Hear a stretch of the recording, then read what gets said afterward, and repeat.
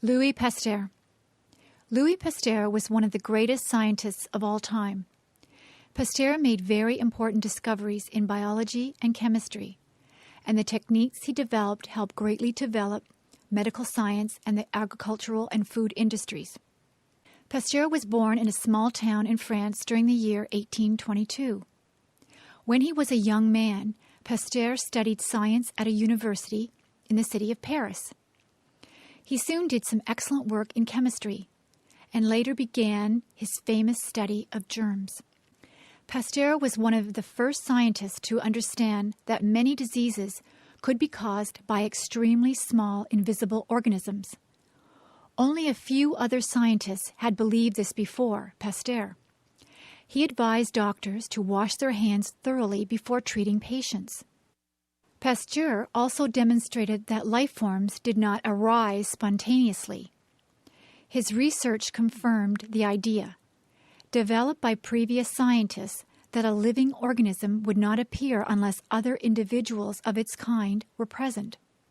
One of Pasteur's most important contributions was a technique that has been named after him, pasteurization.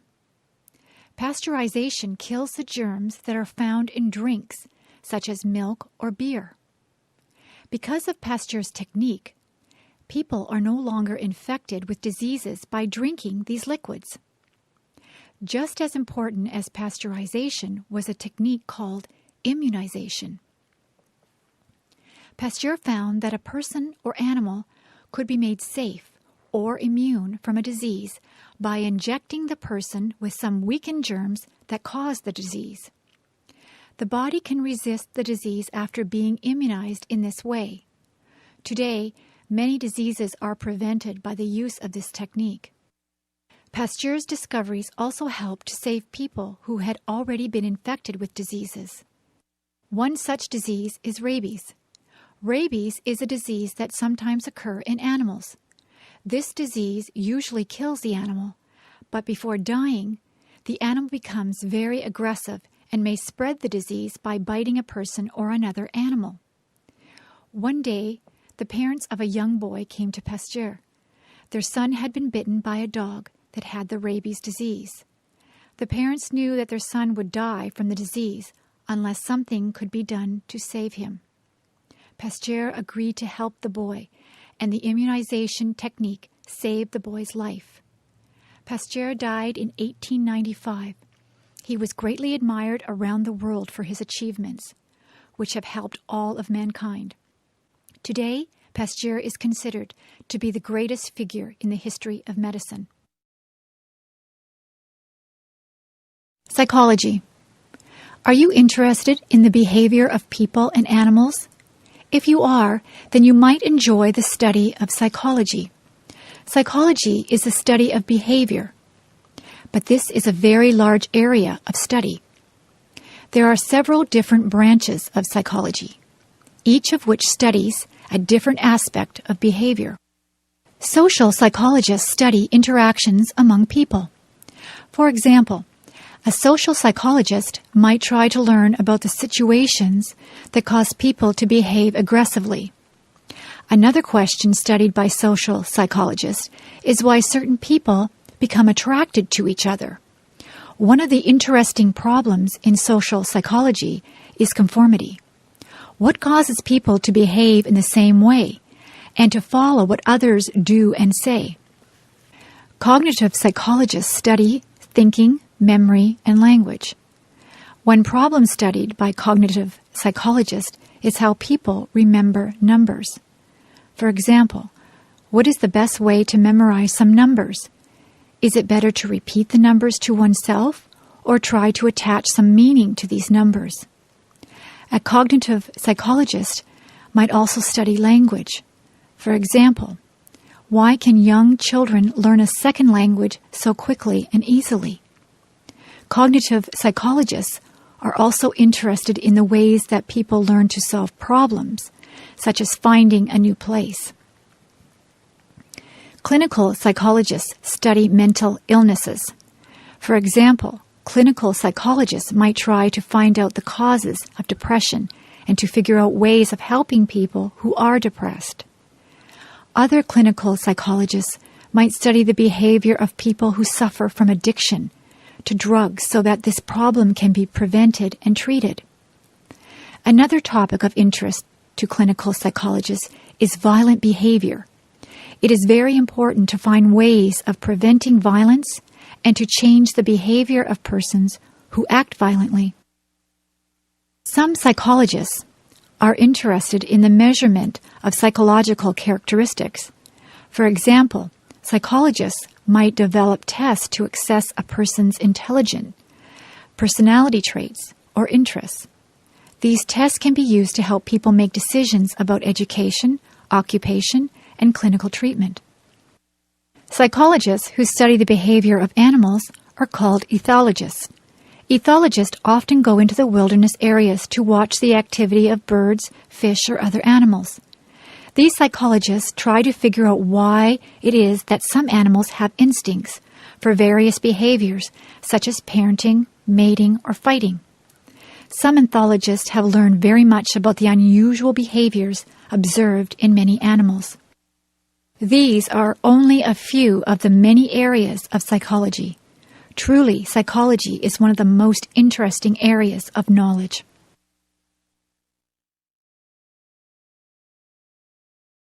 Corruption.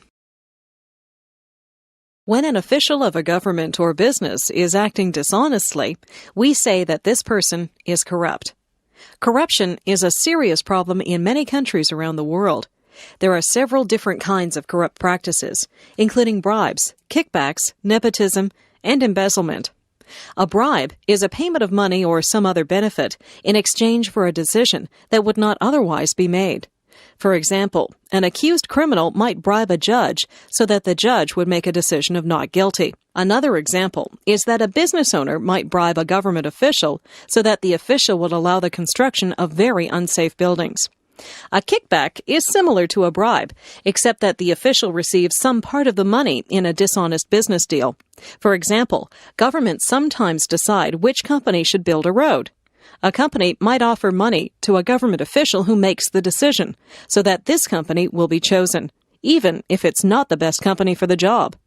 Nepotism happens when an official unfairly gives advantages to his or her relatives.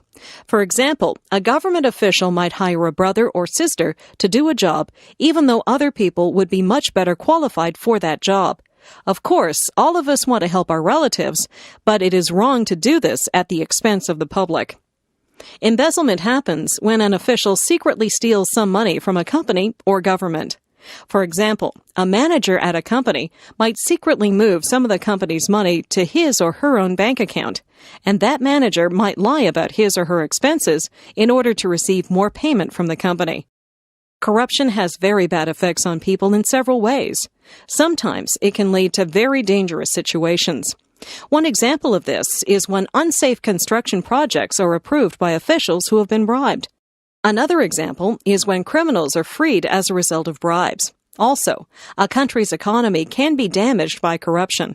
For example, if companies must pay bribes in order to do business, then they may decide to leave the country. Also, if people's tax money is stolen by corrupt officials, this makes the people poorer. In addition, when company officials are corrupt, it makes the company less able to compete with other companies. How can corruption be stopped? An important step is for each person to decide not to act in ways that are corrupt. People must agree to take this problem seriously. Also, each company and each government must have strict rules about corruption. It must be very clear to all employees, from the lowest to the highest, that corruption is totally unacceptable. Canada, provinces and territories. Canada is one of the largest countries in the world. It is located in the northern half of the continent of North America, above the United States. Canada is divided into 10 provinces and 3 territories, each of which is different from the others. The province of British Columbia is located at the far western end of Canada. British Columbia stretches from the Pacific Ocean at the west to the Rocky Mountains at the east. British Columbia contains the city of Vancouver, where 2 million people live. Most of the land of British Columbia is very mountainous, with vast forests covering the mountains. In British Columbia, forestry is an important industry, providing wood for people around the world. Moving east from British Columbia, the next provinces are Alberta, Saskatchewan, and Manitoba. These are known as the prairie provinces because they are mostly made of flat, grassy land called prairie. Alberta is the province where the flat prairie meets the tall, beautiful Rocky Mountains. In Alberta, there are many fields where oil and gas are found, and there are also many farms where cattle are raised. Saskatchewan is the province that grows the most wheat. Wheat from Saskatchewan is sent around the world to make bread and pasta for many people. Manitoba is the other prairie province. Its largest city, Winnipeg, is about halfway between the Pacific and Atlantic Oceans. Winnipeg has the coldest winters of any large city in the world, with temperatures sometimes reaching -40 degrees Celsius. Moving east, the next province is Ontario. The land in the northern part of Ontario is very rocky and contains many thousands and thousands of lakes. Many mines are found in northern Ontario. In the southern part of Ontario, there is good farmland, and there are also many cities where factories produce cars and steel. Ontario contains Canada's largest city, Toronto, as well as the capital city of Canada, Ottawa. In the southern part of Ontario are 4 of the largest lakes in the world, known as the Great Lakes. Next to Ontario is the province of Quebec. Unlike the other provinces where most people speak English, most of the people in Quebec speak French. The capital of Quebec is called Quebec City, and this is one of the oldest cities in North America. Quebec City contains many buildings that are hundreds of years old. Also in the province of Quebec is the city of Montreal. Of all the French-speaking cities in the world, only Paris is larger than Montreal. In the eastern part of Canada are the Atlantic provinces, which are next to the Atlantic Ocean. These provinces are New Brunswick, Nova Scotia, Prince Edward Island, and Newfoundland. In the Atlantic provinces, fishing is an important industry. Tourism is also important, as many people come to see the beauty of these provinces. The people in these provinces are said to be the friendliest in Canada. In the far north of Canada are the 3 territories that lie beside the Arctic Ocean: Yukon, Northwest Territories, and Nunavik. Many of the people in these territories are the native people of Canada, known as the Indians and the Inuit. The northern areas have very cold, dark winters. The summer is short, but the days are very long and bright. 2 great artists, Leonardo and Michelangelo. Many people admire the paintings and sculptures that artists create. Some very beautiful paintings and sculptures were created by 2 men who lived in the same country at the same time. These men were Leonardo da Vinci and Michelangelo. They both lived in Italy around the year 1500.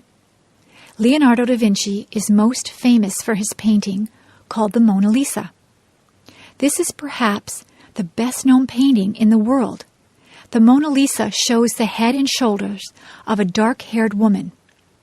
When people look at this painting, they are often captivated by her smile and by her eyes, which have a look of mystery. Another painting of Leonardo's is called The Last Supper.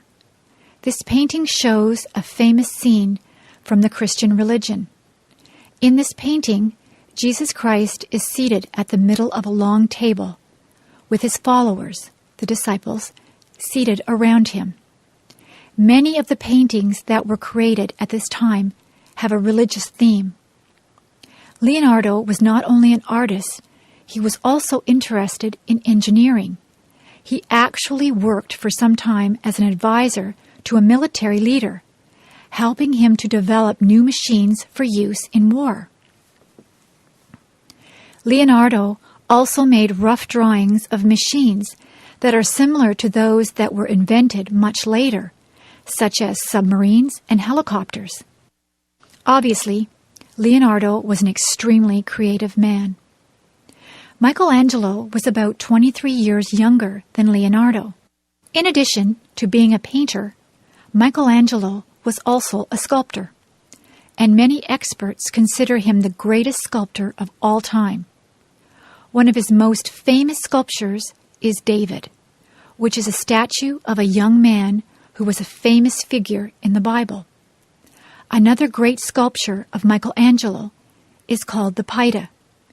The Pieta shows Mary, mother of Jesus, holding the baby of her son across her lap. Michelangelo is also famous for painting the ceiling of a church known as the Sistine Chapel. The leader of the Roman Catholic Church, Pope Julius, asked Michelangelo to paint the ceiling of this new church. This project required many years of hard work, and the Pope complained that it took too long. However, when the work was finished, the ceiling of the Sistine Chapel was covered with beautiful paintings of many scenes from the Bible. Fortunately, many of the works of Leonardo and of Michelangelo can still be seen today in art galleries of Europe.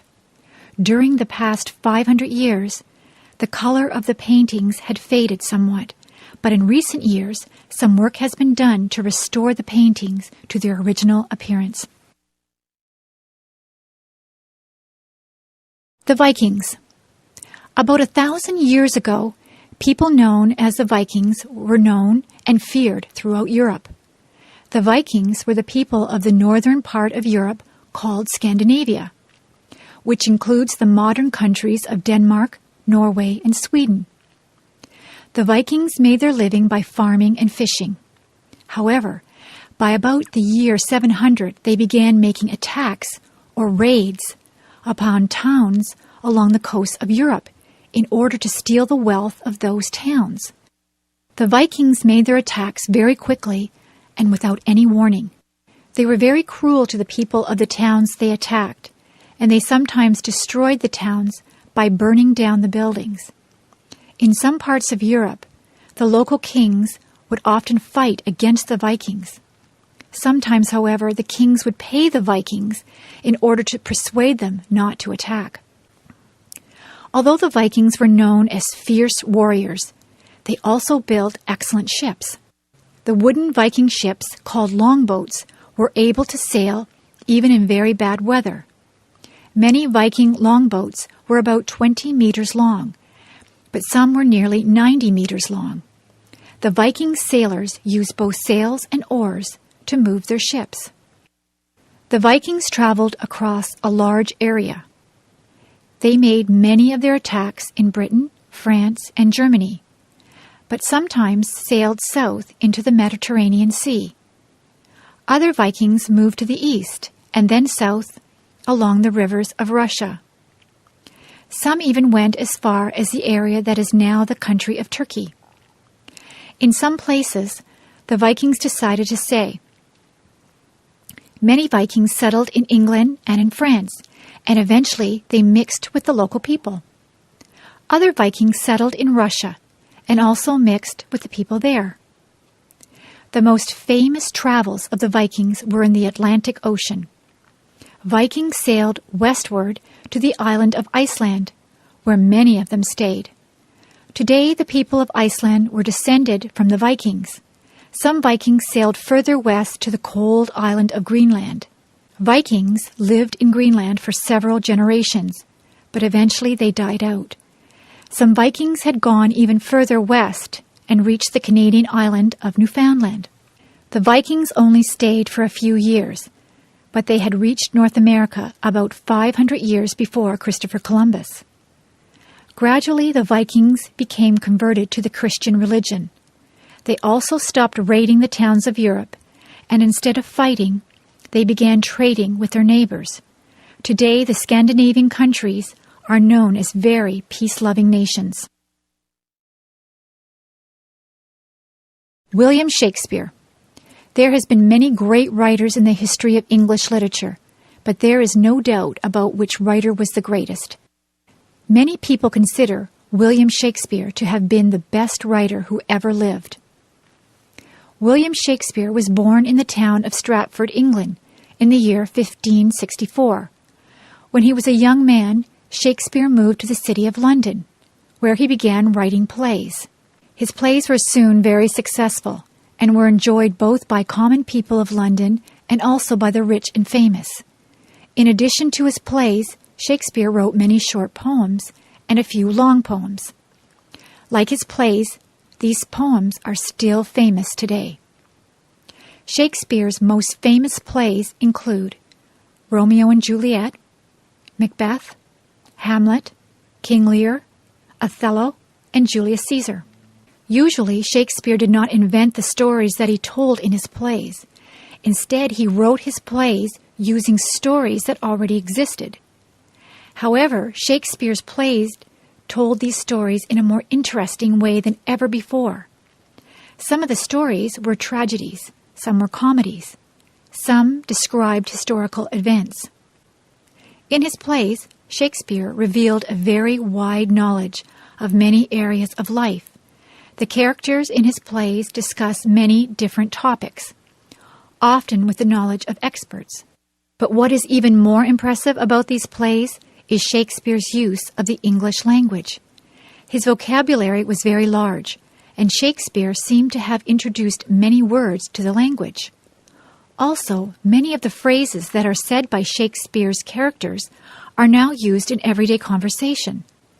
Today, writers often use quotations from Shakespeare's plays in their own works. But perhaps even the most impressive features of Shakespeare's plays are the characters within them. The many characters in his plays seem very different from each other, but they seem very realistic. The emotions they feel, the words they say, and the actions they perform are all easily understood. Many people who watch one of Shakespeare's plays will find that they know people who remind them somewhat of the characters in those plays. Shakespeare died in the year 1619, but his writings are still popular today. 400 years after they were written, the poems and plays were greatly admired by experts in literature, but also by people in general. Each year, hundreds of thousands of people enjoy attending performances of Shakespeare's plays. No other writer in the English language has remained so popular for such a long time. Ice hockey. One of the most popular sports in northern countries is the game of ice hockey. Each winter, this sport is played by hundreds of thousands of children and adults in North America and in Europe. Ice hockey is a fast and exciting game that can make winter much more enjoyable. The game of ice hockey is played on a flat surface of ice called a rink. The rink is about 60 meters long and about 25 or 30 meters wide. At any time, each team has 6 players on the ice. On their feet, the players wear skates, whose thin metal blades allow fast movement along the ice surface. Learning to skate requires time and practice, but many people can skate very quickly and smoothly. In many ways, ice hockey is similar to soccer. However, unlike soccer, there is no large ball used in hockey. Instead, the players use a hard black rubber disc, which is called a puck. The players skate around the ice, trying to get the puck. They do not use their hands or feet to control the puck. Instead, they carry long wooden sticks, which are shaped in such a way that it is easy to push the puck along the ice. The players can pass the puck to each other by sliding it across the ice. To score a goal, a hockey player must shoot the puck into the net of the opposing team. But this is a difficult task. The net is less than 2 meters wide and is protected by a player called the goaltender. However, some players can shoot the puck very suddenly and with great power. Sometimes the sport of ice hockey can be quite rough. Players try to take the puck from their opponents by bumping into them at high speed. This is called a body check. Players are not allowed to hit each other with their sticks. If a player does this, then that player must be given a penalty by the referee, who enforces the rules of the game. Naturally, the sport of ice hockey is most popular in countries that have cold winters: Slovakia, the Czech Republic, and Germany. In addition, many people play hockey in the United States. In previous generations, ice hockey was considered a sport for men and boys only. However, in recent years, women and girls have been playing hockey much more frequently than in the past. Not only do many girls enjoy playing hockey for fun, but now women's hockey is officially a sport at the Winter Olympics. Chinese people in North America. In recent years, many people have moved to North America from China, but many people do not know that Chinese people have a long history in Canada and the United States. During the 19th century, both Canada and the United States were rapidly expanding to the west, toward the Pacific Ocean. In those days, there were of course no cars or airplanes to allow people and goods to move across the land. Instead, the best method of long-distance transportation was the railroad. Railway trains could move quickly across the countryside. However, there was one problem. Before the railway trains could run, railroads had to be built across very long distances. To build the railroads was a very big job. Many men would be needed because the distance was so long and the land was so difficult, with many mountains and rivers to be crossed. For the men who owned the railroad companies, it would have been too expensive to hire Canadian or American men to build the railroads, because those workers would only work for high wages. The railroad owners decided to get workers from overseas. Many Chinese men were willing to work for low wages because they were very poor. These men would work very hard and send much of the money back to their relatives in China. Thousands of Chinese men were brought to North America to work on the railroads. They did good work, but their employers treated them badly. The workday was very long, and working conditions were very unsafe. Many Chinese men died in accidents while constructing the railroads. Some Chinese women also came to North America, but there were many more men than women. After the railroads were completed, by about the year 1900, very few Chinese people were allowed to come to North America. Most people in Canada and the United States were not familiar with Chinese people and did not want strangers to come to their countries. Any Chinese person who came to North America had to pay an expensive tax. This made it difficult for Chinese men to bring their wives and families to join them in North America. Later, the governments of Canada and the United States made Chinese immigration illegal. Eventually, the people of Canada and the United States realized that their laws had been unfair. They changed the rules so that Chinese people could immigrate in the same way the people from other countries could do so. In recent decades, many Chinese people have moved to North America and have formed a very lively and successful community. Many cities, such as Toronto, Vancouver, San Francisco, and New York, have been enriched by Chinese culture. Chinese people are now very prominent in North America, just as they were many years ago. The history of the English language. Most people know that the English language is spoken by millions of people around the world. However, few people are aware of the history of the English language. Today, English is one language, but in some ways, it's a mixture of many different languages. The English language is most closely related to a group of languages called the Germanic languages. This group also includes languages such as German and Dutch. About 1,500 years ago, these languages were not yet distinct from each other. Some of the people of Germany and the Netherlands then moved to England.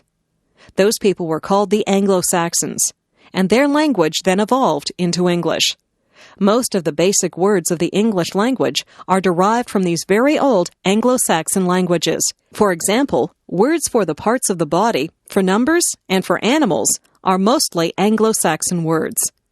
Some new words were brought to England over 1,000 years ago by people who came from the Scandinavian countries of Northern Europe. Many words that begin with the letters SK, such as skin and skill, are Scandinavian words. A major change happened in the English language after the year 1066. In that year, England was conquered by a king from the northern part of France.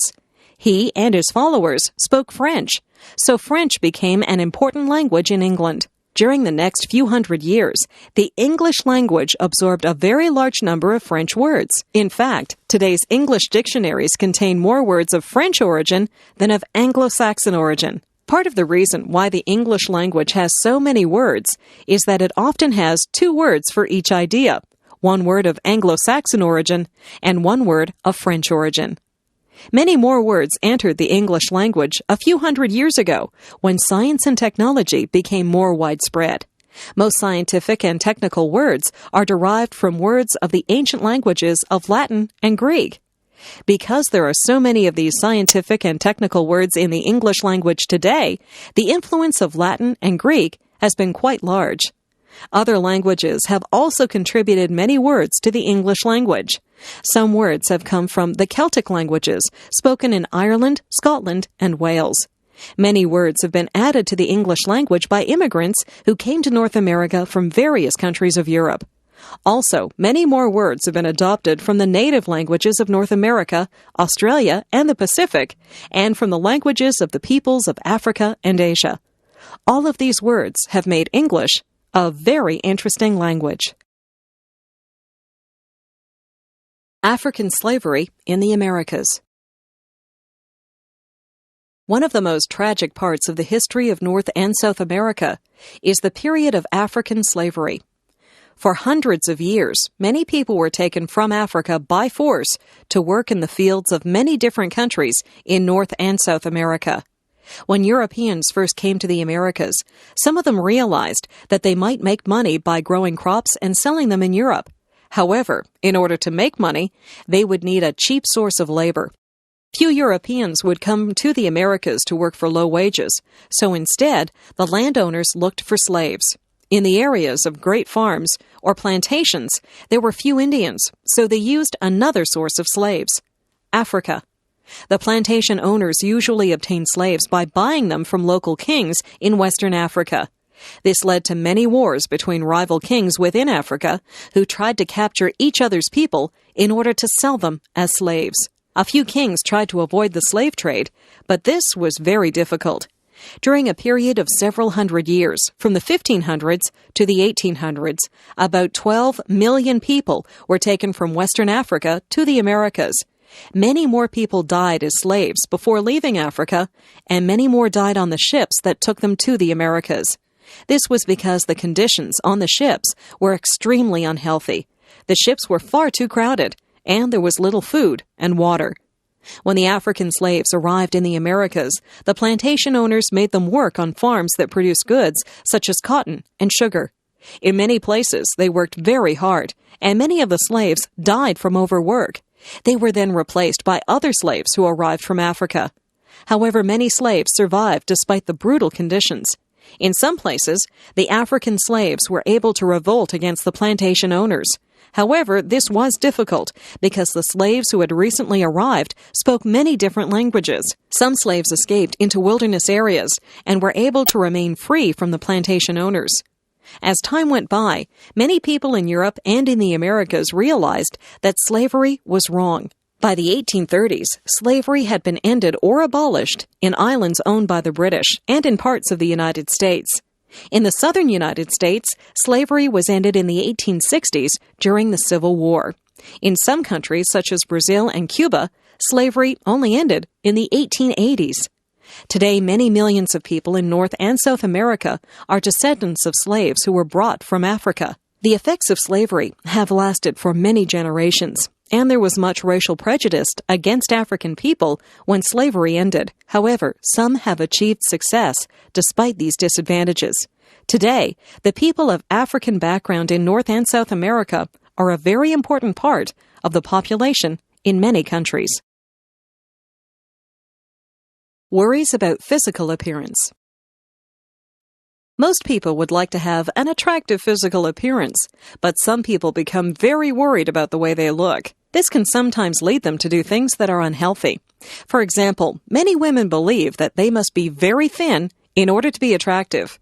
They see pictures of fashion models who are very thin and then believe that an attractive woman must look the same way. However, many men prefer the appearance of women who are not so thin. In order to become thin, some women try to reduce the amount of food that they eat. When this is taken to an extreme, a woman might eat far too little food to remain healthy. Her weight may become dangerously low as she tries to become thinner and thinner. This condition is called anorexia, and it affects many thousands of women in Western countries. Anorexia is one of several conditions known as eating disorders. Another eating disorder is called bulimia. A woman who has bulimia will sometimes eat large amounts of food, but then will try to eliminate the food by vomiting. This is intended to prevent any weight gain, but it is also a very unhealthy behavior. Unfortunately, some women are concerned about being very thin, but some women have different concerns related to the appearance of their body. For example, some women believe that their breasts are not large enough and will undergo surgery to enlarge their breasts.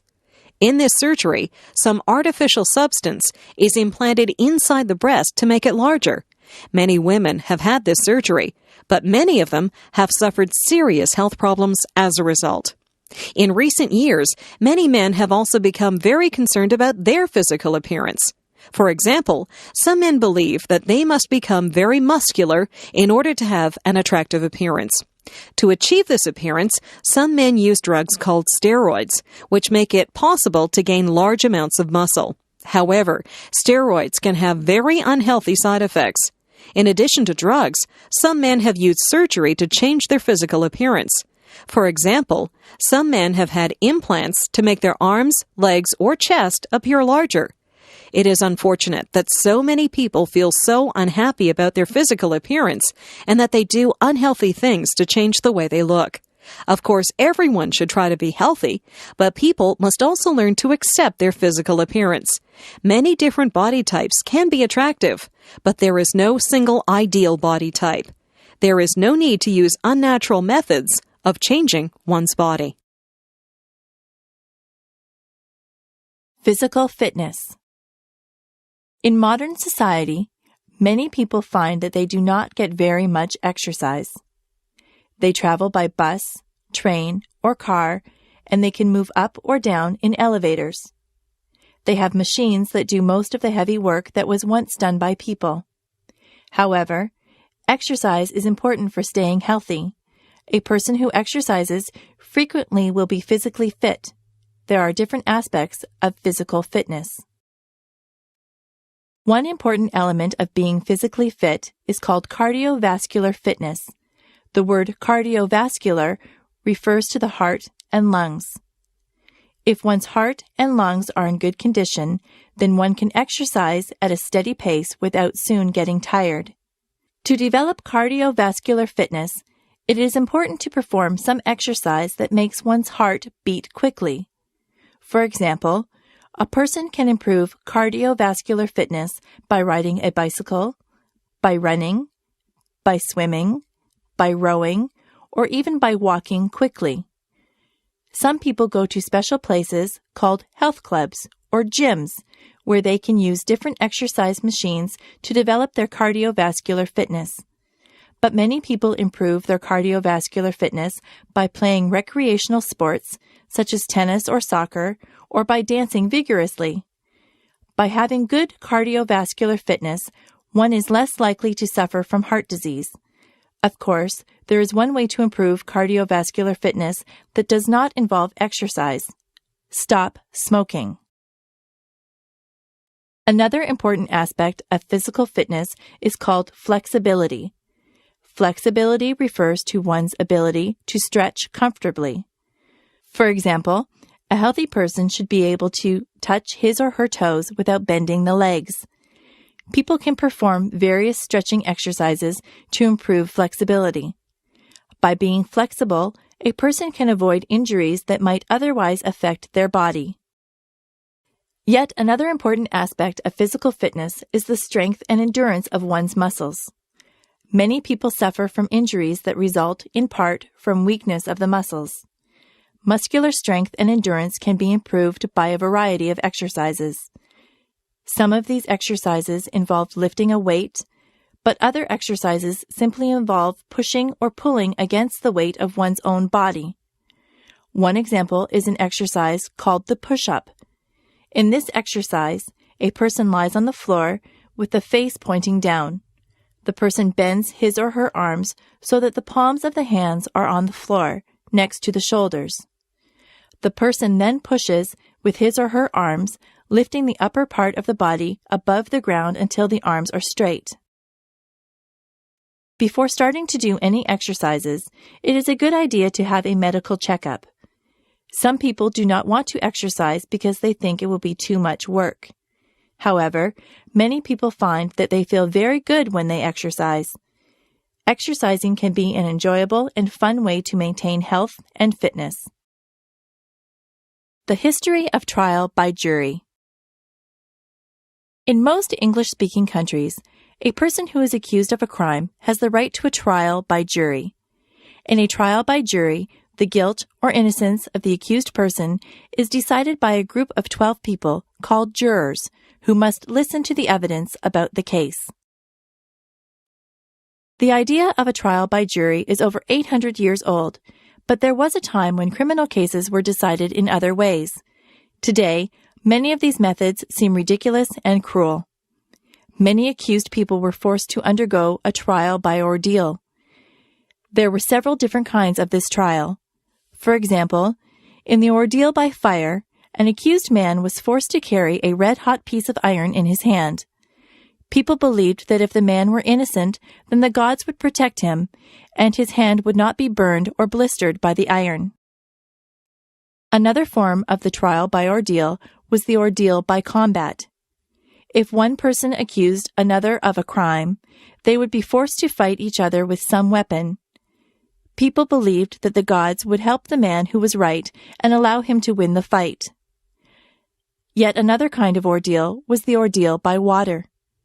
If a woman was accused of a crime, such as witchcraft, she might be thrown into a river with rocks attached to her.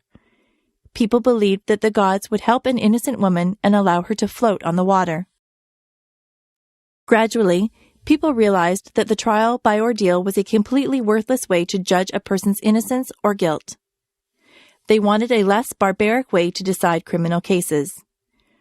During the 12th century, a new method was introduced by one of the kings of England, Henry II. Henry said that criminal cases should be decided by the opinions of 12 honest men who knew about the crime, the victim, and the accused person. This was the beginning of trial by jury in English-speaking countries, and the method soon became very popular. People trusted this new method much more than they trusted the old methods. Later, the system of trial by jury changed somewhat.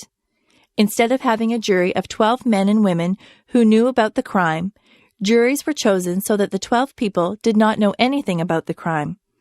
This change ensures that the jurors do not have any bias or prejudice about the case. When jurors do not know any of the people involved in the case, their decisions are more likely to be fair and accurate. Today, citizens in many countries are called occasionally for jury duty. This can be inconvenient for people who are busy with their work and family life. However, many men and women are willing to serve on juries because of a feeling of responsibility to society. The use of juries in criminal cases helps to ensure that justice is done. Benjamin Franklin. Benjamin Franklin was one of the most famous people in American history. He was never a president of the United States, but he made great achievements in many areas of life, including business, literature, science, and politics. Benjamin Franklin was born in the city of Boston during the year 1706. In his early years, Franklin was very poor. As a young man, he worked for his older brother, who was a printer. However, the two brothers soon argued with each other. Benjamin decided to leave, and he moved to the city of Philadelphia. He worked very hard and soon became a successful printer. He published his own newspapers, and he also published books called almanacs, which contained many wise sayings. Many of the wise sayings in Franklin's almanacs are still repeated today. Franklin's printing business was very successful, but he was also very interested in science. He performed experiments on the topic of electricity. Some of these experiments were very dangerous. In one experiment, Franklin was almost killed when he went outside during a lightning storm and flew a kite that had a metal key attached. However, Franklin was lucky enough to avoid injury, and he learned new facts about electricity. In addition to scientific research, Franklin was also an inventor. He invented a new kind of eyeglasses called bifocals. Bifocals are eyeglasses that allow people to see things that are far away, but also allow them to read things that are very close. Another invention was a new kind of stove for burning wood. This new stove was much more efficient than the older stoves had been. He also invented a lightning rod, which keeps houses safe from lightning. Franklin was also interested in making his city a better place to live. He started a public library, and he helped to organize a hospital and a fire department. In addition, he supervised the postal service, which operated profitably under his command. In his later years, Franklin became heavily involved in politics. For most of Franklin's life, the United States was not yet a country. Instead, the United States were still colonies of England, but Franklin encouraged other Americans to become an independent country.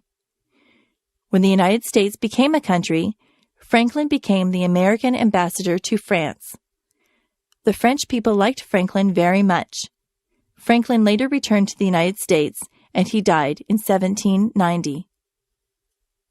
Today, many Americans still admire the brilliant achievements of Benjamin Franklin, who did so much to improve people's lives. The picture of Benjamin Franklin can be seen on the American $100 bill. Preservation of forests. Many thousands of years ago, much of the world's land area was covered in forests. Since that time, people have needed to clear the forests by cutting down the trees in order to make room for their farms and cities. Today, forests are still being cleared, and many people are worried that too much forest area is being lost. There are many reasons why it is important to preserve forests. One reason is that the trees inside the forests help to remove carbon dioxide from the air and put oxygen back into the air. This is important because scientists believe that too much carbon dioxide in the air might be causing the world's temperature to increase quickly. The forests might help to reduce this problem by absorbing carbon dioxide from the air. Another reason for preserving forests is to maintain many different species of plants and animals. The forests are the home of a huge variety of plants and animals, which will become extinct if the forests are destroyed. These plants and animals are both beautiful and interesting, but they also have practical benefits for people. For example, doctors believe that many diseases might be treated by chemicals that are obtained from forest plants. Forests are also important for providing wood or lumber, but sometimes people cut down too many trees for lumber. To preserve the forests, it is important to ensure that the amount of wood removed is not more than the amount of new wood that grows in the forest. Otherwise, the forest will gradually disappear. In many parts of the world, forests have already been cleared. In recent years, many forests have been cleared in South America, Africa, and Southeast Asia.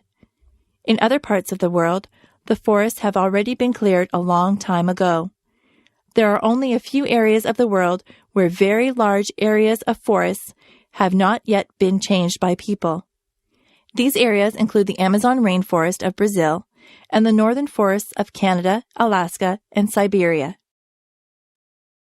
Some countries have passed laws to protect their forests from being cleared.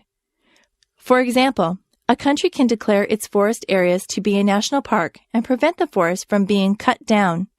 However, this is very difficult for poor countries to do. The people may want to cut down the forest to obtain wood, to gain access to natural resources in the forest areas, or to have new land for farming. When forests are cut down to gain new farmland, however, people usually find that the soil is not very good for farming. It is a difficult challenge to provide opportunities for poor people of the countries and to protect the forests at the same time. However, it is very important that this challenge be met successfully because the forests will be needed by future generations of people. True or false? 1.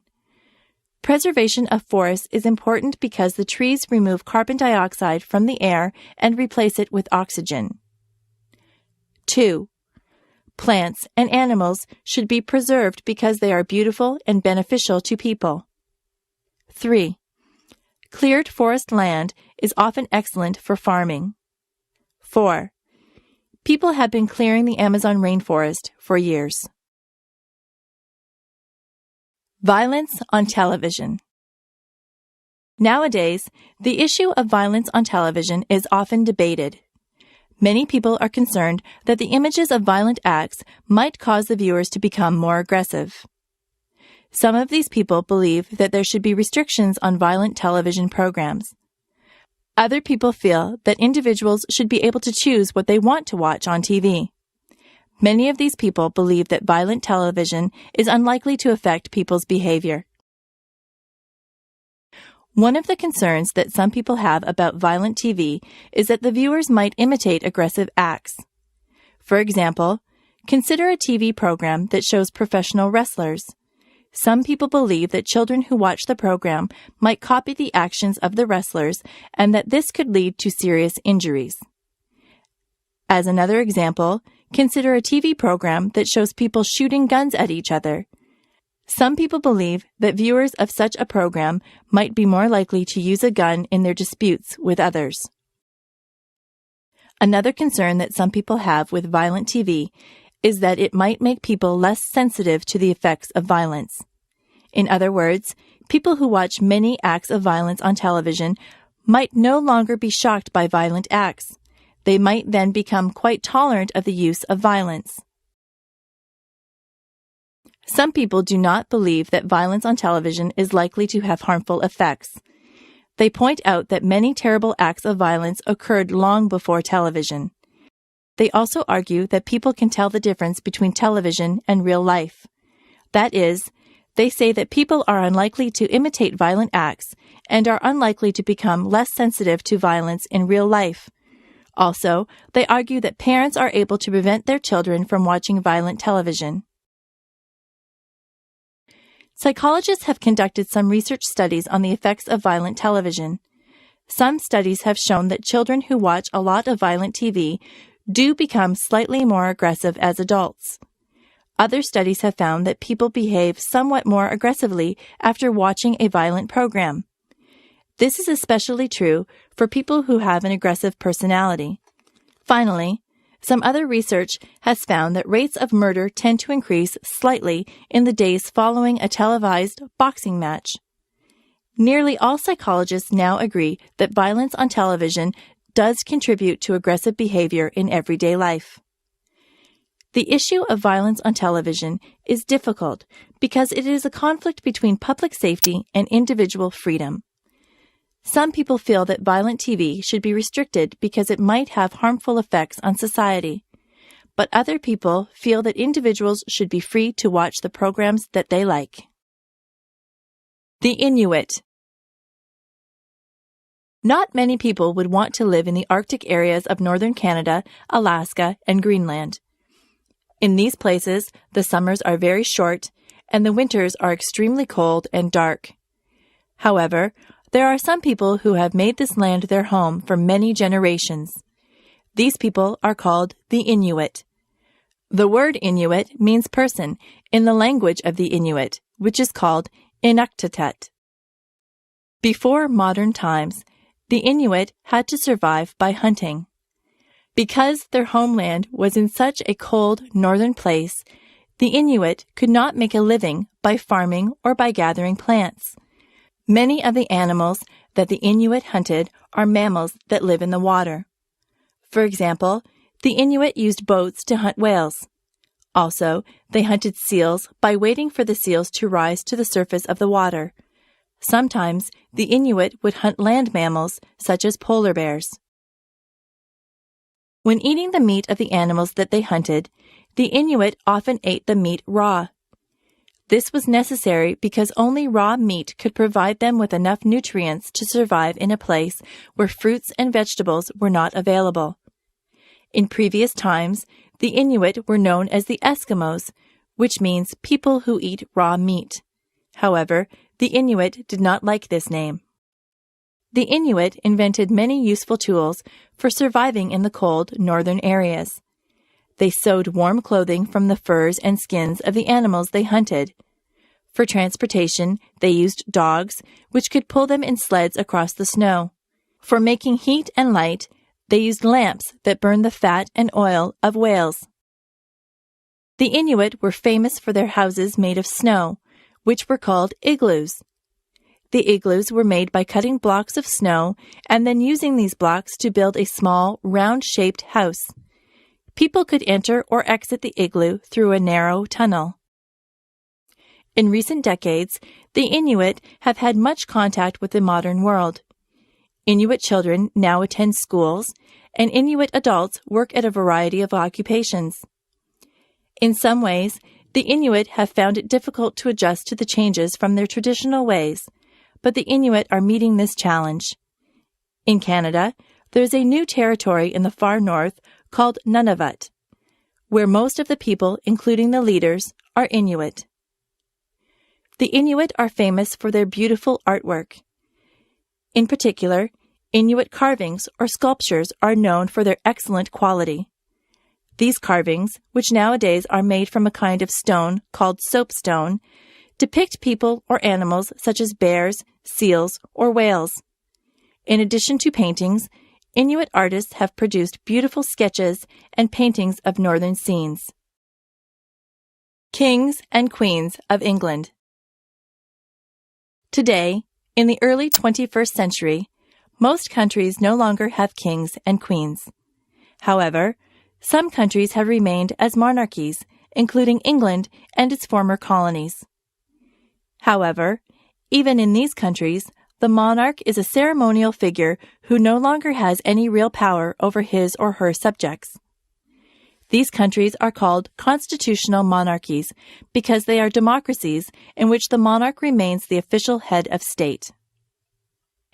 Many years ago, the kings and queens of England did have real power, but gradually this power was transferred to the people and their elected officials. It is interesting to examine how this transition occurred. Even in very early times, the King of England did not have absolute power. He was the most powerful man in the country, but he could not entirely force his will upon others. If he became too demanding, he might face opposition from powerful local landowners. These men, called the barons, might resist a king who tried to become too strong. This is exactly what happened in the year 1215. The King of England had made many unreasonable demands upon the country, and the barons decided to resist. They forced the king to agree to a list of rules that would limit his power. These rules were written in a famous document called the Magna Carta. This document described not only the rights of the barons, but also of the common people of England. During the next few hundred years, the kings still had much power. However, some other people, such as the landowners and the richer men of the towns, also had influence. Their meetings became known as parliaments, and the king had to share power with the parliament. During the 1640s, one king tried to rule without parliament and tried to take away the rights of parliament. This led to a civil war, and the king was defeated. England soon became a monarchy again, but it became clear that Parliament would have more power than the king. Until the 20th century, the parliaments of England became more democratic as more and more people were allowed to vote. Today, England still has a constitutional monarchy, but not all English-speaking countries recognize the English Queen. For example, the United States became an independent country over 200 years ago and has become a republic ever since. In some countries, there is a debate about the future of the monarchy.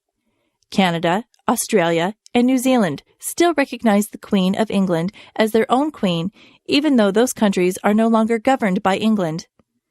Many people in those countries want to abolish the monarchy. They believe that their countries should now have their own head of state. On the other hand, some people in those countries want to keep the monarchy because it reminds them of their country's early history. This is an ongoing topic of debate for Canadians, Australians, and New Zealanders. Alcohol. Alcohol is the oldest drug that is used in Western countries. For thousands of years, people have made alcoholic beverages. These beverages are made by allowing a process called fermentation to occur. Alcoholic fermentation happens when yeasts or bacteria break down the sugars that occur in some liquids and convert some sugars into alcohol. Many liquids, such as fruit juices, can ferment. Thousands of years ago, alcoholic drinks were common in the Middle East. However, the Islamic religion forbids alcohol, so very little alcohol is consumed in this part of the world. In European countries and in other parts of the world, many different kinds of alcoholic beverages are produced and consumed. In warmer areas of Europe, people make wine by allowing grape juice to ferment. In cooler areas of Europe, people make beer by fermenting liquids made from water and various grains. The process of fermentation is also used to make stronger drinks known as spirits. These drinks include vodka, whiskey, and rum. The techniques for making good wine, beer, and spirits have been developed over hundreds of years and require scientific precision. Some people have developed a great appreciation for well-made wine, beer, or spirits and have become experts about the many different varieties of these beverages.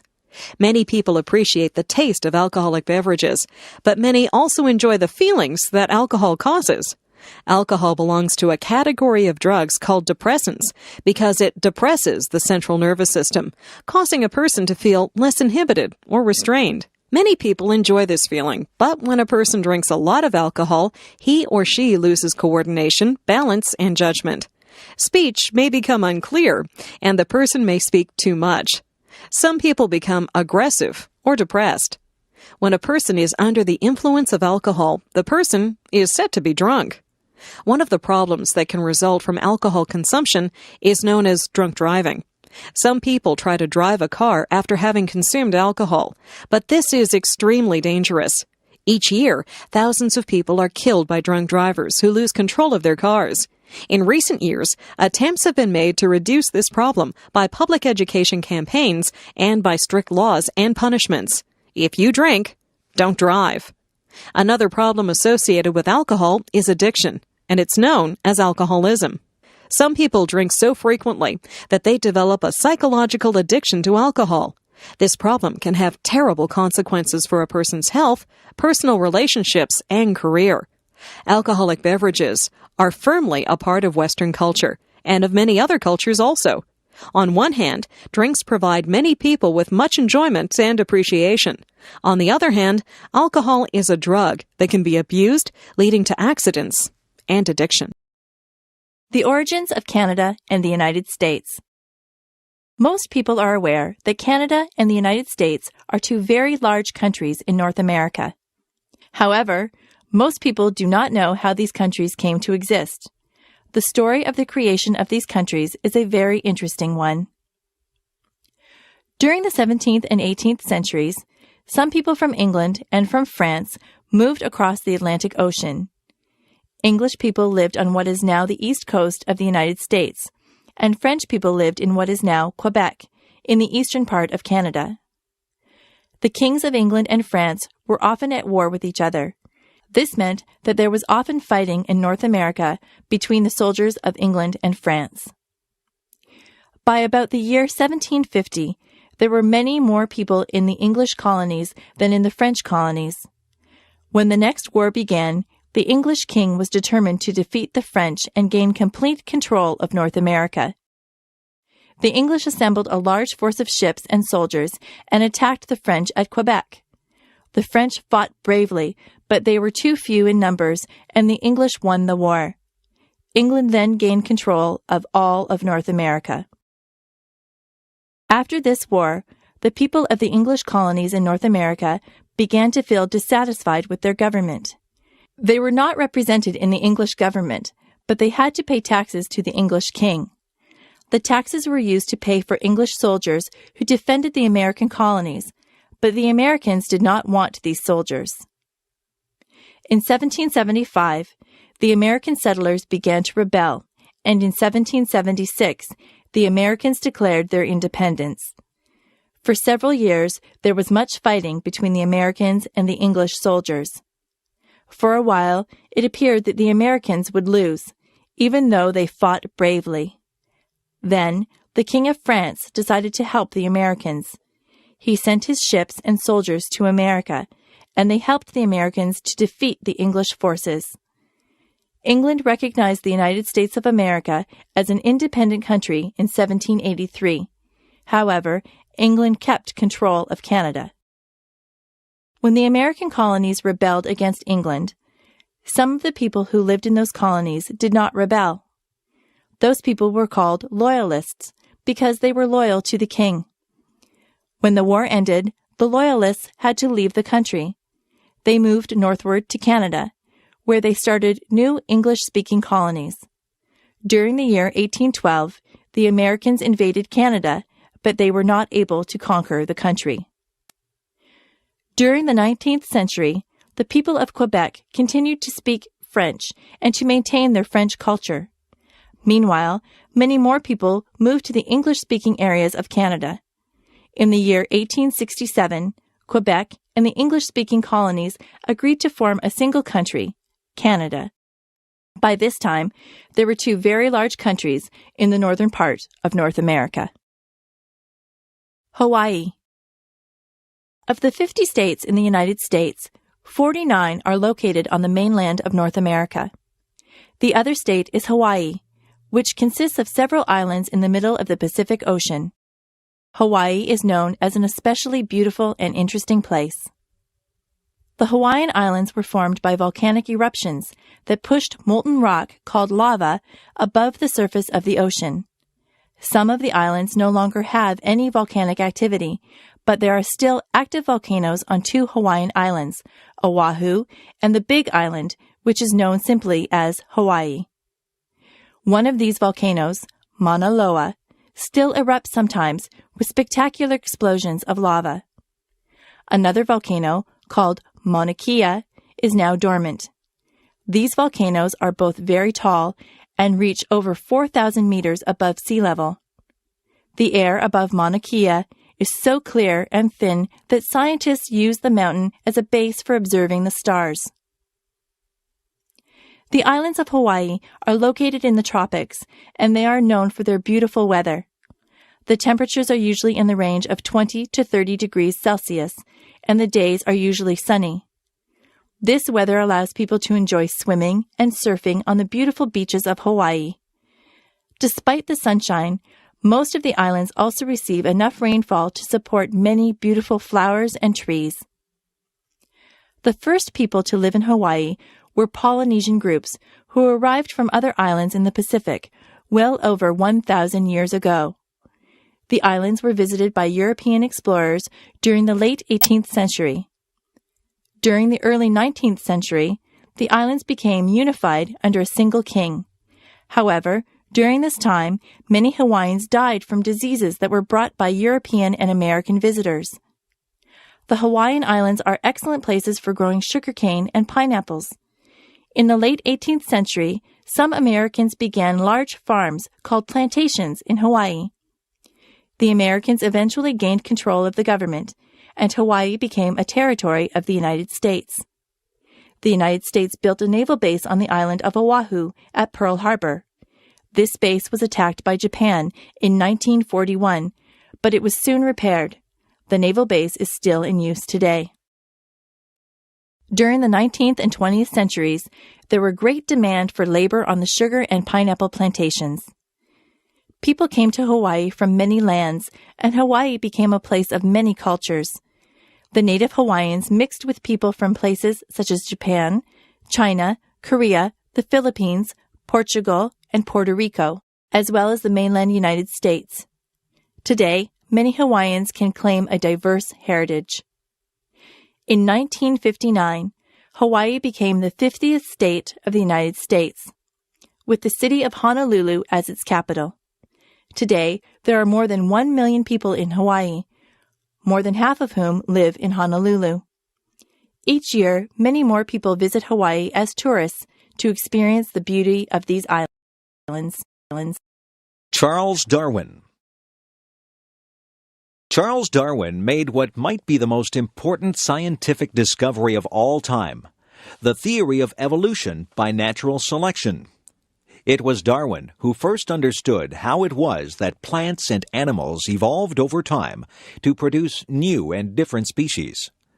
At first, this theory faced much opposition, but since that time, it has been supported by evidence from many areas of science.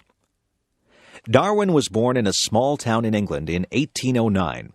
When he was a young man, he went to university, first to study medicine, and later to study religion. However, Darwin found his schoolwork to be very boring. Instead, he preferred outdoor activities and was very interested in nature. While Darwin was at university, the British Navy was planning to send one of its ships, called the Beagle, on a voyage of exploration.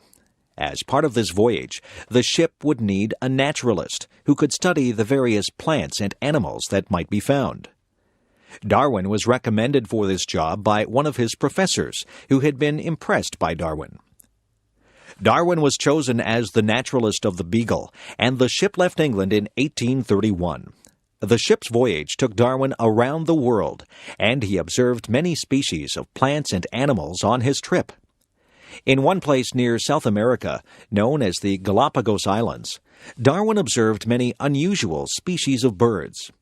Several of these birds seemed closely related to each other, but they differed in interesting ways. For example, some birds had long beaks that could reach insects hidden in the bark of trees, but other birds had thick beaks that could break open the shells of nuts. What Darwin realized was that certain characteristics could help an animal or a plant to survive and reproduce. Individuals that lacked those characteristics would become more likely to die without reproducing. Over many generations, the useful characteristics would then become more and more common as the surviving individuals passed the characteristics on to their offspring. Eventually, after many generations, the changes would be so great that a new species would exist. In this way, a single species could divide into two or more new ones. This was called the process of evolution by natural selection. When Darwin returned to England, he studied plants and animals in more detail. After much research, he began writing a book about his theory of evolution by natural selection. When the book The Origin of Species was published in 1859, it was very popular and very controversial. During the next 20 years, Darwin continued his scientific research, and he wrote several more books. By the time of his death in 1882, many biologists had realized that Darwin had made one of the most important scientific discoveries of all time. For the first time, scientists could understand the origin of the many different species of plants and animals. Jazz.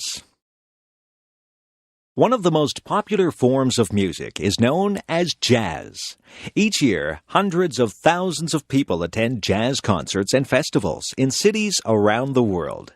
Jazz music, both old and new, is played on the radio and on home stereos. Two of the most important features of jazz music are improvisation and syncopation. Improvisation means that music is created spontaneously by the musician during a performance. In other words, the musician modifies some existing music in a new and interesting way. Syncopation means that the regular patterns found in music may be broken up, with new accents and uneven patterns being created. The features of improvisation and syncopation are difficult to use with skill and require great creativity on the part of the musician. Jazz music originated in the southern United States during the late 19th and early 20th centuries. It was based on African American music that was derived in part from rhythms in Western Africa. The earliest jazz musicians were influenced by a music style known as ragtime, which was popular during the late 19th century. Jazz music also incorporated some aspects of a related kind of music called the blues. By the beginning of the 20th century, a fully developed form of jazz was being played in New Orleans, a city in the southern United States. Jazz musicians played instruments such as the trumpet, saxophone, cornet, and piano. Jazz soon became popular and was played on the riverboats that traveled along the Mississippi River. Some jazz musicians moved north to the city of Chicago, and young musicians in that city developed some new forms of jazz music. By the 1920s and 1930s, jazz was popular in many parts of the United States, and some musicians began forming large bands, comprising many musicians and many different instruments. This began the period known as the Big Band era, when a popular form of jazz known as swing music was played. During the 1940s and 1950s, other forms of jazz known as bop and cool jazz were developed. Some people preferred these newer kinds of jazz, but others preferred the older varieties. By the 1960s, some jazz musicians began to experiment with different kinds of musical instruments and with other kinds of music. Some musicians incorporated musical styles from other parts of the world, or combined jazz with rock music, and today some musicians have blended jazz with rap music. However, some people prefer the more traditional forms of jazz music. Of course, most of the great jazz musicians of the early 20th century, people such as Louis Armstrong, Duke Ellington, Count Basie, Dizzy Gillespie, and Billie Holiday, are no longer alive. However, many great jazz musicians are still active, and many younger musicians have continued this form of music. People will continue to enjoy jazz music for a long time to come. Australia, nature. Australia is the only country in the world that is also a continent. Located in the southern hemisphere between the Pacific and Indian Oceans, Australia is one of the largest countries in the world. Despite its vast size, Australia does not have a large population. In the year 2000, there were about 19 million people in Australia. Most Australians live within a short distance of the ocean because much of the interior of Australia is extremely dry. The remote areas of Australia, known as the Outback, contain several sandy, rocky deserts. Some parts of the Outback receive somewhat more rainfall and can support some grassy vegetation. In these areas, there are many ranches or farms where sheep and cattle are raised. Although the outback of Australia is a harsh place, some parts of it are quite beautiful. In the middle of the Australian continent, a large red rock known as Uluru stands in the desert. It is nearly 350 meters tall and is nearly 10 kilometers around. Tourists come from all over the world to see this huge and beautiful rock in the middle of a flat desert. In contrast to the dry interior areas, the northern coast of Australia receives a great deal of rainfall. This area is covered in thick, lush vegetation, with tropical rainforests whose exotic trees and flowers are found nowhere else in the world. Off the northeast coast of the continent, a large coral reef known as the Great Barrier Reef is found. A coral reef is a structure that consists of the bodies of small underwater animals called coral, whose dead bodies create this unusual structure beneath the surface of the water. The reef and the underwater life surrounding it are especially beautiful. Australia was separated from the rest of the world for millions of years. As a result, many of the plant and animal species in Australia are very different from those in other parts of the world. For example, many of the animals in Australia belong to a special category called the marsupials. Marsupials are mammals, but they are a special kind of mammal because they give birth to offspring that are not yet well developed. In many marsupials, the offspring continue to develop after being born inside a pocket or pouch on the mother's body. The most famous marsupial is the kangaroo. Kangaroos can travel at great speeds by hopping on their hind legs and using their large tails for balance. The kangaroo is a rather large animal, with the larger individuals sometimes weighing 90 kilograms. Another famous marsupial is the koala. This animal is sometimes called a koala bear because it looks somewhat like a small bear. The koala lives in the branches of trees called eucalyptus trees. Koalas eat the leaves of eucalyptus trees. Of course, Australia also has people. We will discuss the people of Australia in the next passage. Australia, people. The first people who lived in Australia were known as the Aborigines.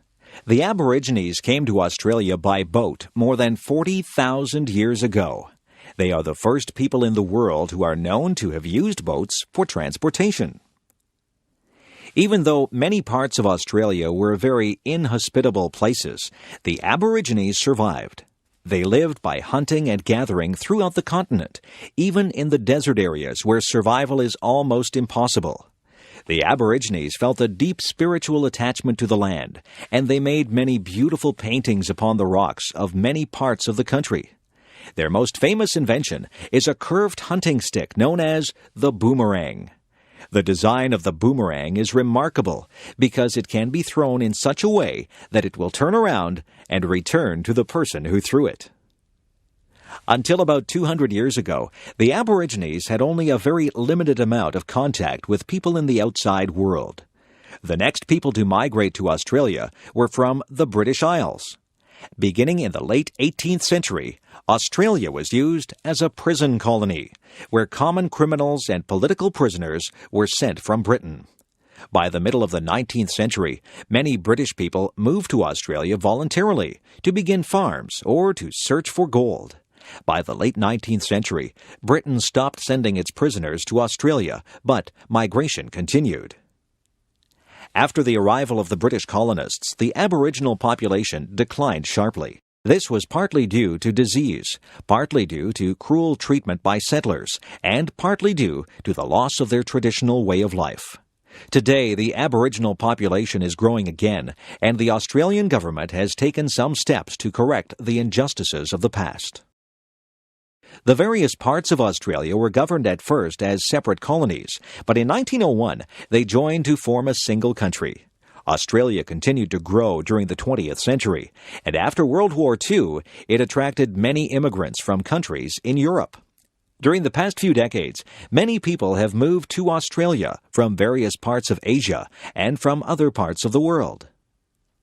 Today, Australia consists of one territory, the Northern Territory, and 6 states: Western Australia, South Australia, Tasmania, Victoria, New South Wales, and Queensland. Tasmania is a small island off the southern coast, and Victoria, New South Wales, and Queensland are found in the eastern part of the country.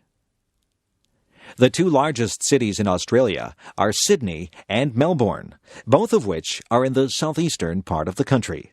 Sydney has a beautiful harbour that is one of the largest in the world, and Melbourne has many beautiful parks and gardens. The capital city of the country is Canberra, which is located between Sydney and Melbourne. Other large cities in Australia are Brisbane in the northeast, Perth in the southwest, and Adelaide in the south. The Earth revolves around the Sun. 1 year is the time required for the Earth to travel around the Sun. For most of history, however, people did not know that the Earth moved around the Sun. Instead, people believed that the Sun moved around the Earth. The old idea that the Sun moved around the Earth is known as the geocentric theory. This idea was first made famous by an ancient Greek scientist, Ptolemy, who lived in Egypt nearly 2,000 years ago. Some other Greek philosophers had suggested instead that the Earth might travel around the Sun. However, this idea, which is known as the heliocentric theory, was not widely accepted. For centuries, people in Europe did not seriously question Ptolemy's geocentric theory. During the early 15th century, however, a Polish astronomer named Nicholas Copernicus began to think that the heliocentric idea was right and that the geocentric idea was wrong. Shortly before his death, Copernicus wrote a book that described the mathematical details of his theory that the Earth revolved or traveled around the Sun. Later, astronomers came to agree with Copernicus's view. One of the most famous of these was Galileo, an Italian scientist.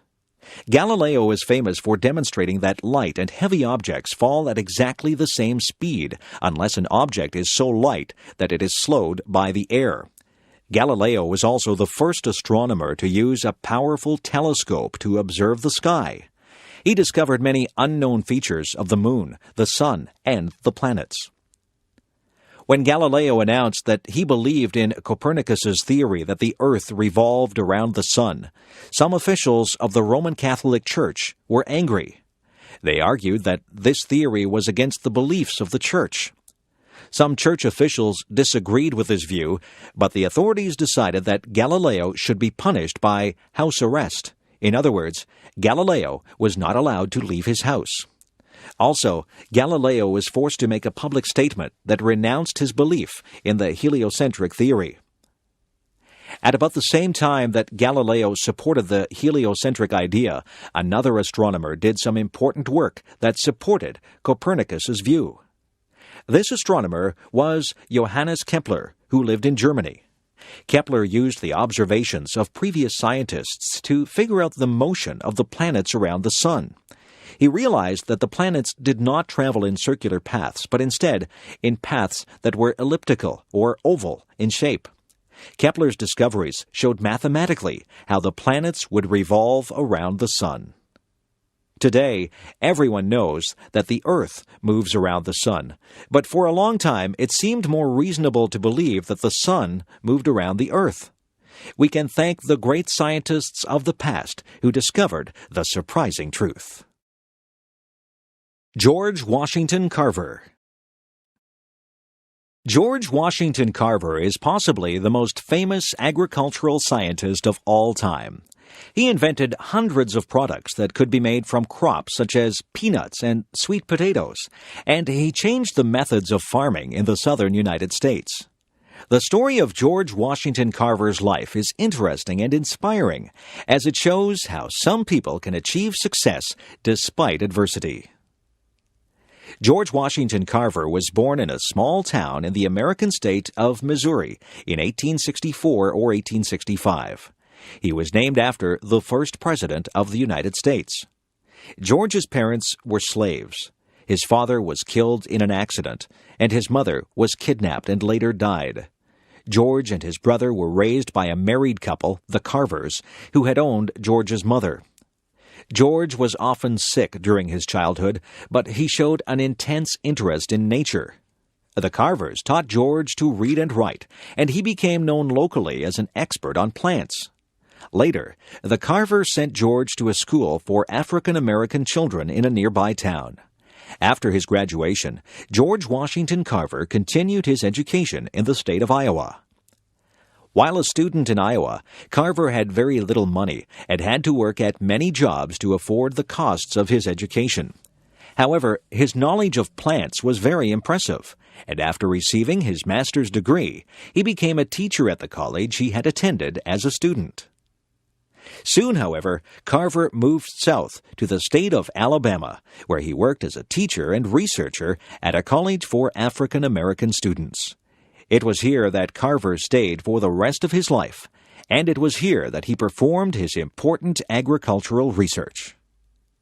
One problem for farmers in the southern United States was that the most widespread crops, cotton and tobacco, tended to remove nutrients from the soil. Carver realized that this problem could be solved to some extent by rotating the cotton and tobacco crops with other kinds of crops, such as peanuts and sweet potatoes, which could help to preserve the nutrients in the soil. Carver's discoveries made the peanut, the sweet potato, and the soybean very useful to southern farmers.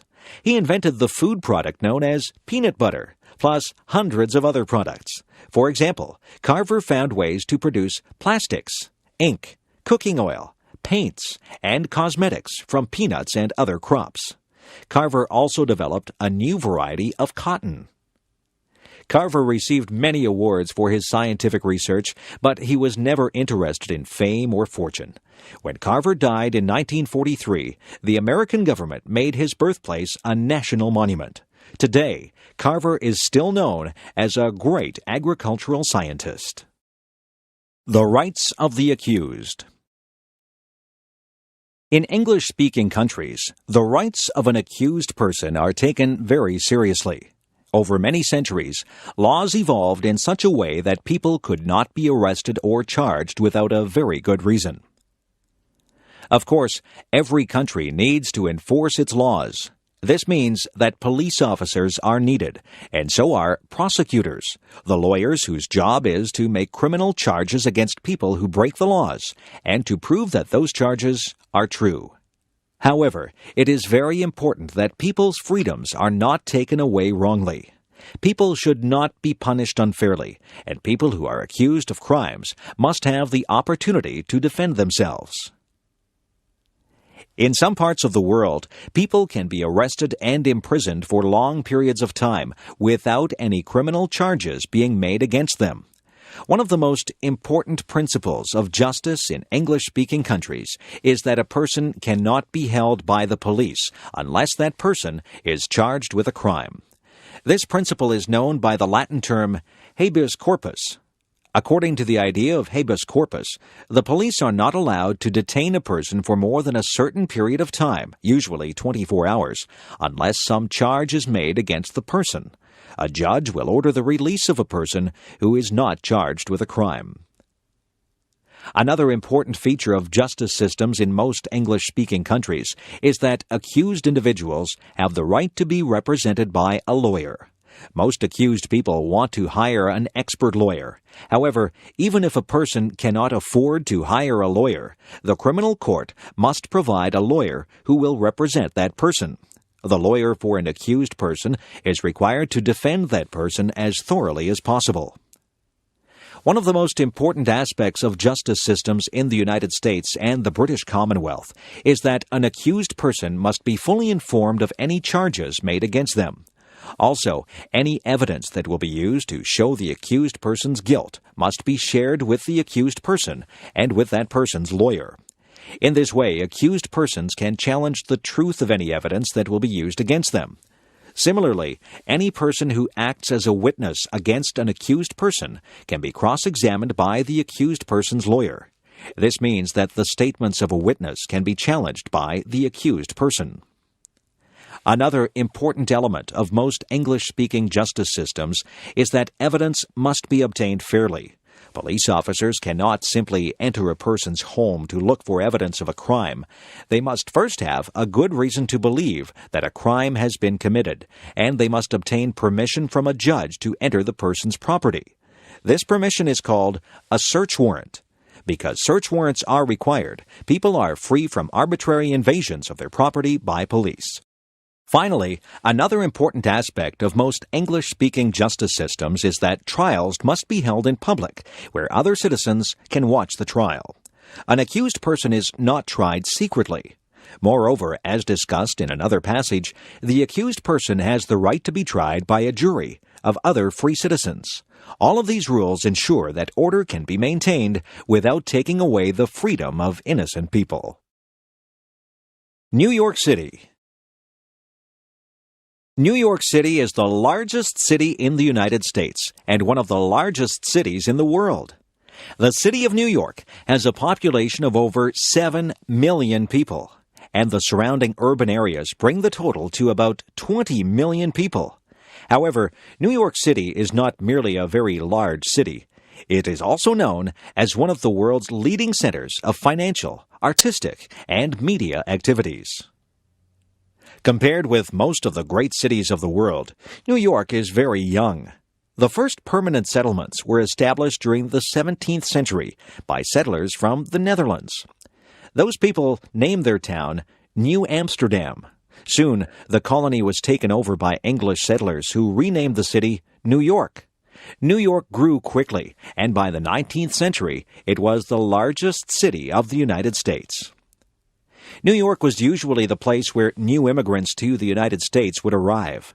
In the 19th century, immigrants from Germany and Ireland were numerous in New York. In the early 20th century, New York City was the home of many Jewish immigrants and also immigrants from Italy. In addition, many African American people arrived in New York from other parts of the United States, and many persons came to New York from the American territory of Puerto Rico, a Spanish-speaking island in the Caribbean. In more recent decades, immigrants have arrived in New York from places all over the world. One of the most famous features of New York City is its dramatic skyline. New York has more tall buildings, called skyscrapers, than any other city in the world. Many of the tallest and most interesting buildings in New York, including the Woolworth Building, the Chrysler Building, and the Empire State Building, were constructed during the early decades of the 20th century. In addition to these impressive buildings, New York is also known for the huge bridges that join the island of Manhattan to the surrounding areas. The Brooklyn Bridge is the most famous of these remarkable and old bridges.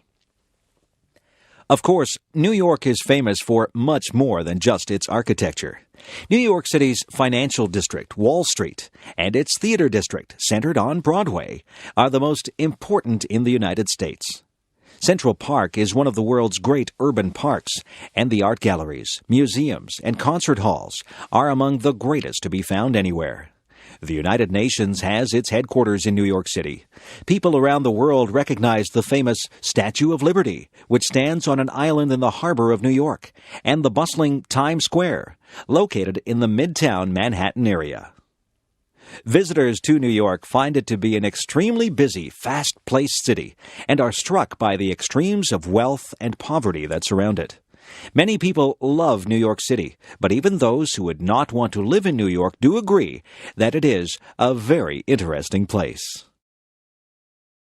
California. By far the most populous state of the United States is California. Located in the southwestern corner of the United States, California is home to a great diversity of natural environments and cultural influences. In the year 2000, over 33 million people lived in California. California's many mountains and valleys produce a wide variety of climates and natural regions. In the interior, southeastern parts of the state are many areas of desert. For example, Death Valley, which is so deep that it is below sea level, is extremely dry. Temperatures in Death Valley sometimes exceed 50 degrees Celsius.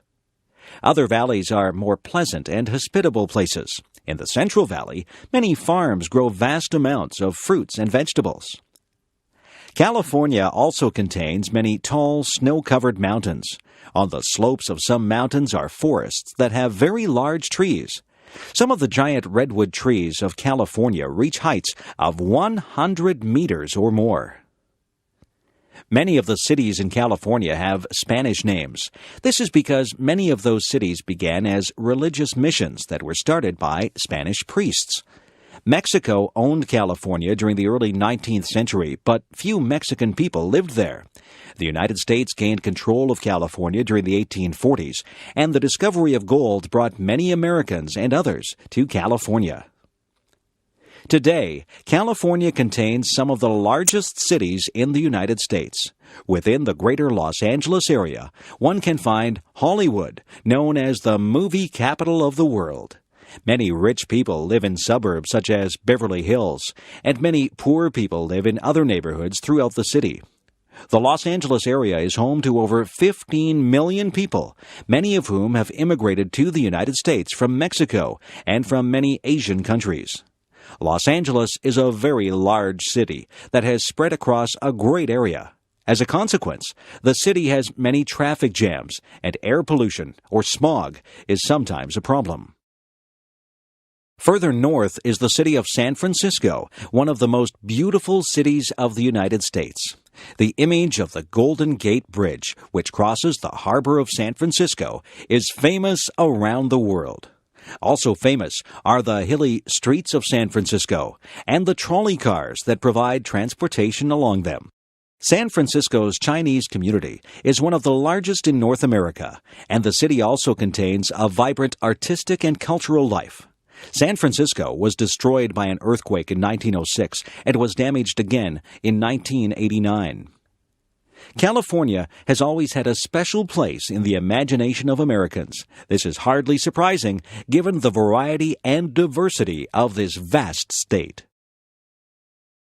Drug use among athletes. Drug use is a common problem in many sports competitions today. In both professional and amateur sports, many athletes use drugs that are designed to improve athletic performance. The use of these drugs may have harmful effects on the future health of athletes, but they also give an unfair advantage in athletic competitions. Some of the most widely used performance-enhancing drugs are called anabolic steroids. Anabolic steroids are drugs that are very similar to the male hormone testosterone. These drugs allow athletes to develop larger and stronger muscles and to increase the intensity of training. For sports that require strength, power, or speed, the use of steroids can provide advantages. In past years, many famous sprinters and weightlifters have been found to have used steroids. However, anabolic steroids have many negative side effects. To give just a few examples, steroids can cause changes in mood, including irritability and anger, and can also cause skin problems, such as acne. In men, steroid use can lead to reduction in the functioning of the testicles. In women, steroid use can interfere with menstruation.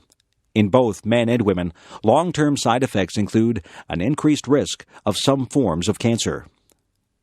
Another widely used drug is known as EPO. EPO is a hormone that helps to produce red blood cells, which carry oxygen to the muscles. When taken by athletes who compete in sports that require great endurance, EPO may provide an advantage by allowing the athletes to maintain their speed for a longer time and distance. During 1998, there was a scandal at a famous bicycle race, the Tour de France, when it was found that many of these long-distance cyclists were using EPO to gain an advantage over their competitors. EPO has side effects. For example, it increases the likelihood of developing blood clots, which increase the risk of a stroke or heart attack. One difficulty in preventing the use of performance-enhancing drugs is that it is not always possible to detect the use of the drugs. Tests have been developed to detect the drugs, but new varieties of the drugs are often not detected.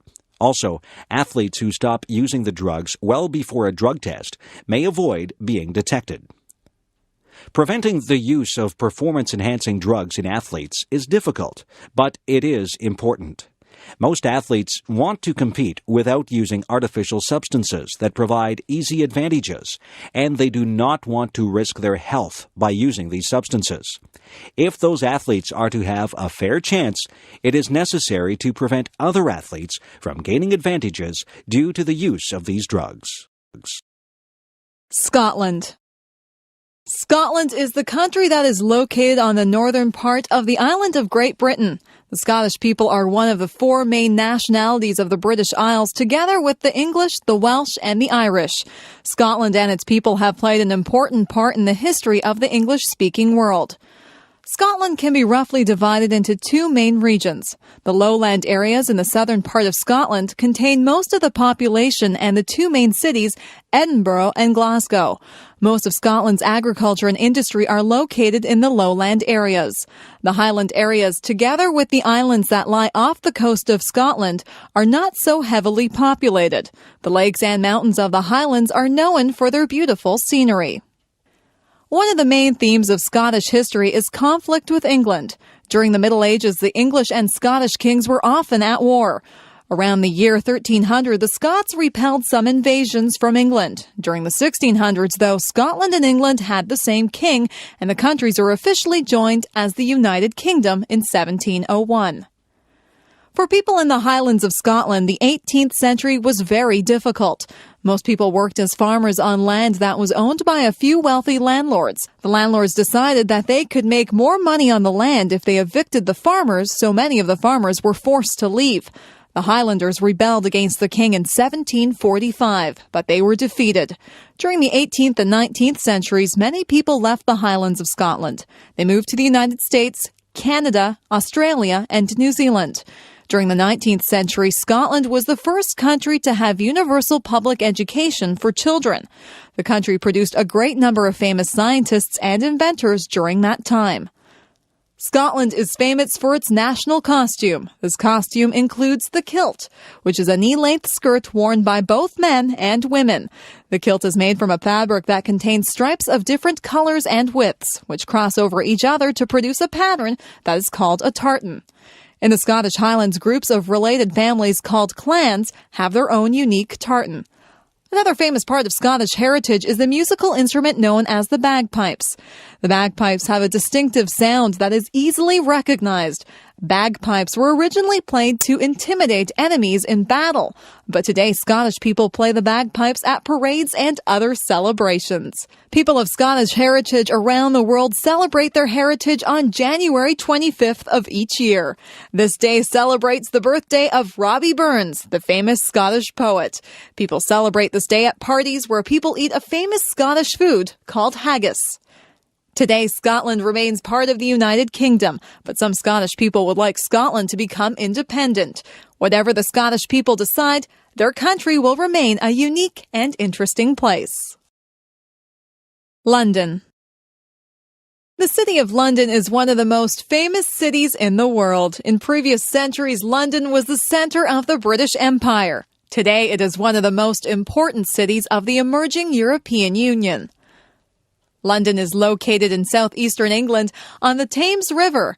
The Greater London area contains about 12 million people, and the surrounding areas contain several million more. London was the first city in the modern world to have reached a population of 1 million people. London is a very old city, and many of its neighborhoods maintain their distinct character. One of the most famous parts of London is the East End, where people speak with an accent known as Cockney. One of the features of the Cockney accent is that the letter H is often not pronounced. London's population is very cosmopolitan. The city contains, in addition to people of English background, large communities of South Asian, Chinese, African, and Caribbean people. Most of these people have their origins in countries that belong to the British Commonwealth of Nations.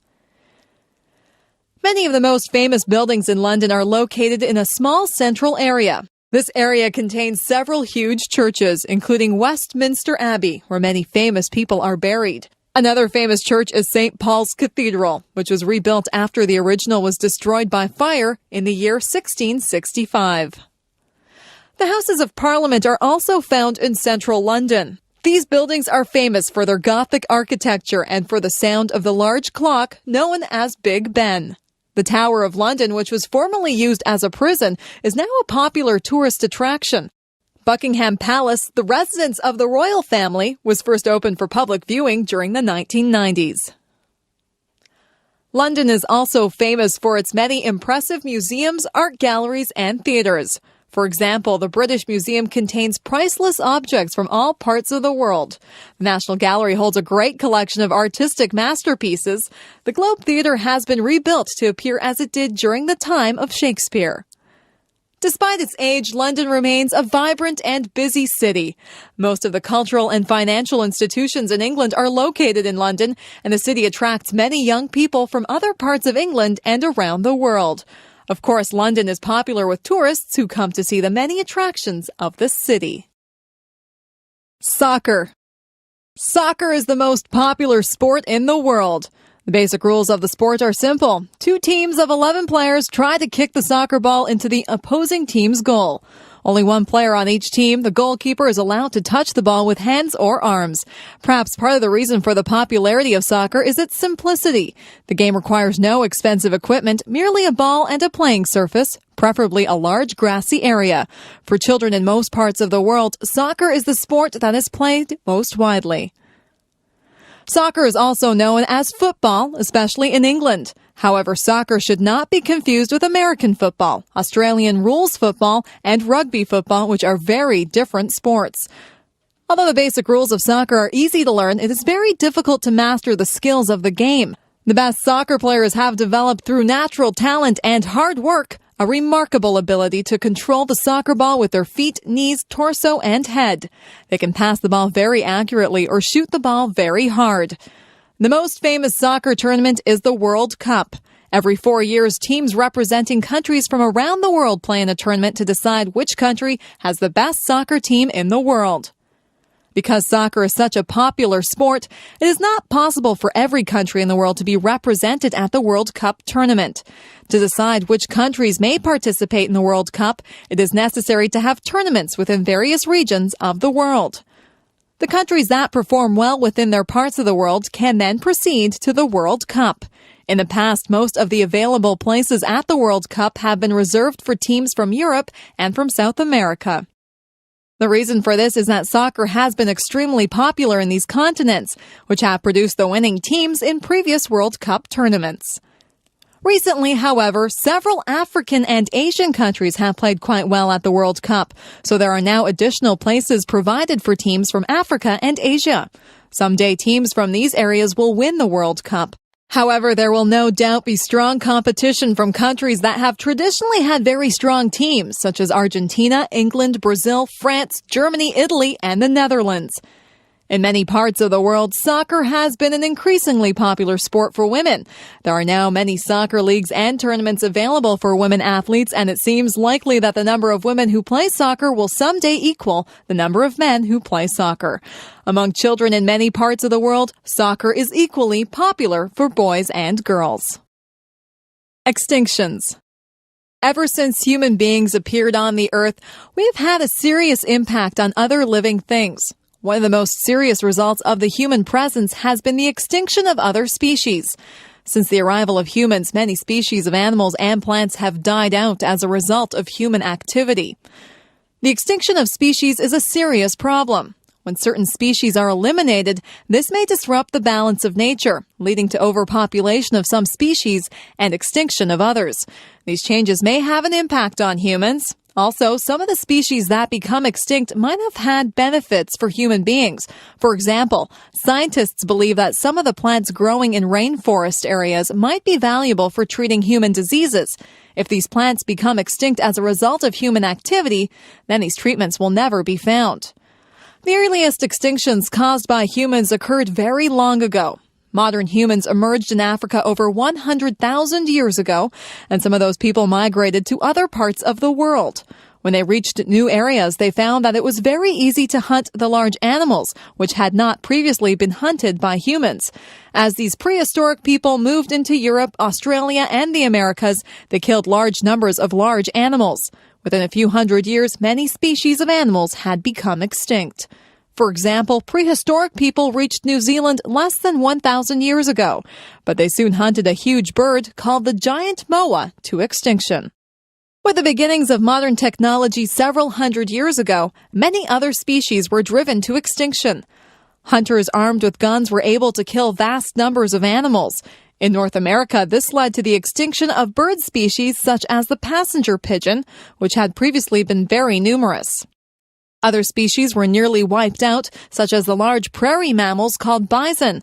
There were once millions of these animals, but now only a few thousand remain. Today, many more species of animals and plants are going extinct. Sometimes this happens because of human expansion into areas that are the habitat of certain species. When people clear a forest, some species may be lost. In the near future, many other extinctions are possible or likely. In some cases, the problem is due to human greed. For example, some people buy ivory that is taken from the bodies of animals such as elephants or rhinoceros. Hunters sometimes kill these animals simply to take their ivory, and the result is a tragic decline in populations. Another example involves bears in North America. Some people buy the sexual organs of these animals for use as aphrodisiacs or sexual stimulants. The result is that hunters kill bears simply to obtain these organs, and this leads to a reduction in the number of bears. Fortunately, many countries have laws to prevent the hunting of species that are facing extinction, known as endangered species. However, some hunting of these endangered animals continues. Only by refusing to buy the products that are made from endangered species can we prevent this terrible crime. Obesity and nutrition. For people in many countries, one of the great triumphs of modern life is that there is a great abundance of food. In those places, problems such as starvation and malnutrition are no longer prevalent, and people do not worry about going hungry. Despite the fact that there is plenty of food in modern countries, people still face many health problems that are related to their diet. One problem is that modern technology has made it possible to produce cheap and tasty food that is not very healthy. This leads to the problem that many people are obese or very overweight. One example of this is the fast food that is served by many restaurants. This food is often cooked by frying. Fried foods contain a high proportion of fat. Also, fast food meals are often very large. When people frequently eat large amounts of fried fast food, they will likely eat too much fat. This excess can lead to weight gain. Of course, many people enjoy the taste of fried fast food and like to eat it occasionally. However, eating this kind of food too often is bad for one's health.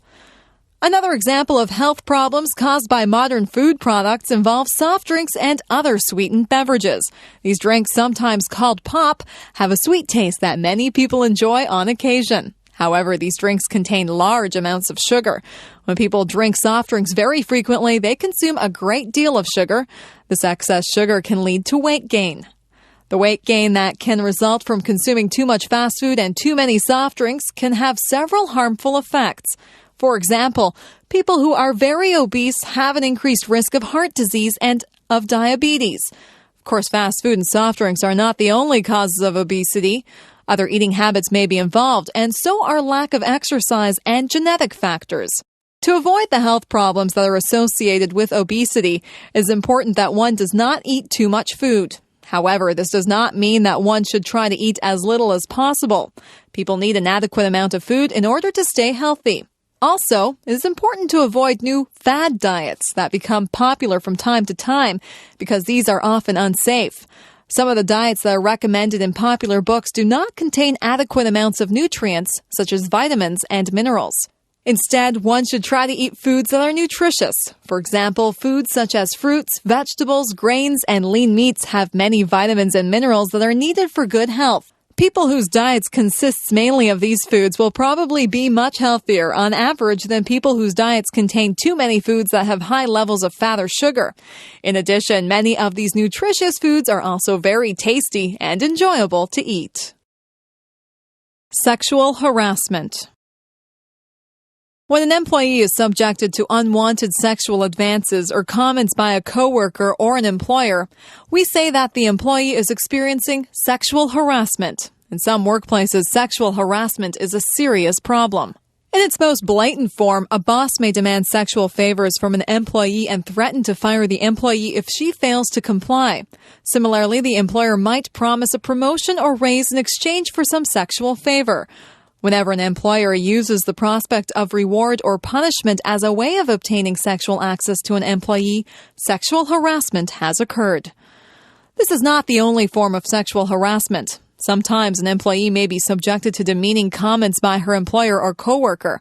For example, a boss might make vulgar comments about the physical appearance of the employee. Another example is that a coworker might make remarks that speculate about the sexual behavior of the employee.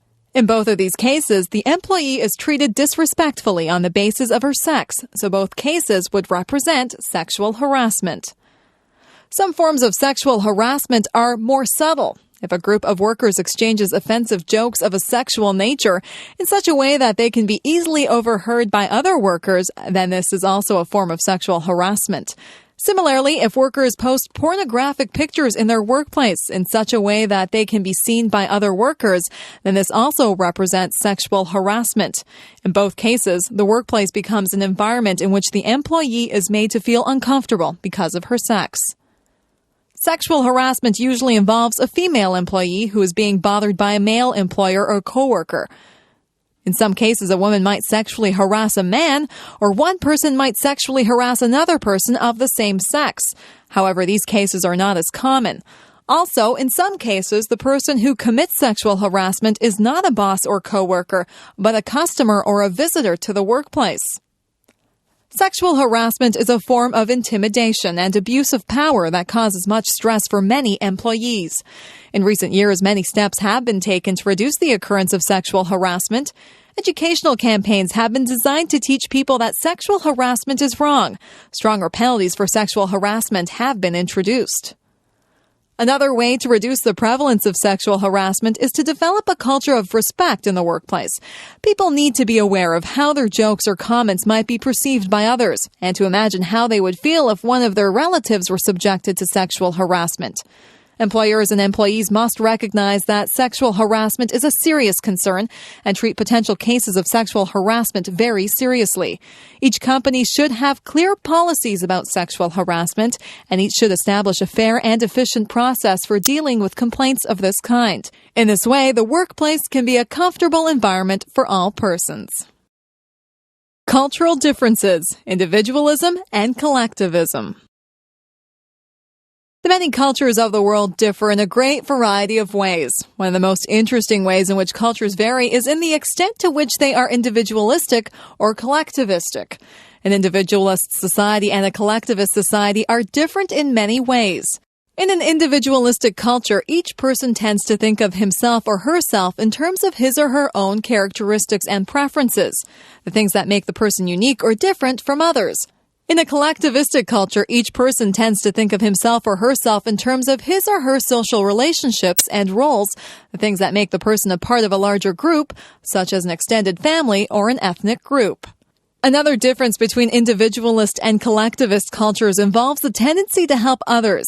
In an individualist society, people feel some obligation to help persons who share some group identity, such as their distant relatives or persons from the same town, but this obligation is not nearly as strong as in collectivist cultures. On the other hand, people in collectivist cultures tend to feel very little inclination to help other people who do not belong to their groups, whereas people in individualist cultures are more often willing to help others even if they do not belong to the same group. Another difference between individualist and collectivist cultures involves the relationship between people and the groups to which they belong. In an individualist culture, people usually join or leave groups when it is in their personal interest to do so. In a collectivist culture, people usually stay with one group for a long time. For example, people in individualist societies are more willing to quit their job and take a new job at another company. People in collectivist societies usually prefer to stay with one company throughout their career. Similarly, people in individualist countries usually get married for reasons of personal choice and are more likely to get divorced. However, people in collectivist societies usually get married according to the wishes of their relatives and are less likely to get divorced. Western countries, such as those of Western Europe and North America, are usually considered to be very individualist. However, not all individualist countries are similar in every way. For example, the individualism of the United States is viewed as more competitive than that of socialist countries such as Sweden. In contrast to Western countries, the countries of most parts of Asia and Africa are usually considered to be very collectivist. Collectivist countries also differ from each other in many ways. The idea of individualism versus collectivism is an interesting way to understand some of the differences between cultures. By learning about ideas like this, one can better appreciate the customs of other peoples. The Protestant Reformation. Until about 500 years ago, there was only one Christian church in Western and Central Europe. People from Portugal to Poland all belonged to the Roman Catholic Church. However, soon after the year 1500, people in many parts of Europe broke away from the Roman Catholic Church and began their own churches instead. This was known as the Protestant Reformation. The leader of the early Protestant movement was a German theologian named Martin Luther. Luther believed that many of the priests of the Roman Catholic Church had become too concerned about wealth and luxury. Also, he disapproved of some practices in the church. One such practice was that priests allowed people to pay money to the church in exchange for committing various sins. Luther believed that it was wrong to allow people to buy the freedom to commit acts that were against the teachings of the church. Luther began to criticize the Roman Catholic Church in public, and he refused to acknowledge the authority of the church. He said that instead he would follow the teachings of the Bible as he understood them. The officials of the church declared that Luther was a heretic. However, the local German rulers did not punish Luther. Many of them resented the power of the church and welcomed his ideas. Luther and other Protestant leaders disagreed with the church on several important issues. The Protestants believed that priests should be allowed to marry, whereas the Roman Catholic Church believed that priests should remain celibate. The Protestants believed that people should read the Bible for themselves, whereas the Roman Catholic Church believed that priests should interpret the Bible for the people. During the decades that followed Luther, the Protestant movement spread throughout much of Europe. Over time, many different Protestant churches were formed. During this period, many wars were fought between local rulers who favored Protestantism and other local rulers who supported the Roman Catholic Church. In the end, many parts of Europe became Protestant, such as Scandinavia, England, and parts of Germany, Holland, and Switzerland. However, the people and rulers of many other areas of Europe preferred to remain in the Roman Catholic Church. These areas included most of southern Europe as well as Poland and Ireland. The Roman Catholic Church changed a few of its practices in response to Protestant criticism, but kept its most important beliefs. In recent times, relations between the Roman Catholic Church and the various Protestant churches have become much more friendly. Some discussions have been held between Catholic and Protestant officials in order to resolve some of their disagreements. Modern engineering wonders. During the 20th century, there were great improvements in engineering technology. These new developments allowed the construction of many amazing tunnels, bridges, towers, and office buildings. For centuries, people had dreamed about the possibility of connecting the island of Great Britain to the mainland of Europe. However, it was only in 1994 that such a link was completed when a tunnel was dug under the English Channel between England and France. The Channel Tunnel, also known as the Channel, actually consists of 3 separate railway tunnels. These tunnels are about 50 kilometers long. They are located about 150 meters below the bottom of the sea. Obviously, this was an extremely challenging project to undertake. As a result of the tunnel, it is now possible to travel between London and Paris by train. And the trip takes only 3 hours, of which only 20 minutes are spent inside the tunnel. A suspension bridge is a bridge that is supported by strong wires that hang from tall towers. The world's longest suspension bridge is the Akashi Kaiko Bridge near the city of Kobe, Japan. This bridge is nearly 4 kilometers long, and the 2 towers near the middle of the bridge are about 2 kilometers apart. It took almost 20 years to design this bridge and 10 years to build it. This bridge was designed to withstand extremely strong winds because Japan often experiences windstorms called typhoons. The bridge was also designed to withstand powerful earthquakes, which sometimes hit Japan. At the beginning of the 21st century, the world's tallest freestanding tower was the Canadian National Tower, or the CN Tower. The CN Tower is 553 meters tall. It is located in the city of Toronto, within the Canadian province of Ontario. This structure was built in 1975 as a television and radio tower. Before the CN Tower was built, TV and radio reception in the Toronto area was poor.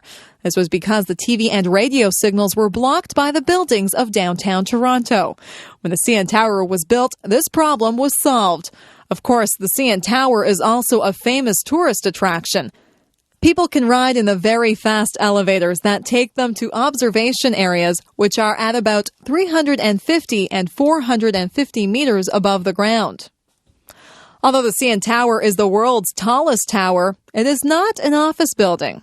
The tallest buildings in the world are the Petronas Towers in the city of Kuala Lumpur, Malaysia, and the Sears Tower in the American city of Chicago. The Sears Tower, which is 442 meters tall, was completed in 1974. It has 110 floors, and its top floor is the highest office floor in the world. However, the Petronas Towers reach slightly higher, to a height of 452 meters. The Petronas Towers were completed in 1998. Obviously, the late 20th century witnessed some amazing achievements of engineering. It will be very interesting to see what new wonders will be constructed in the 21st century. Anne Sullivan and Helen Keller. The story of Anne Sullivan and Helen Keller is the story of a dedicated teacher and an eager student. The story is very remarkable and inspiring because the teaching was done without sight and without sound. Helen Keller was born in the American state of Alabama in 1880. She was a happy and healthy baby, but before she reached the age of 2, she was struck by a severe fever. As a result of this fever, she became both deaf and blind. After her illness, the young Helen Keller learned to use her other senses. For example, she touched other people's hands to figure out what they were doing. In this way, she also learned that people could communicate by moving their lips. Helen could not talk. Instead, she communicated with her family by making sign movements with her hands and body. However, Helen became very frustrated by her inability to see, hear, and talk. She often became very angry and had many temper tantrums. When Helen Keller was 6 years old, her family took her to see Dr. Alexander Graham Bell, who was an expert on educating deaf children. This man was also famous for inventing the telephone. As a result of this visit, Helen's parents hired a tutor for their daughter. The tutor was a very intelligent deaf woman named Anne Sullivan. At first, it was difficult to teach Helen because she still made many angry outbursts. Gradually, Anne Sullivan gained Helen's trust. One day, Anne began to teach Helen to communicate. Anne took Helen to a well and pumped some water onto Helen's hand. Then Anne used her finger to write the letters W-A-T-E-R onto Helen's hand. By repeating this, Anne was able to teach Helen how to write the word water. As soon as Helen learned that things could be named in this way, she wanted to learn the names of many other objects and actions. She was curious about many things and learned a great number of words. She also learned to read by using the Braille alphabet. This alphabet allows the reader to feel letters and words which are represented by bumps on a page. Also, Helen learned to talk by feeling and then copying the movements of people's mouths. When Helen Keller was 16 years old, Anne Sullivan went with her to college. Anne acted as Helen's interpreter, and Helen was very successful in her studies. After her graduation, Helen dedicated her life to improving conditions for the blind, the deaf, and the poor. Anne Sullivan died in 1936 and was remembered as the miracle worker for a triumph in educating Helen Keller. After Anne's death, Helen continued to give lectures in countries around the world and was active in many political causes. She met with presidents and prime ministers and helped to improve conditions for people who were deaf or blind. At the time of her death in 1968, Helen Keller was one of the most admired people in the world. The automobile, or car. In many ways, the automobile has been one of the most important inventions of the modern age. People have been able to travel much more freely and across much greater distances than was possible in the past. The automobile, which most people refer to as the car, has also had some harmful consequences, such as pollution and accidents. However, it is clear that life has changed profoundly as a result of the car. Modern cars are very complicated, but the basic idea of how a car works can be described briefly.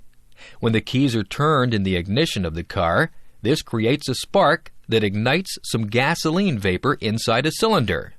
Then, the rapid expansion of this vapor pushes against a part called a piston. The movement of the piston then causes a turning motion in a shaft that is connected to the wheels. The wheels turn, and the car moves. The invention of the car and the engines used by cars happened gradually in the late 19th century, mainly in France and Germany. In the early 20th century, an American engineer named Henry Ford developed a new way of making cars. Instead of having one worker produce an entire car, he had each worker perform one part of the production of many different cars. This system was very efficient and allowed the mass production of cars. The first car to be produced in large numbers was called the Model T.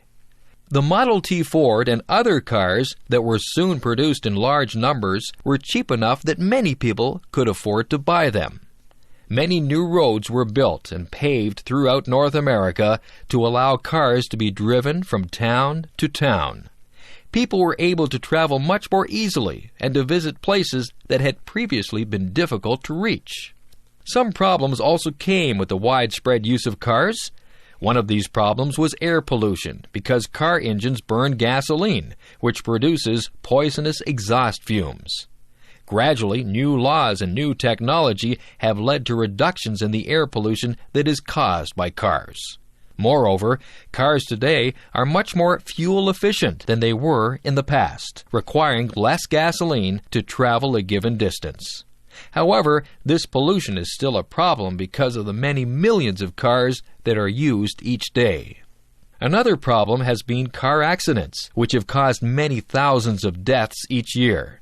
During the 1960s, some journalists brought attention to the unsafe features of many cars. As a result, the safety of cars has been greatly improved. In addition, the use of seatbelts is now required by law. However, car accidents continue to be a serious problem. The future is likely to bring many interesting new changes to the car. Improvements in the safety of cars, in fuel efficiency, and in the cleanliness of car emissions are continuing to be made. Also, the increasing use of the car in economically developing countries will probably have important effects upon people's lives around the world. Sexual attitudes and behavior. During the past several decades, there have been major changes within most Western countries in people's attitudes towards sex and in sexual behavior. For people who have lived throughout this period, the changes have seemed quite remarkable. Until the early 20th century, people in most Western countries did not have permissive attitudes regarding sexuality. For the most part, young people were expected to wait until marriage before having sexual intercourse. Of course, some premarital sex did occur, and prostitution was not rare. However, sexual behavior was relatively restricted. As the 20th century progressed, there was a gradual trend toward liberalization of attitudes towards sex. However, this trend was greatly speeded after 1960, when the first birth control pills became available. These contraceptive pills made it possible for women to engage in sexual intercourse without much risk of an unwanted pregnancy.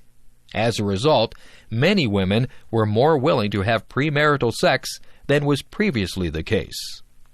Also during the 60s, Western countries were reaching high levels of wealth and education.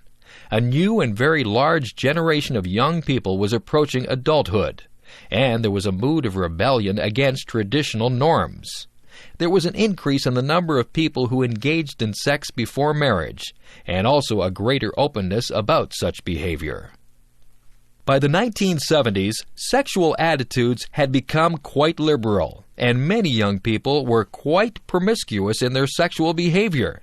However, this pattern reversed somewhat during the 1980s. There was increased concern about sexually transmitted diseases, including AIDS. Moreover, many young women had been uncomfortable with the idea of unrestricted sexual behavior. As a result, sexual attitudes became slightly more conservative during the 1980s and 1990s, although they remained much more liberal than in previous decades. In the early 21st century, most young people in Western countries begin having sex during their high school years, although some people wait until they are considerably older. Some young people are promiscuous, but most engage in monogamous relationships that typically last for a period of several months or a few years. When one relationship ends, another usually begins soon after. This pattern usually continues until marriage. After marriage, most people have sex exclusively with their spouse. However, some people do commit adultery. Sexuality has changed a great deal in recent decades. It will be very interesting to see how people's sexual attitudes and behavior will change in the future. The Mississippi River. The Mississippi River is the longest river within the United States and the fourth longest river in the world. This river holds a special place in American history and literature, and in the imagination of ordinary Americans. The Mississippi River begins in the hills of northern Minnesota, near the Canadian border, and flows southward about 3,700 kilometers through 10 states before draining its water and silt into the Gulf of Mexico. Traditionally, the river is viewed as a natural boundary between the eastern and western halves of the United States. Until the year 1803, the areas to the west of the Mississippi River and the areas around the mouth of the river were claimed by Spain and by France. In that year, the French Emperor Napoleon decided to sell this land to the United States of America. This sale, which is called the Louisiana Purchase, was very important for the United States. By controlling the Mississippi River, the Americans would be able to use it for transporting goods and people in this rapidly developing area. For many years, riverboats were the main method of long-distance transportation for people living near the Mississippi. Steam-powered boats with large paddle wheels that pushed the boat forward were very popular in the time before cars and airplanes. One of the famous cities along the Mississippi River is St. Louis. This city is known as the Gateway to the West. During the 19th century, St. Louis was the last large town that people would pass through on their way to a new farmland farther west. Today, St. Louis is famous for the Gateway Arch, a tall monument that welcomes people to the west. St. Louis is also known as the city where the music known as the blues began. Near the mouth of the Mississippi River is another famous city, New Orleans. In terms of the styles of buildings, New Orleans is said to be the most unusual American city because it is influenced so strongly by Spanish and French traditions. Even today, the traditional festival of Mardi Gras is celebrated in New Orleans each year. New Orleans and the surrounding areas of the state of Louisiana are famous for spicy Cajun food. This style of cooking was developed by the French-speaking settlers of Louisiana. The Mississippi River is famous in many stories of American literature. For example, The Adventures of Tom Sawyer and Huckleberry Finn, which were written by the author Mark Twain, are both set along the Mississippi River. Today, the federal and state governments of the United States are working to preserve the natural environment along the Mississippi River. People recognize the importance of keeping this river healthy and clean. Doctors Without Borders. In 1999, the Nobel Prize for Peace was won by the organization known as Doctors Without Borders. This is the English name for the organization, based in Belgium, which won the prize for its humanitarian assistance to people around the world in areas that have been struck by disaster. The fundamental ideas of Doctors Without Borders is that people who suffer from a disaster have the right to receive professional help as soon as possible. The organization helps people regardless of their nationality, race, religion, ethnicity, sex, or political opinions. Also, the assistance provided by Doctors Without Borders is given in response to all kinds of disasters, such as famines, earthquakes, and wars. The people who belong to Doctors Without Borders are experienced medical workers who volunteer their time, effort, and skills in an attempt to help people who are in need. These volunteers include doctors, nurses, surgeons, anesthetists, laboratory technicians, and other medical workers. There are also some non-medical volunteers who work for Doctors Without Borders in positions of administration or logistics. Volunteers must first take a course before participating in a humanitarian mission. They promise to abide by a code of professional ethics, and they promise to remain neutral in any conflicts within a disaster area. A mission typically lasts about 6 months, but the duration varies. The volunteers are insured by the organization, but they are not paid in any way for their work. When Doctors Without Borders began in 1971, it consisted of only a few French doctors who wanted to provide humanitarian aid to people in disaster areas. Over the years, it grew rapidly, and by 2001, Doctors Without Borders had 2,500 volunteers working in 80 countries around the world. They have helped people by providing emergency health care, vaccinations, medicine, water, and basic food, and also by developing improved water and sanitation systems. In many areas, Doctors Without Borders has also helped to provide basic medical training to local people. Although Doctors Without Borders remains neutral in any conflicts within a disaster area, the organization does speak out against abuses of human rights. By remaining independent of the influence of governments and corporations, Doctors Without Borders is able to criticize the people and organizations who cause suffering. The volunteers are witnesses who tell the world about the cruelty that is inflicted upon innocent people. Obviously, the work of Doctors Without Borders is extremely important. The volunteers of this organization are brave and selfless people whose efforts have relieved the suffering of millions of people. Chicago. Chicago is one of the most famous American cities. Some cities in the United States, such as New York, Los Angeles, and San Francisco, may be more glamorous, but many people agree that Chicago is the city that best represents the United States. Located in the middle of North America, Chicago has derived much benefit from its geography. The city's central location has made its O'Hare International Airport the hub for most airlines in the United States. Its location on the shores of Lake Michigan has made it a major port and business center, where the agricultural and industrial products of the American Midwest are shipped overseas. Until about the 1830s, Chicago was a minor trading post, but then it grew rapidly as the most important town in the rapidly developing areas of the Midwestern United States. In 1871, the city was destroyed by a fire.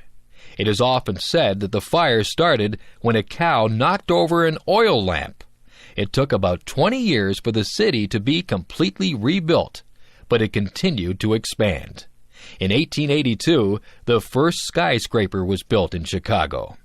Around the turn of the century, the population of Chicago was growing quickly. Many African American people moved to Chicago from the southern United States, and many immigrants from Eastern Europe also arrived in Chicago during this time. Because of the busy and active atmosphere of the city, an American poet described Chicago as the city of broad shoulders. Chicago became notorious for organized crime during the Prohibition era of the 1920s, when the sale of alcohol was illegal. Mobsters such as Al Capone became rich by smuggling liquor, and many people were killed in conflicts between rival gangs of criminals. But the influence of organized crime later became weaker. In the decades following World War II, Chicago experienced some problems with crime, poverty, and racial conflict. However, the city has recently prospered, and social conditions have improved for many people in Chicago. Compared with other large cities, Chicago is viewed as an affordable place to live, with a high quality of life. The city has efficient transportation and many beautiful parks along the Lake Michigan shoreline. Chicago is famous for its many attractions, including the Art Institute of Chicago, the Field Museum of Natural History, the Shedd Aquarium, the Sears Tower, and the Miracle Mile Shopping District. Indeed, Chicago is one of the most interesting cities in the United States. Women and the right to vote. In most countries today, people think it is obvious that all adults should have the right to vote in democratic elections. But it was not so long ago that women did not have this right. Only after a long struggle did women gain the right to vote. By the early 19th century, modern democratic forms of government were appearing in the United States, Great Britain, and some European countries. In these countries, most adult men had the right to vote in democratic elections. Some men were denied this right if they were poor, or if they belonged to a racial minority group, but gradually this right was extended to all men. It took much longer for women to gain the right to vote. Only in special cases, such as that of a widow who owned land, could a woman be allowed to vote.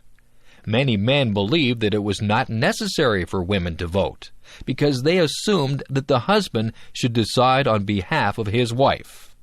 Some men believed that women did not possess the intelligence or the discipline to vote carefully. Some women also believed that women should not be involved in politics, but many others wanted the right to vote. By about the year 1850, some women began to organize in an effort to change the laws regarding women and the vote.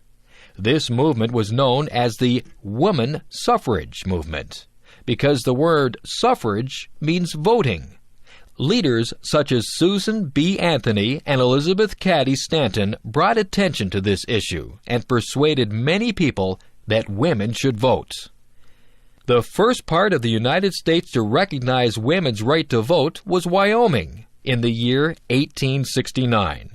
During the following decades, many other states recognized women's right to vote, particularly in the western part of the country where women had a high social status.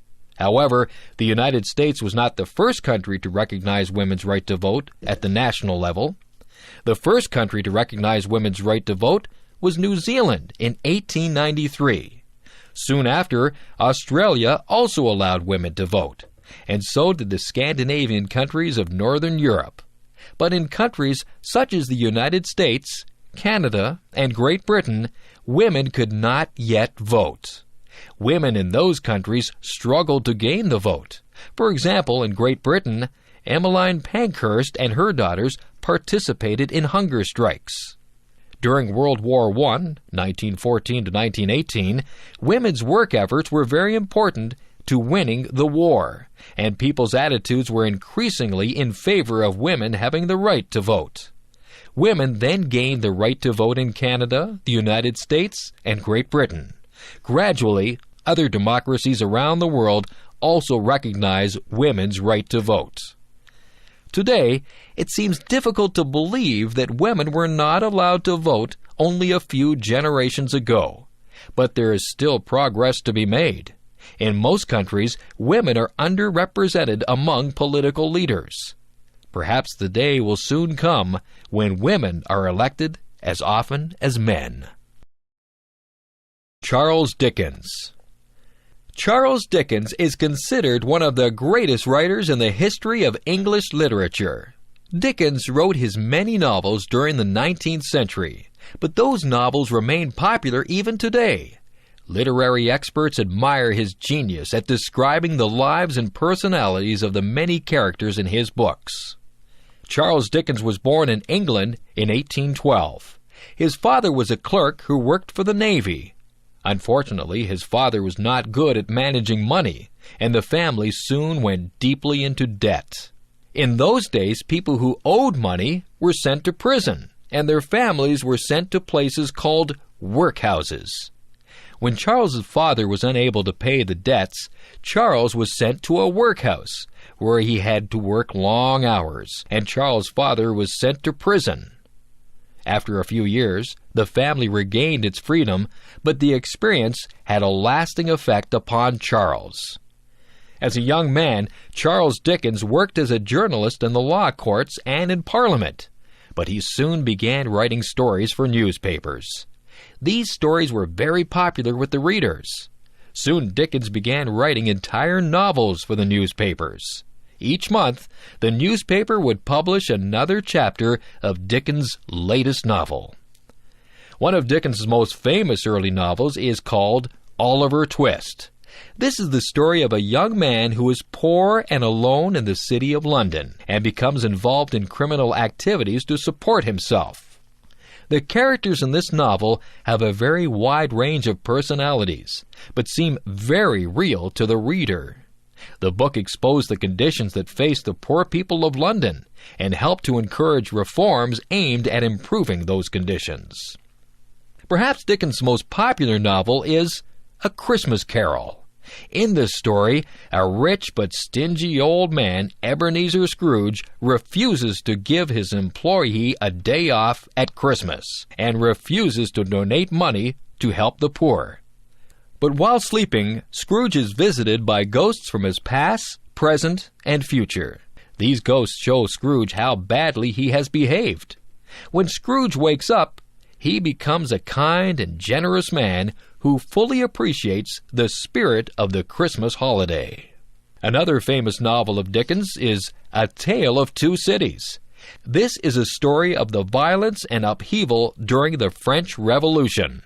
The story is famous for the heroic act of sacrifice that is made by one character for the benefit of the others. Dickens was famous as a public speaker, and large crowds assembled to hear his performances. When he died in 1870, he was a very famous man. The novels of Charles Dickens allow the reader to experience the life of 19th century London, showing the poverty and injustice that were so common. The characters of these novels show the range of human behavior, from cruelty and selfishness to kindness and love. It is no surprise that Dickens is viewed as one of the great figures of English literature. Samuel Clemens, or Mark Twain. Mark Twain was the author of some of the greatest works of American English literature, such as Tom Sawyer, Life on the Mississippi, and The Adventures of Huckleberry Finn. Mark Twain's real name was Samuel Langhorne Clemens. He used Mark Twain as his pen name. Samuel Clemens was born in the American state of Missouri in 1835. As a child, he enjoyed many outdoor activities, such as swimming and fishing. When Samuel was 11 years old, his father died, and he began working to help support his family. As a young man, Samuel Clemens began to write stories for newspapers. However, he took a job working as a navigator on the steamboats that traveled up and down the Mississippi River. Clemens greatly enjoyed this period of his life, during which time he gained much knowledge about life on the river. He also learned much about human behavior by observing the many people on the boats and along the river. It was as a result of this time that Clemens began using his pen name, Mark Twain. This name is taken from a term that was used by the men who worked on the river. It is used to describe water that is just deep enough to be navigated safely. The earliest of Mark Twain's really famous novels was The Adventures of Tom Sawyer. This novel describes a boy who engages in much mischief, but who has a kind heart. The story contains several scenes that are quite funny. In one of these, Tom's working at the boring task of painting a fence. He persuades several other boys to help him by pretending that painting the fence is a fun and enjoyable activity. Another famous novel by Mark Twain was Life on the Mississippi. This book describes many interesting characters similar to those that Twain actually observed while working on a steamboat. This story gives the reader a vivid image of the people who lived and worked along the Mississippi River. Probably the best novel by Mark Twain was The Adventures of Huckleberry Finn. This novel tells the story of a boy who runs away from his violent father. The boy, whose name is Huckleberry Finn, is joined in his escape by a man named Jim. Jim is a slave who has decided to run away from his owners. Huck and Jim travel north along the Mississippi, hoping to reach the areas where slavery is not allowed. In this story, the reader can experience the moral sense of Huckleberry, who must make several important decisions during the escape. Mark Twain died in 1910 after writing many more novels and many stories of his travels around the world. Twain's works are still widely read today. His books are appreciated for their humor, for their interesting descriptions of life in 19th century America, and for showing both the good and evil that people can do.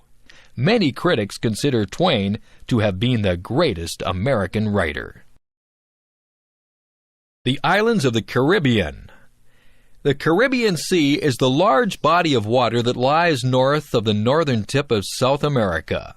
Within the Caribbean Sea are many islands that have played an important role in the history and culture of the Western Hemisphere.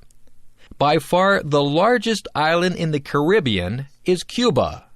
Cuba was formerly a colony of Spain, but became independent in 1902. Cuba became a communist country in 1959 when a revolution overthrew an unpopular government. After the revolution, many Cubans fled to the United States. Today, the American city of Miami in the state of Florida has been greatly influenced by Cuban culture. Tobacco is widely grown in Cuba, and the country is famous for the cigars that are produced in the capital city, Havana. The island of Hispaniola is located just east of Cuba. This island is divided into two countries. In the west is Haiti, where the people speak a variety of the French language that has been influenced by African languages. In the east is the Dominican Republic, where the people speak Spanish. Another important Caribbean island is Puerto Rico. This was previously a Spanish colony, but is now governed by the United States. Many people from Puerto Rico have moved to the mainland United States, especially the New York area.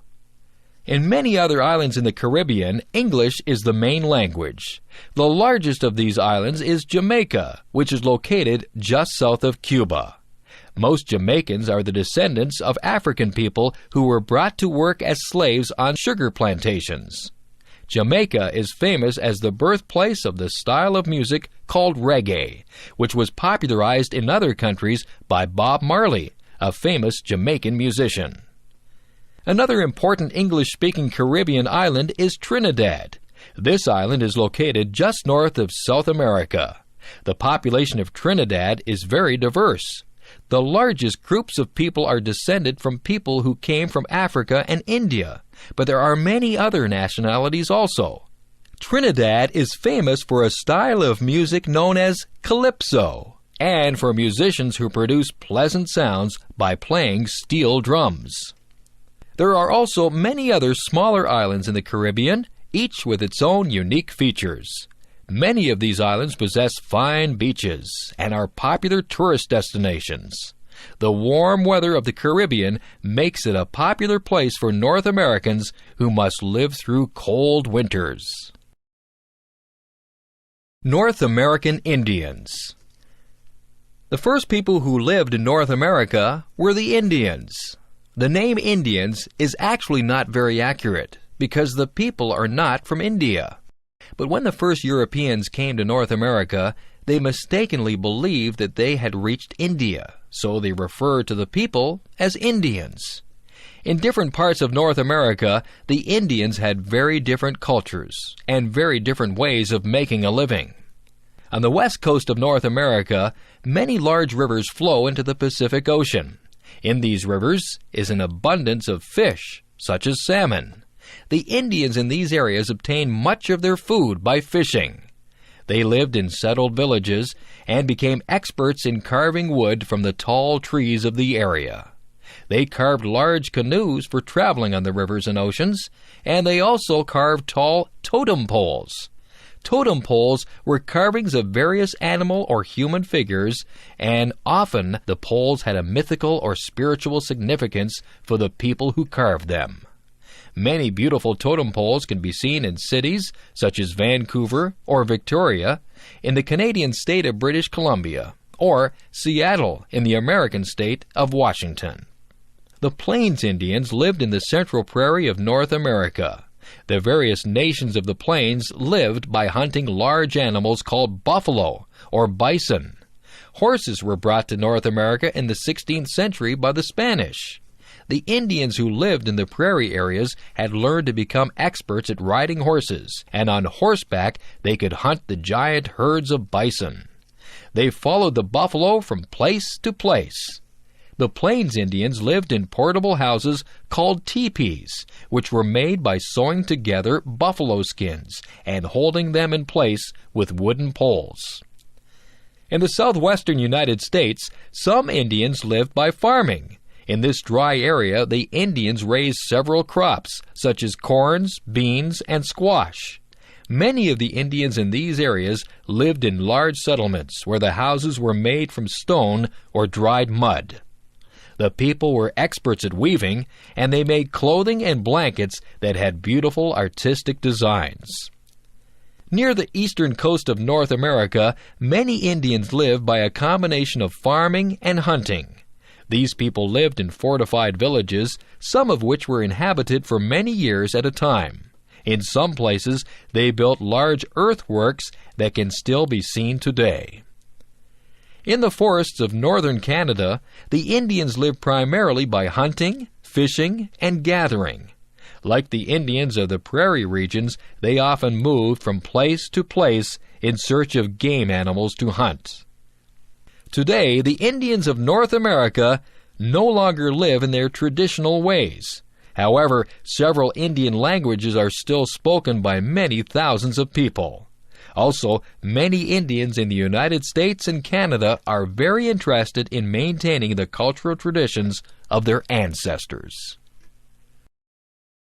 How the First World War started. During the summer of 1914, many people in Europe felt very optimistic about the future. Modern technology was improving people's lives. Political freedom was gradually increasing in many countries. New artistic styles and scientific discoveries were being made. But later that summer, a terrible war began. In the early 20th century, the various countries of Europe competed with each other in an attempt to be the most powerful country on the continent. In each country, many of the political leaders wanted to control more land, more people, and more resources. The First World War began when the Archduke of Austria-Hungary was assassinated. Austria-Hungary wanted to punish the assassin, who was from the small country of Serbia. This led to a serious dispute, and soon other countries were involved. Within a few weeks, a war had begun. On one side were Germany and Austria-Hungary, and on the other side were Russia, France, and Britain. The people in these countries at first welcomed the news of a war. Many people were intensely patriotic and supported the war effort without thinking carefully about the reasons for the war. Some people thought that war would bring adventure and glory to their lives, and they cheered enthusiastically in the streets. After the war started, it soon became clear that it was a terrible disaster. In the western part of Europe, the opposing sides fought many bloody battles. Soldiers on both sides lived in filthy trenches that had been dug out of the ground. Sometimes hundreds of thousands of men were killed in battles that lasted only a few days. In most cases, these battles did not result in large gains or losses of territory. The war continued for more than 4 years. When the war was finally over, millions of people had been killed. Many people realized that their eagerness to fight against other countries had led them into a great disaster. This disaster did not end when the war ended in 1918. During the next 30 years, there would be many violent revolutions in Europe and a second major war that would be even worse than the first. Today, people in most European countries no longer view other nations as enemies. They have no interest in fighting wars with their neighbors. Instead, they're interested in trading with the other countries and in visiting those countries as tourists. The lessons of the 20th century have reminded people that wars can have terrible consequences. Abraham Lincoln.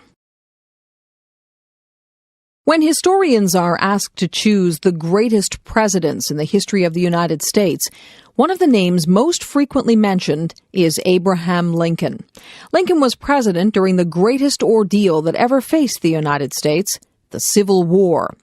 Abraham Lincoln was born in 1809 in the state of Kentucky, but when he was a child, the family moved to the state of Indiana. Abraham's parents, Thomas and Nancy Lincoln, were farmers who were very poor, and they received only a few years of education. When Abraham was only 9 years old, his mother became ill and died. About 1 year later, Abraham's father remarried. As a young man, Abraham continued to work on the family farm, and he also worked as a laborer. During this time, the Lincolns moved to the state of Illinois. Abraham became known to the local people as an excellent athlete and storyteller. He educated himself by reading many books, most of which he borrowed from neighbors. Lincoln was interested in politics, and when he was in his mid-20s, he was elected to the Illinois state legislature. During that time, Lincoln also studied law and soon became known as an excellent lawyer. People called Lincoln Honest Abe because of his personal integrity. In 1842, Lincoln married a woman named Mary Todd. During the 1850s, Lincoln became strongly opposed to the expansion of slavery into the western parts of the United States. Lincoln held several famous debates against a supporter of slavery named Stephen Douglas. In 1860, Lincoln was a candidate in the election for President of the United States.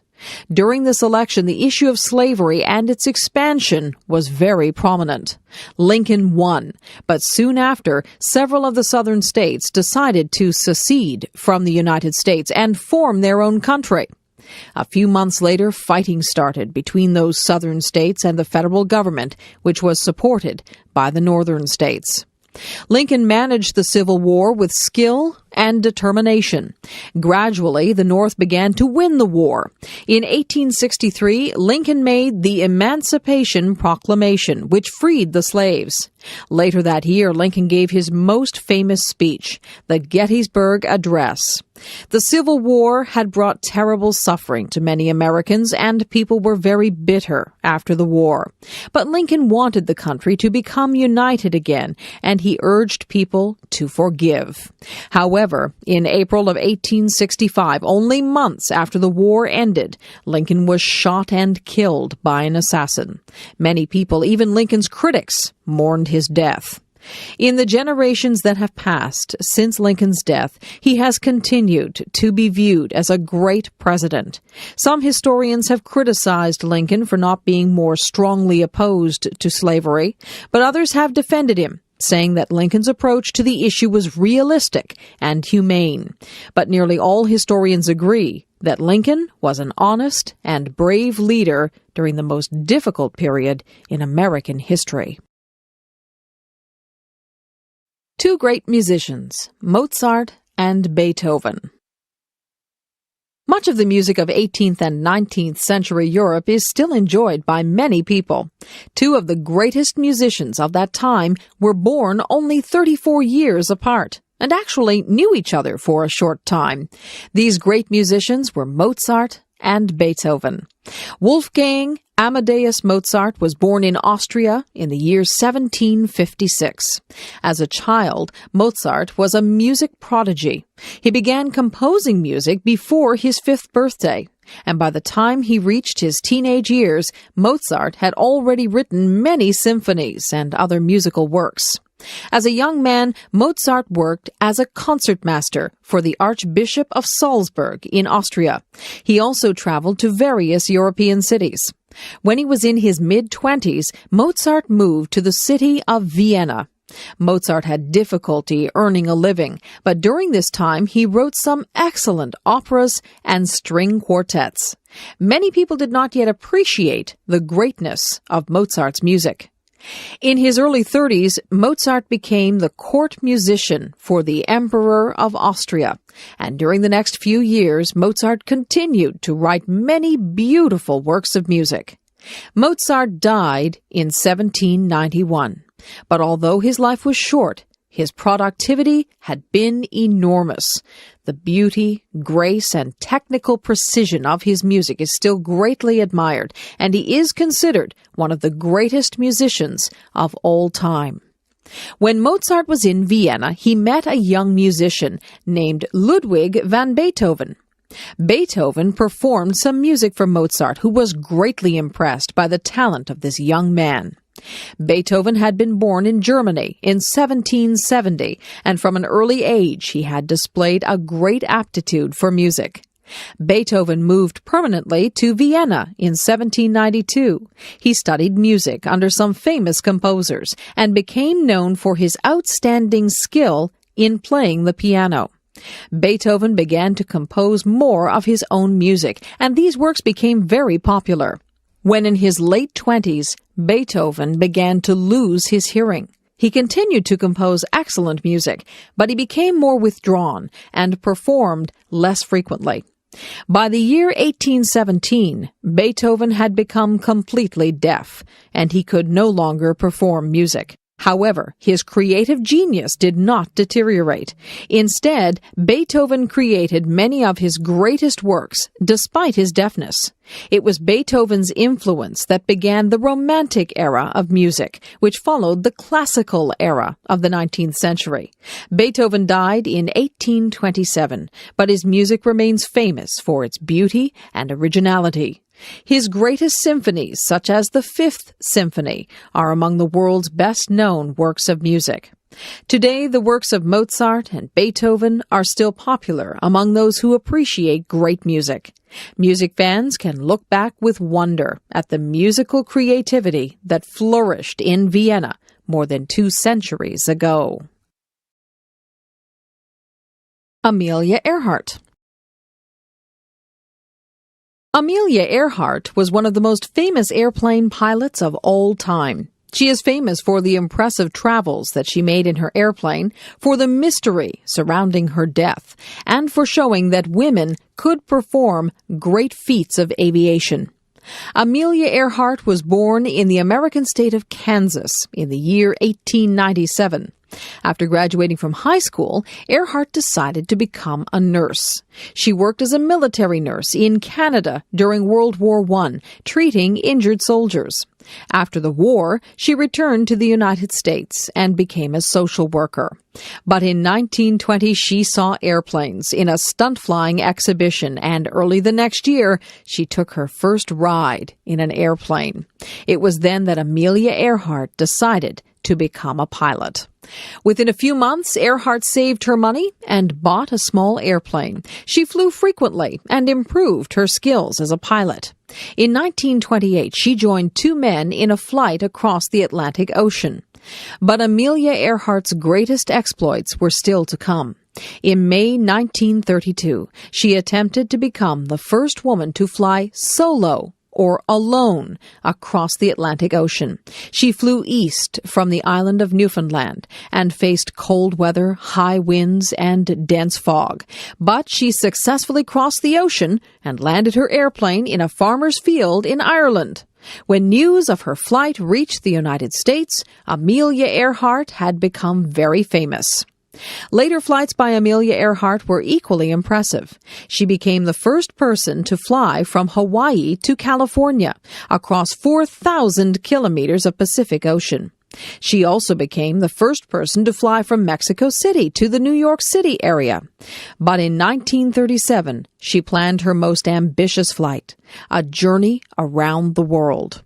On June 1st, 1937, Amelia Earhart took off from Miami, Florida. She was accompanied by her navigator, Fred Noonan. They flew east, making stops along the way. Within 1 month, they had flown across 3/4 of the globe, reaching the Pacific island of New Guinea. On July 2nd, Earhart and Noonan took off from New Guinea, flying toward Howland Island. This very small island was over 4,000 kilometers from New Guinea and was very difficult to find in the middle of the vast ocean. During this flight, Earhart and Noonan were in radio contact with some ships from the U.S. Navy. However, bad weather made it impossible to see the stars at night, so navigation was very difficult, and the plane became lost. Earhart and Noonan never arrived at Howland Island. The U.S. Navy undertook a massive search, but they never found the lost airplane. Earhart and Noonan had been lost at sea. Amelia Earhart's death was a great tragedy, but she had lived an exciting life that was full of achievements. She had helped to show that very long flights could be made and that women could perform feats of flying that were equal to those of men. Even today, many people are inspired by the courage and endurance of Amelia Earhart. Life in academia. A person like me who teaches and conducts research at an academic institution is called academic. The academic institution may be a form of a university, a college, or another post-secondary institution. I have been working in universities for almost 11 years. While enjoying my life in academia, we academics also have a lot of stress and often go through a large amount of stress and frustration. Firstly, we have pressure from the university we are working at to become effective teachers. As the environment, in terms of the society and the marketplace, has become more dynamic and competitive, we as teachers must provide students with necessary skills and knowledge so they can become successful in their society. It requires a lot of preparation, updating of material, self-learning, and continuous improvement in teaching. For these reasons, teaching and learning should complement each other. Secondly, we have pressure from both our university and our academic peers to become active and effective researchers. What we teach to our students in class is no doubt closely related to what we have learned or discovered from our research activities. Thirdly, we have pressure from the university and the community to become good corporate citizens through active participation in various university committees and/or the community at large. A university and the community it belongs to must work closely together to identify common interests and to conduct projects that could benefit both parties. Even with a high degree of the aforementioned pressures, I love my job as a teacher, scholar, and citizen. There is a high level of freedom and flexibility. Academia is a place to meet new people, to create new ideas, and for everyone in that community to learn. It is a place where both teaching and learning always take place. Education systems in Canada. In Canada, each province is responsible for its own education systems. In general, there are 3 levels of education systems in Canada. 1, kindergarten to grade 8. 2, grade 9 to grade 12. 3, post-secondary education. Kindergarten may further be divided into junior and senior kindergarten for 4- and 5-year-old children, respectively. Grades 9 to 12 students are enrolled in a secondary school system, which is similar to a high school system in the USA.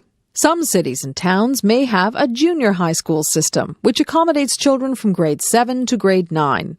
In the province of Ontario, there is grade 13, which is a required step for all students who want to attend a degree-granting university.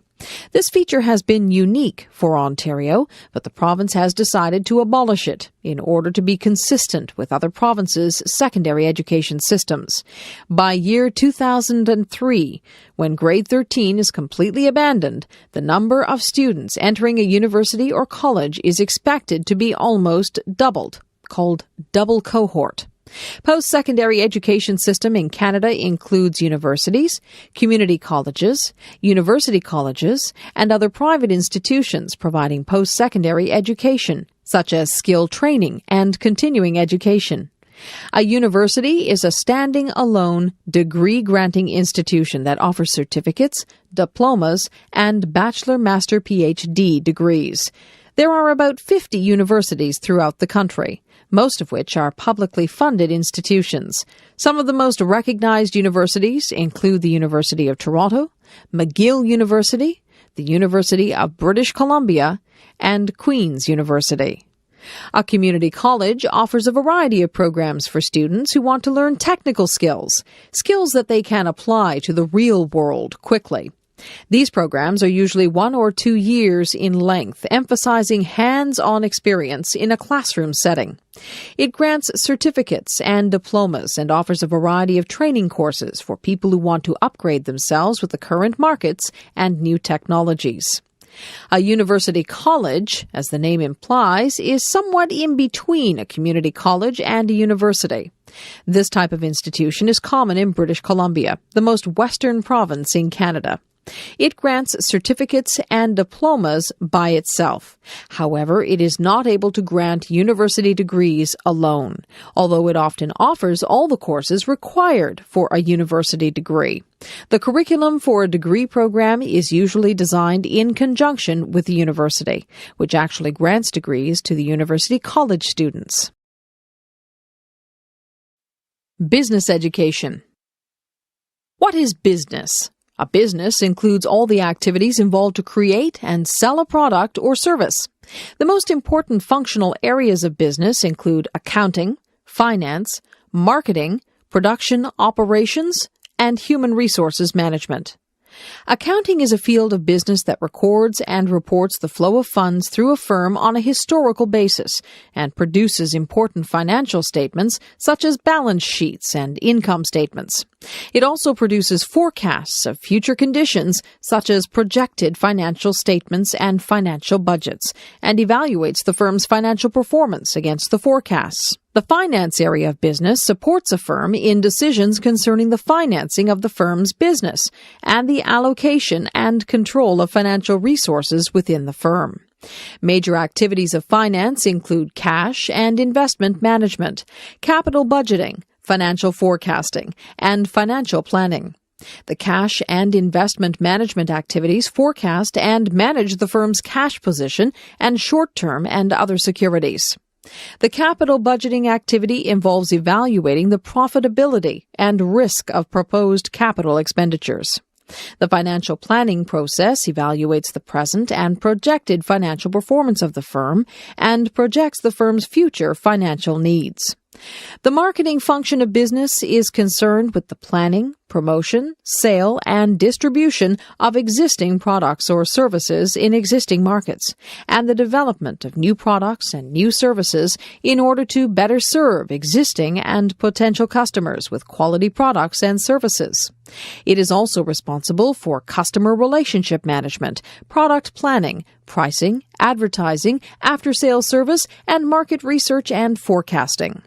The production operations function focuses on the management of all activities concerned with the planning and control of the process producing goods or services. These activities include purchasing of raw material and parts, product design, inventory, manufacturing processes, facilities, location and layout, quality control, and such other logistics as distribution and transportation. The human resource management function involves the recruitment, placement, evaluation, compensation, and development of a firm's employees. With the main goal of the effective and efficient use of a firm's human capital, the human resources management function supports planning to meet the personal needs of the business, development of employees to their full potential, and control of all personnel, policies, and programs. While each of the aforementioned functional areas within a firm used to operate somewhat independently with its own objectives and resources, information and other computer technologies have integrated all business functions within the firm and created something called an Internet-worked e-business enterprise. Strategic uses of information technology. What is information technology? How can information technology be used in an organization to improve its efficiency? How much investment should an organization make in information technology? What are the business benefits and opportunities an organization may achieve from using information technology? These are some of the most important questions many organizations ask themselves before investing their capitals in information technology. In an academic term, information technology is defined as hardware, software, telecommunications, database management, and other information processing technologies used in computer-based information systems. There are many ways that organizations may view and use information technology. However, in today's competitive business environment, technology is no longer an afterthought in forming business strategy, but it is the actual cause and driver. In other words, for a firm to maintain or improve its business competitiveness, it must use information technology to achieve strategic advantage. Information technology can help a company substantially reduce the cost of business processes and lower the costs of customers or suppliers. Information technology can help a company differentiate its products and services from others. Using information technology, a firm can create new products and services or make radical changes to business processes. A firm can use information technology to manage regional and global business expansion, or to diversify and integrate into other products and services. A firm can use information technology to create virtual organizations of business partners, or to develop alliances with customers, suppliers, and other business partners. Information technology can dramatically improve the efficiency of business processes and the quality of products and services.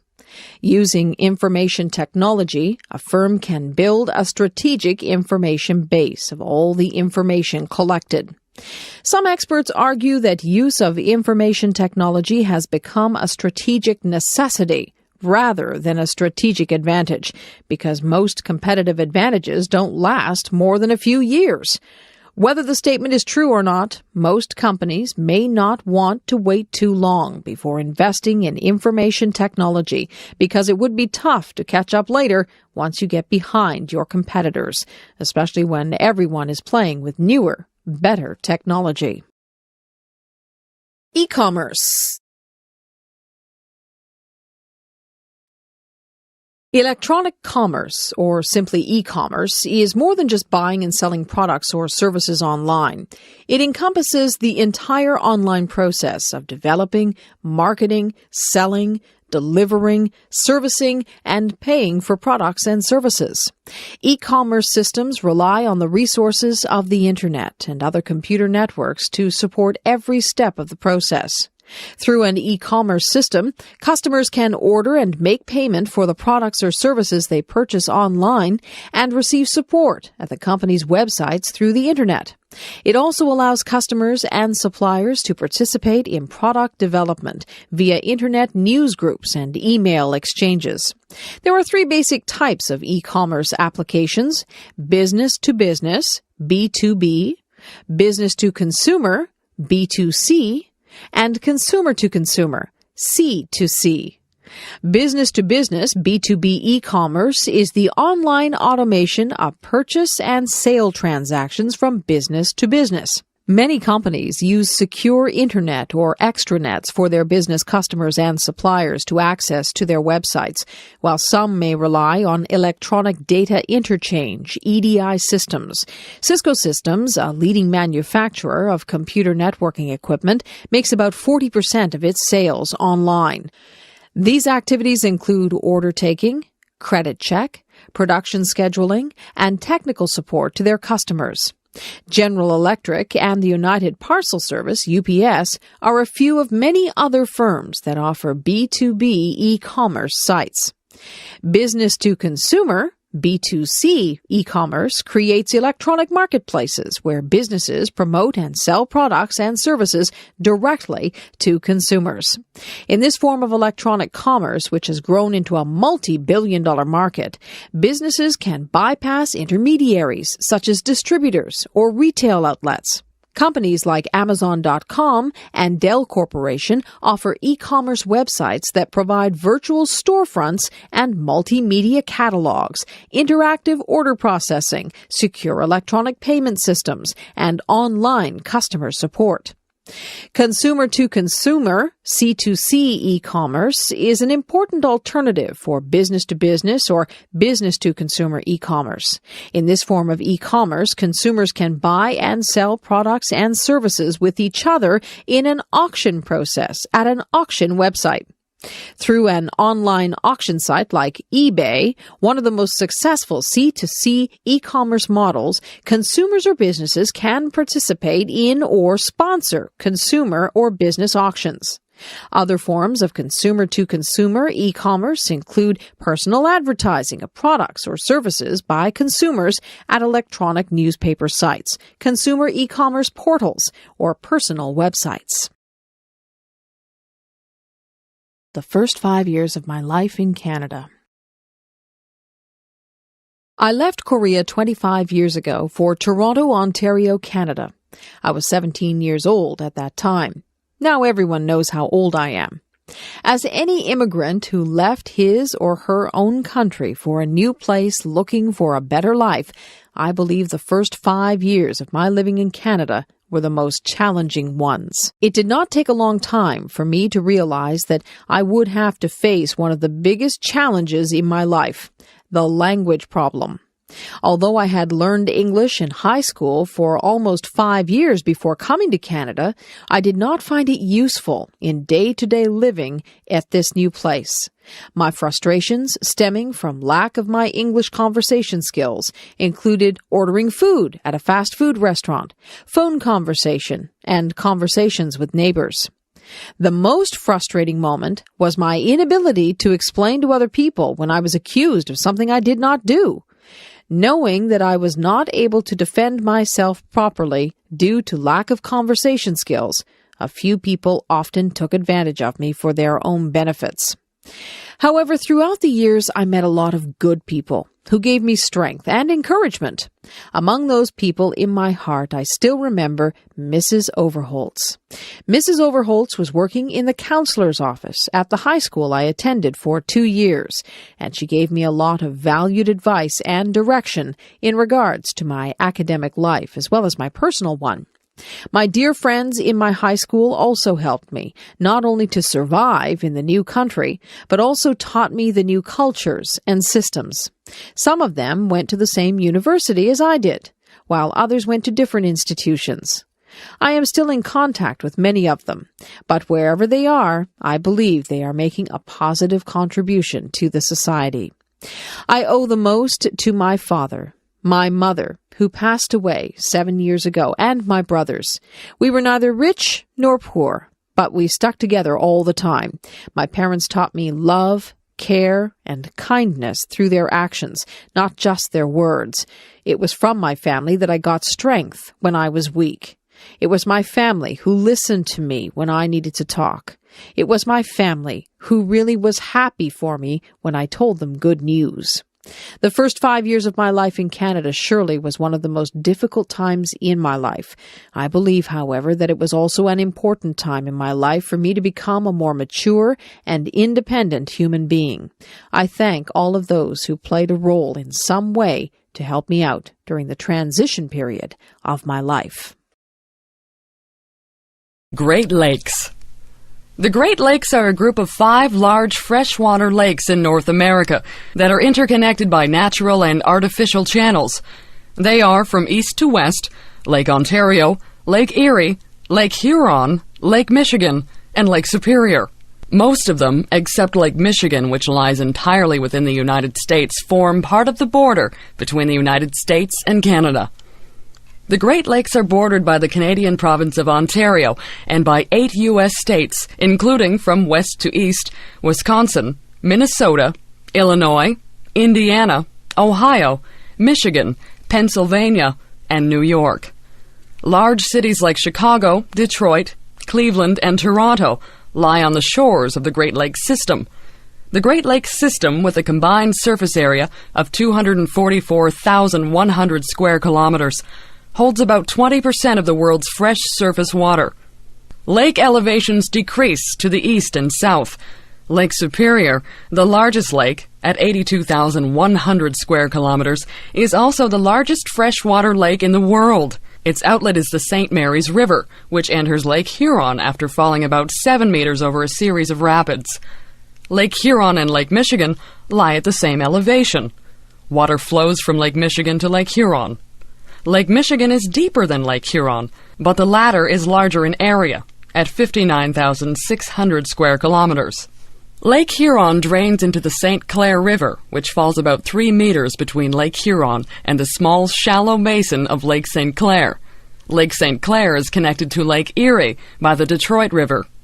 At its northeast end, Lake Erie empties into the Niagara River, which drops 99 meters as it flows north to Lake Ontario, which is the smallest of the Great Lakes, at 19,010 square kilometers.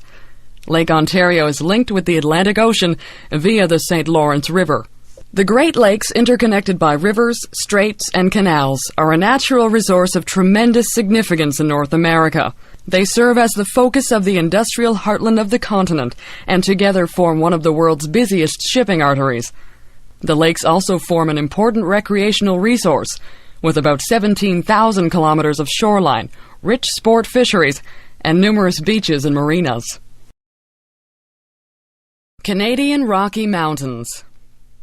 Some of the best-known mountain scenery on Earth is concentrated in a set of 7 parks in the Canadian Rocky Mountains.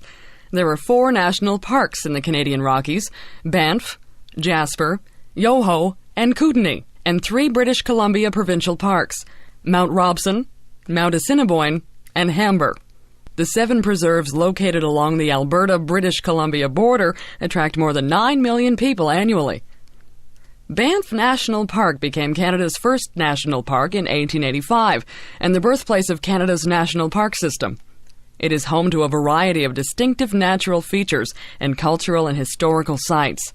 Rugged mountains, glaciers, ice fields, alpine meadows, beautiful blue cold water lakes, mineral hot springs, deep canyons, and hoodoos compose the natural landscape and habitat for a great variety of mammals such as elk, bighorn sheep, black and grizzly bear, and caribou.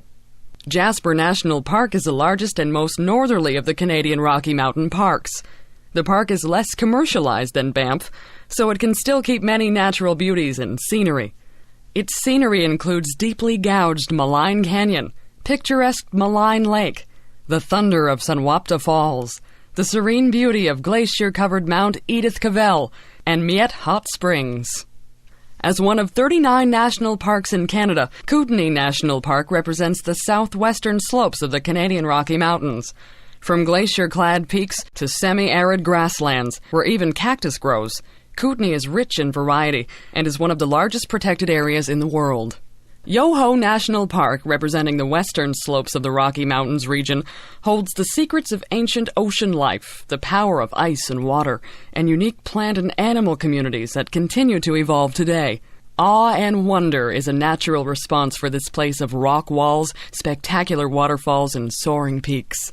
The Burgess Shale contains one of the world's most significant finds of soft-bodied, Middle Cambrian-age marine fossils, with about 150 species, including some bearing no resemblance to known animals. These 4 Canadian national parks account for 14,300 square miles.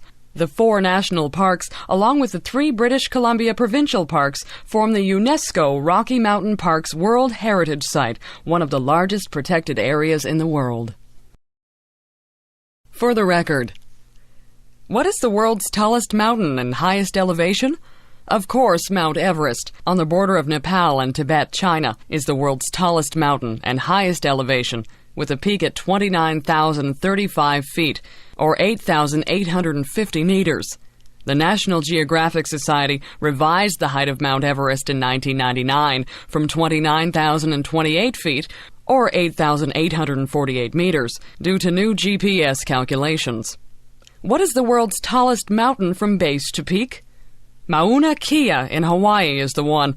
Its base is on the sea floor and rises 33,480 feet, or 10,314 meters in total, reaching 13,796 feet, or 4,205 meters above sea level. In reference to its towering height of 20,320 feet above sea level, Mount McKinley in Alaska is the tallest mountain in North America. It has been named the Roof of North America or the Chimney of North America. Located about 55 kilometers drive from Amman, Jordan, the Dead Sea in the Middle East region is the lowest point on Earth.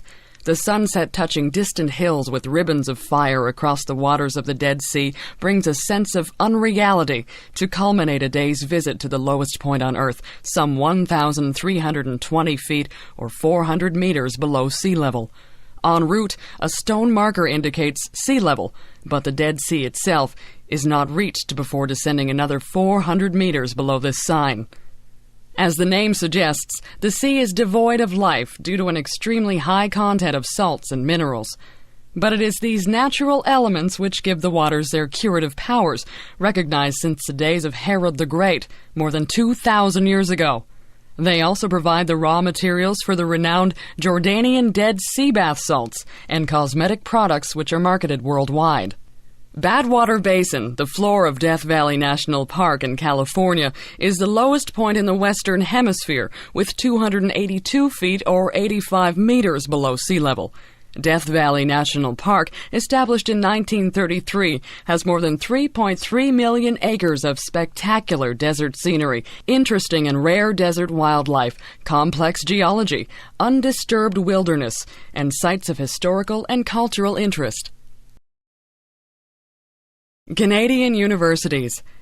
There are about 50 standing alone 4-year degree granting universities in Canada. Unlike the higher education system in the United States, most of the universities in Canada are publicly funded institutions, although there are a few private institutions. These public universities are funded and regulated by the province to which they belong.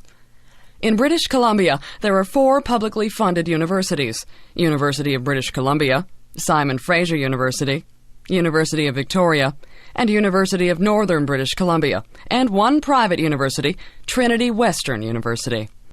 In Alberta, the 3 publicly funded universities are University of Alberta, University of Calgary, and University of Lethbridge. In Saskatchewan, the 2 publicly funded universities are University of Saskatchewan and University of Regina. Moving into Manitoba, there are 3 publicly funded universities in the province. They are University of Manitoba, University of Winnipeg, and Brandon University. Ontario is not only the most populated province in Canada, but also has the largest number of universities. It has 17 publicly funded universities.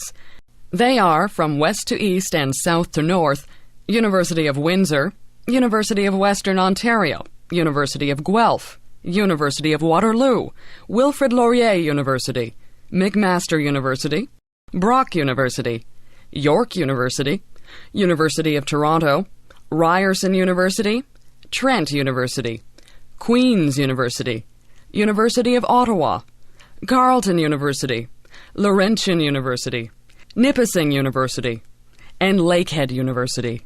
The province of Quebec has 7 publicly funded universities, with many of them having several branch campuses throughout the province.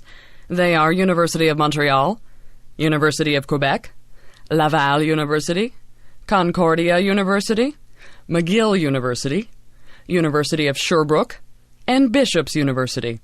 While French is the official language of instruction at most of these institutions, English is the official one at both Concordia University and McGill University.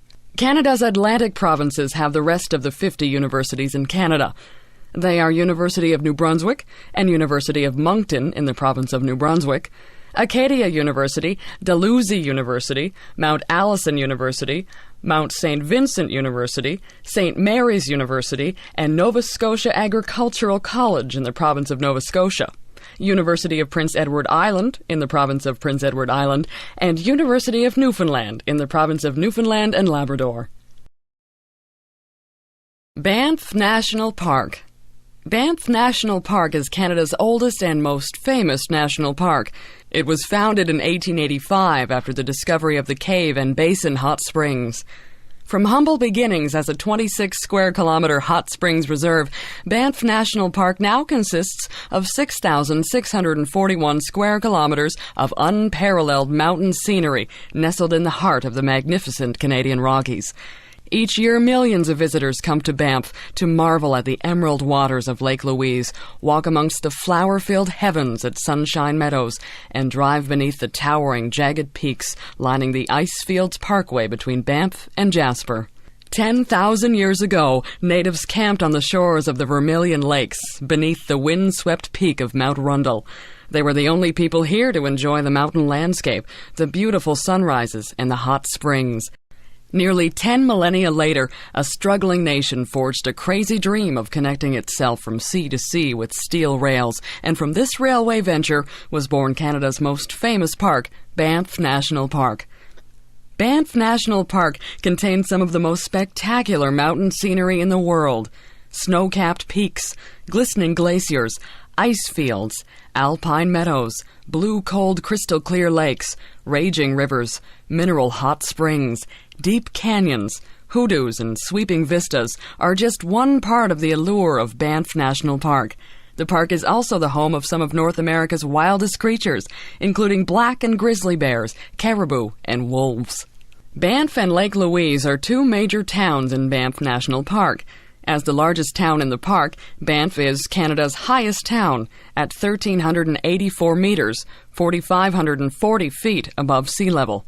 Lake Louise, with its blue-green water set against the stark backdrop of Victoria Glacier, is the highest permanent settlement in Canada at 1,536 meters, 5,039 feet above the sea level, and probably the most beloved and most photographed scene in the Canadian Rockies. In Banff National Park, driving through the Bow Valley Parkway, one of the world's most scenic highways, is a good opportunity to see animals, particularly deer, bears, and moose. Banff National Park is part of the UNESCO Rocky Mountain Parks World Heritage Site. Sport Canada. Sport Canada is the name of Canada's federal government program to help support athletes. The purpose of Sport Canada is to develop and encourage sport, health, and exercise programs for all Canadians. However, Sport Canada's main emphasis is on high-performance athletes training for major international athletic competitions, such as the Olympic Games. Sport Canada was created in the 1970s as a response to the perceived need to help athletes train and compete in international sport. Before the 1970s, athletes wishing to train and compete in sport had to support themselves financially. Athletes were either independently wealthy or were supported by family or friends. Unfortunately, many high-caliber athletes without such financial support simply could not afford to train and compete in international competition. Also, before the early 1970s, almost all international sports events were amateur. Amateur rules meant those receiving funds from government programs or corporations were breaking the rules of sport. Athletes receiving money were disqualified from competition. As a result, the amateur rules generally limited training and competition to those athletes who came from wealthier families. Less fortunate athletes, many of whom likely would have performed well for Canada in international competitions, simply could not afford to do so. Sport Canada has been a role model for many government-run sport programs around the world. With its central administrative offices in Canada's capital of Ottawa, Sport Canada efficiently provides administrative, coaching, and financial help for athletes across the country. Athletes can concentrate their efforts full-time on training and competition. As a result, Canada's share of the medal totals in the Olympic Games has risen since the 1970s. Recently, Sport Canada's programs have been criticized by some who feel that the program does not provide enough money for athletes.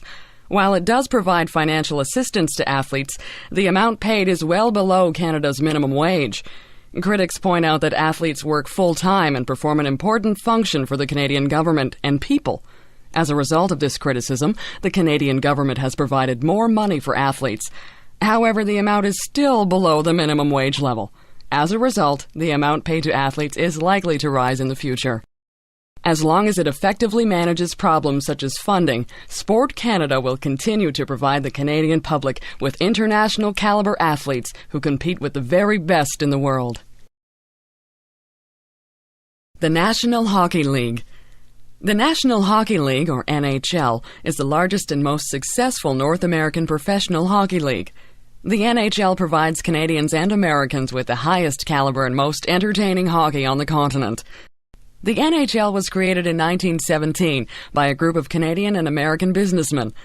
Their two central goals were to create a league that provided the most entertaining hockey in North America and generated revenues and profits. This was a somewhat new idea at the time. While there were some for-profit leagues in existence, most were amateur. This meant that players, coaches, and owners of teams were not allowed to make money from playing the game of hockey. It took several decades for the NHL to become the most dominant league. In the early days, a few professional or commercial leagues competed with the NHL for the public's entertainment dollar.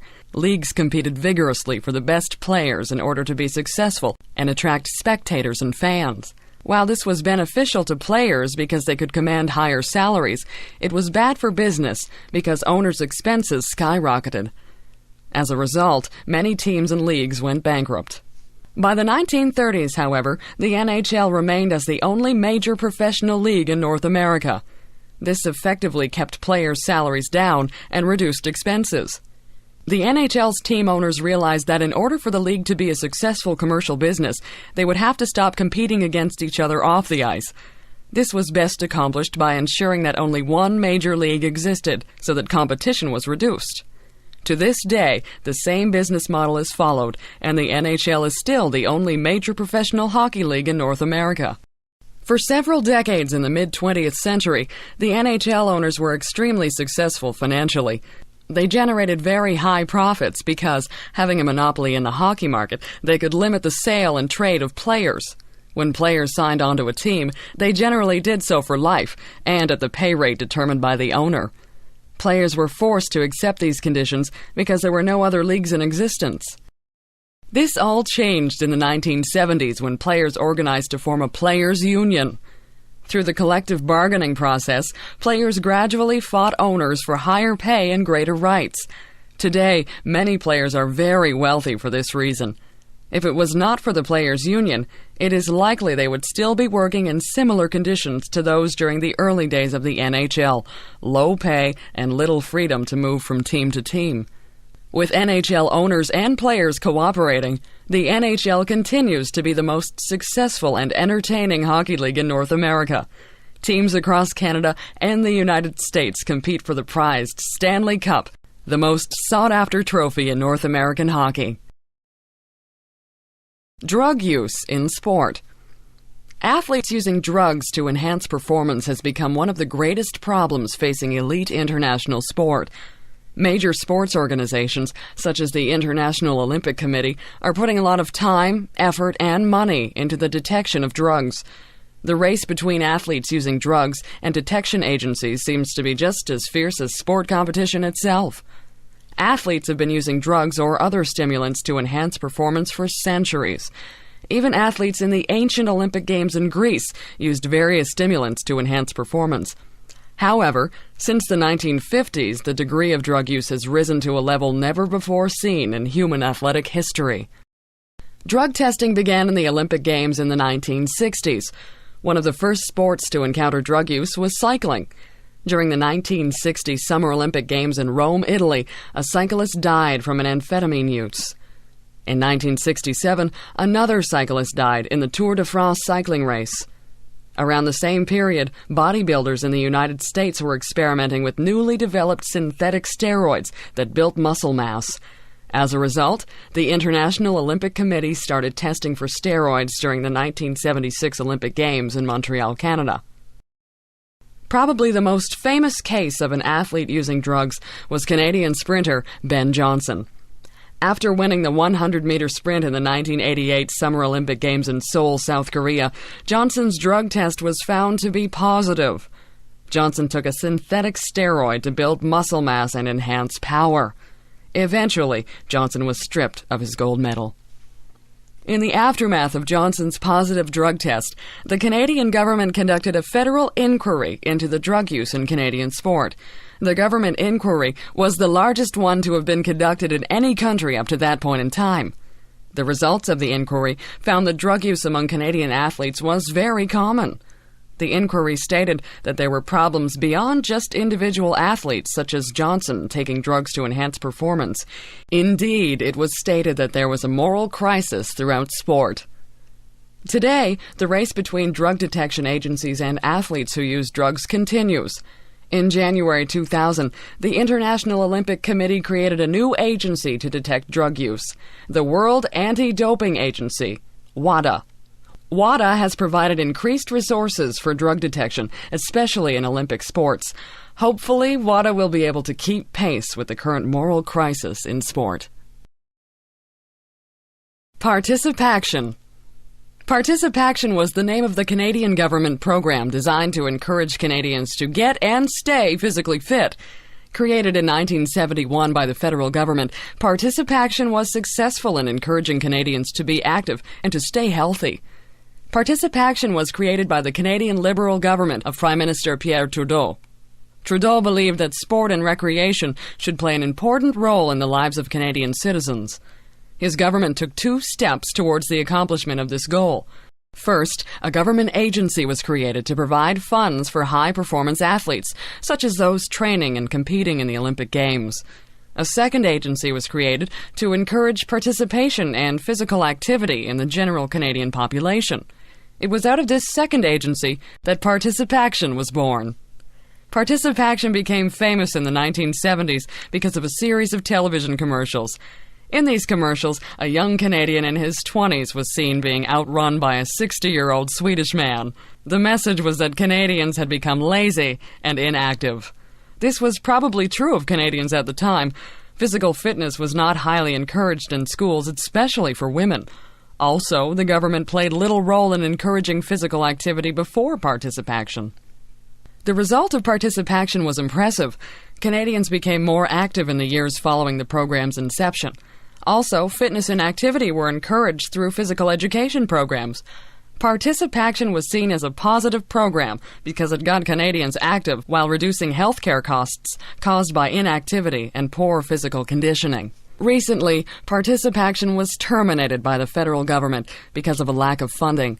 Many people thought this was a shame given the positive messages the program gave to otherwise inactive Canadians. Despite the program's termination, Participaction has made a long-lasting impression on Canadians. Hopefully, its positive example of physical fitness for Canadians will continue in the future. The Olympic Games. The modern Olympic Games began in the late 19th century as a revival of the ancient Greek Olympics.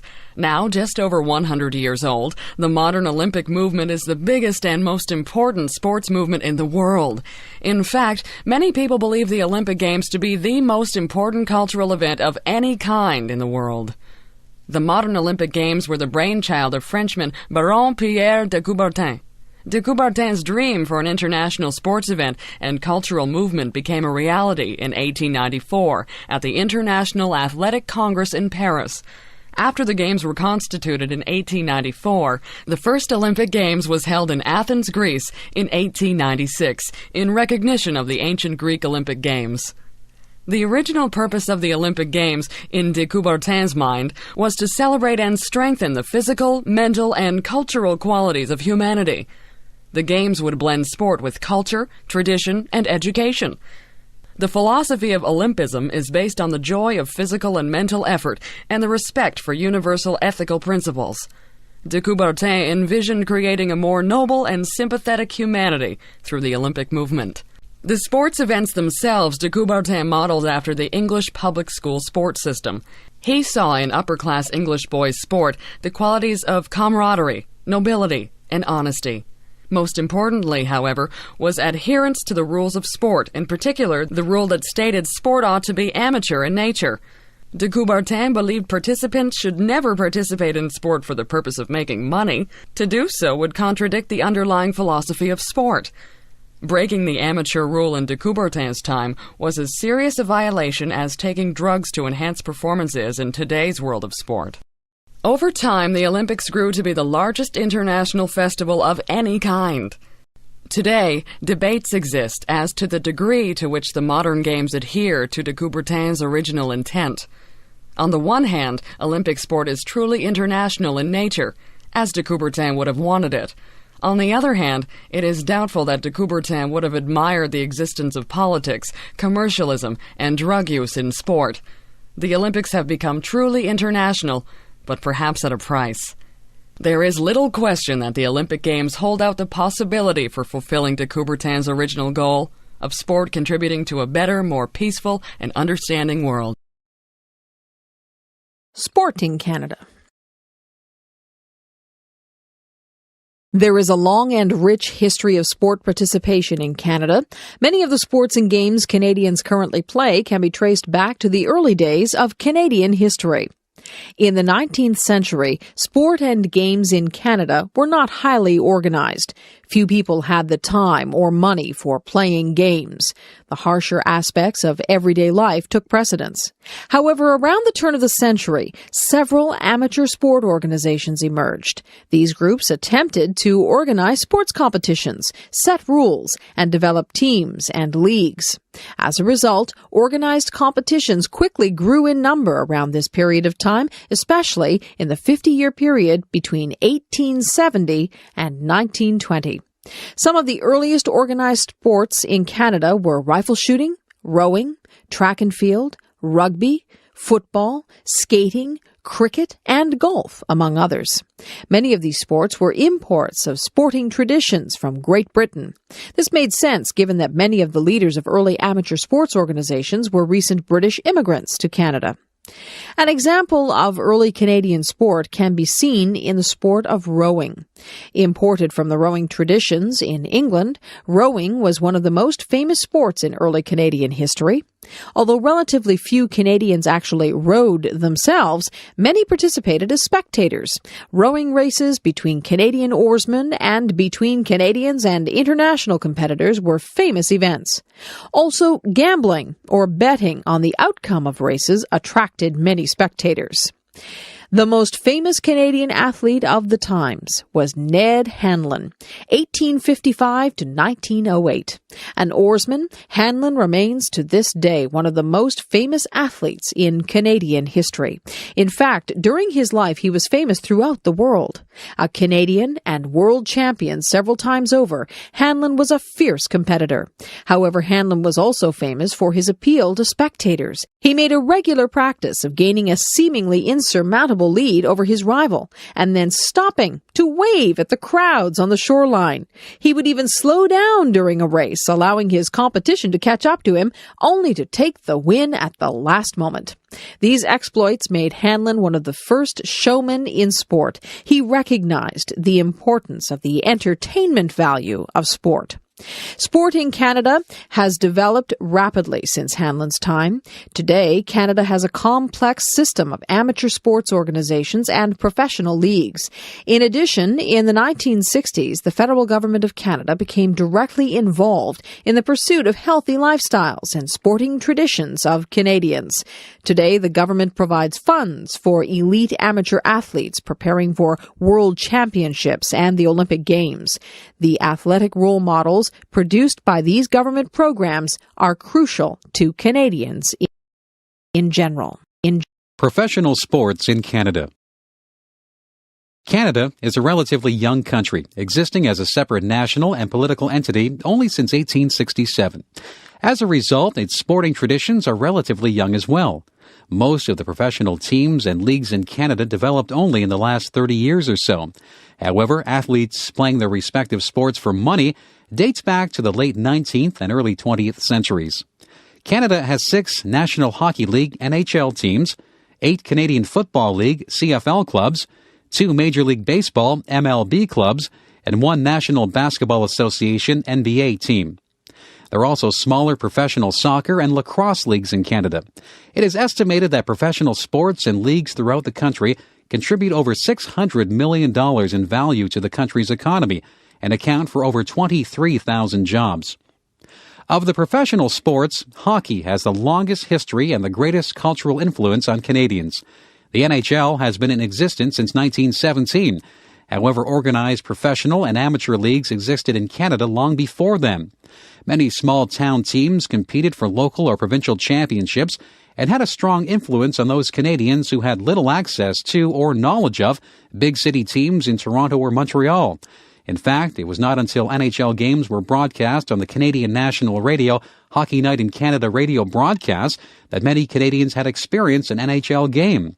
Indeed, despite the fact that the NHL was considered Canada's most prestigious league, it was not until the advent of television in the 1950s that most Canadians had ever seen an NHL game. Today, all professional sport in Canada is one way or another affected by the more powerful American leagues. In the sports of baseball and basketball, Canada has no professional leagues of its own. Instead, Canadian teams play in the American-dominated leagues.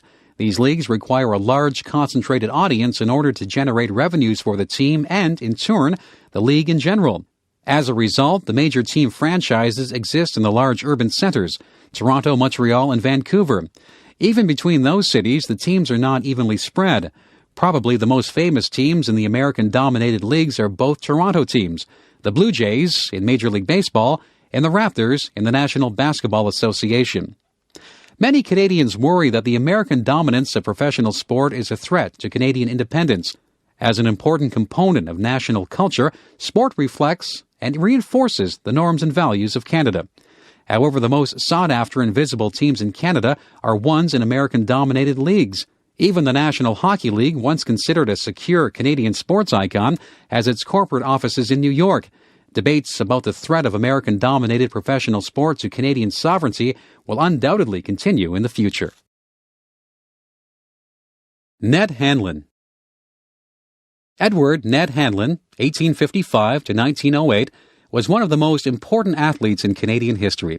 Hanlon, an oarsman, helped shape the direction of Canadian sport in its early formative years. His combination of athletic success and popularity with rowing spectators helped promote the cause of rowing and professional sport. In the late 19th century, rowing was one of the, if not the, most popular sports in Canada. The sport received as much, if not more, press coverage and general public interest than any other sport. In addition, the sport's long history in Canada, Great Britain, Australia, and the United States developed into well-organized national and international championships, including one of the first regularly held world championships in any sport. In fact, Hanlon was a regular winner of world championship titles. Part of the popularity of rowing involved gambling and lucrative prizes. Spectators regularly bet on single sculling, in much the same way they do on horse racing today. Hanlon quickly rose to fame in the late 19th century through a combination of careful financial planning of his athletic career and his mastery of the sport. Perhaps his most ingenious invention was the now common sliding seat. By fixing wheels onto a wooden seat, Hanlon gained an advantage over his competitors, who slid back and forth in the boat on grease. The extra use of his legs translated into greater boat speed for Hanlon. Hanlon was also noteworthy for his methods of gaining popularity with fans. Recognizing the importance of the entertainment value of sport, Hanlon would regularly wave to the crowds and perform rowing tricks such as removing his hands from the oars in the middle of the race. He was even known to fake an injury in the middle of a race, only to recover just in time to win the race. Of course, the additional purpose of this strategy was to raise gambling odds, thus making himself and his financial handlers wealthier from his victories. In the 1870s and 1880s, Hanlon won and then successfully defended his world championship title 7 times. He also competed in commercial exhibitions and rowing tours around the world. After his competitive career ended, Hanlon went on to coach younger oarsmen in 2 North American universities, Toronto and Columbia. So famous was Hanlon that one major newspaper in Canada claimed he was the single greatest agent for attracting new immigrants to the young country. Today, a bronze statue stands in Toronto in honor of his success, and an island just off the shores of the city of Toronto is named after Hanlon. Rowing. The sport of rowing is one of the oldest organized sports in the Western world. The modern version of the sport was developed mainly in England in the 19th century, especially in the public school system. However, boat races somewhat similar to the modern sport took place in ancient Greece during the ancient version of the Olympics. In the late 19th and early 20th centuries, rowing gained much popularity. The sport was particularly famous in countries with a history of immigration from Great Britain, Canada, Australia, and the United States of America. Most of the main colonial countries had national championships, and a world championship was regularly held. The sport developed either in private clubs or in elite educational institutions. In 1852, a race between Yale and Harvard universities in the U.S. was the first organized athletic competition of any kind. The turn of the century saw the sport's ascendancy to one of the largest spectator sports. Many regularly held races depended on betting or gambling to attract spectators. The biggest international matches attracted thousands of spectators, and much money was wagered. Canadian Ned Hanlon was perhaps the greatest of the early rowing champions. In the late 19th century, he dominated international rowing races. Hanlon also combined his rowing skill and prowess with his own unique brand of showmanship to attract spectators. Hanlon is also known for having invented the sliding seat. His wooden seat, set on wheels, greatly increased his efficiency and speed and gave him a distinct advantage over competitors. Before Hanlon's time, rowers would wipe grease on a wooden platform in the boat and slide over the grease. The older technique was less reliable and did not allow as much leg drive as Hanlon's newly invented seat. As the 20th century unfolded, rowing lost some of its earlier public support and distinction. In North America, as professional sports attracted the attention of spectators and television viewers, other amateur sporting traditions such as rowing lost support. Today, rowing maintains a strong tradition under the administration of the world governing body for the sport. However, the yearly World Championship does not typically receive the attention of other major sports events such as track and field. The highlight of rowing competition is undoubtedly the Olympic Games. However, older traditional races such as the English Henley and the yearly Oxford-Cambridge boat race still attract large crowds. A more recent development in rowing is recreational and masters rowing. In an attempt to regain popularity in the sport, many clubs in North America are offering less competitive recreational programs and encouraging older masters rowers to participate. This is probably a positive move in at least two reasons. One is that the sport will attract many more participants. However, the other equally important reason is that the sport might dispense some of the elitist image many people have of the sport as an English old boy sport. Tiger Woods. One of the most dramatic moments in golf occurred on April 13, 1997. On that day, Eldrick Tiger Woods, at the young age of 21, won the prestigious Masters Golf Tournament. Not only was Woods the youngest ever to perform the feat, Woods' score of 270 set a record for the tournament. His victory was also seen by many as a symbolic victory over years of racism in the sport of golf and U.S. society in general. Woods' victory in 1997 came just 2 days after the 50th anniversary of the day American baseball players broke the color barrier in professional baseball. Also, Woods' victory came in a sport long recognized for racial exclusion. The Augusta National Golf Club excluded blacks from playing in the Masters tournament until 1975, and the Professional Golfers Association only removed its Caucasians-only rule in 1961. Woods was born in the state of Florida in 1975. He rose to fame quickly, winning the U.S. Amateur Tournament from 1994 to 1996, National Collegiate Athletic Association champion in 1996, and U.S. Junior Championship from 1991 to 1993. In the first year that Woods turned professional, it is estimated that over $650 million U.S. in extra revenue was generated in golf. Television ratings soared in the sport, and the Professional Golfers Association negotiated huge contracts with American television networks as a result of Woods' fame. Woods has also negotiated record-breaking private sponsorship deals with major firms such as Nike, Buick, Titleist, American Express, and many others.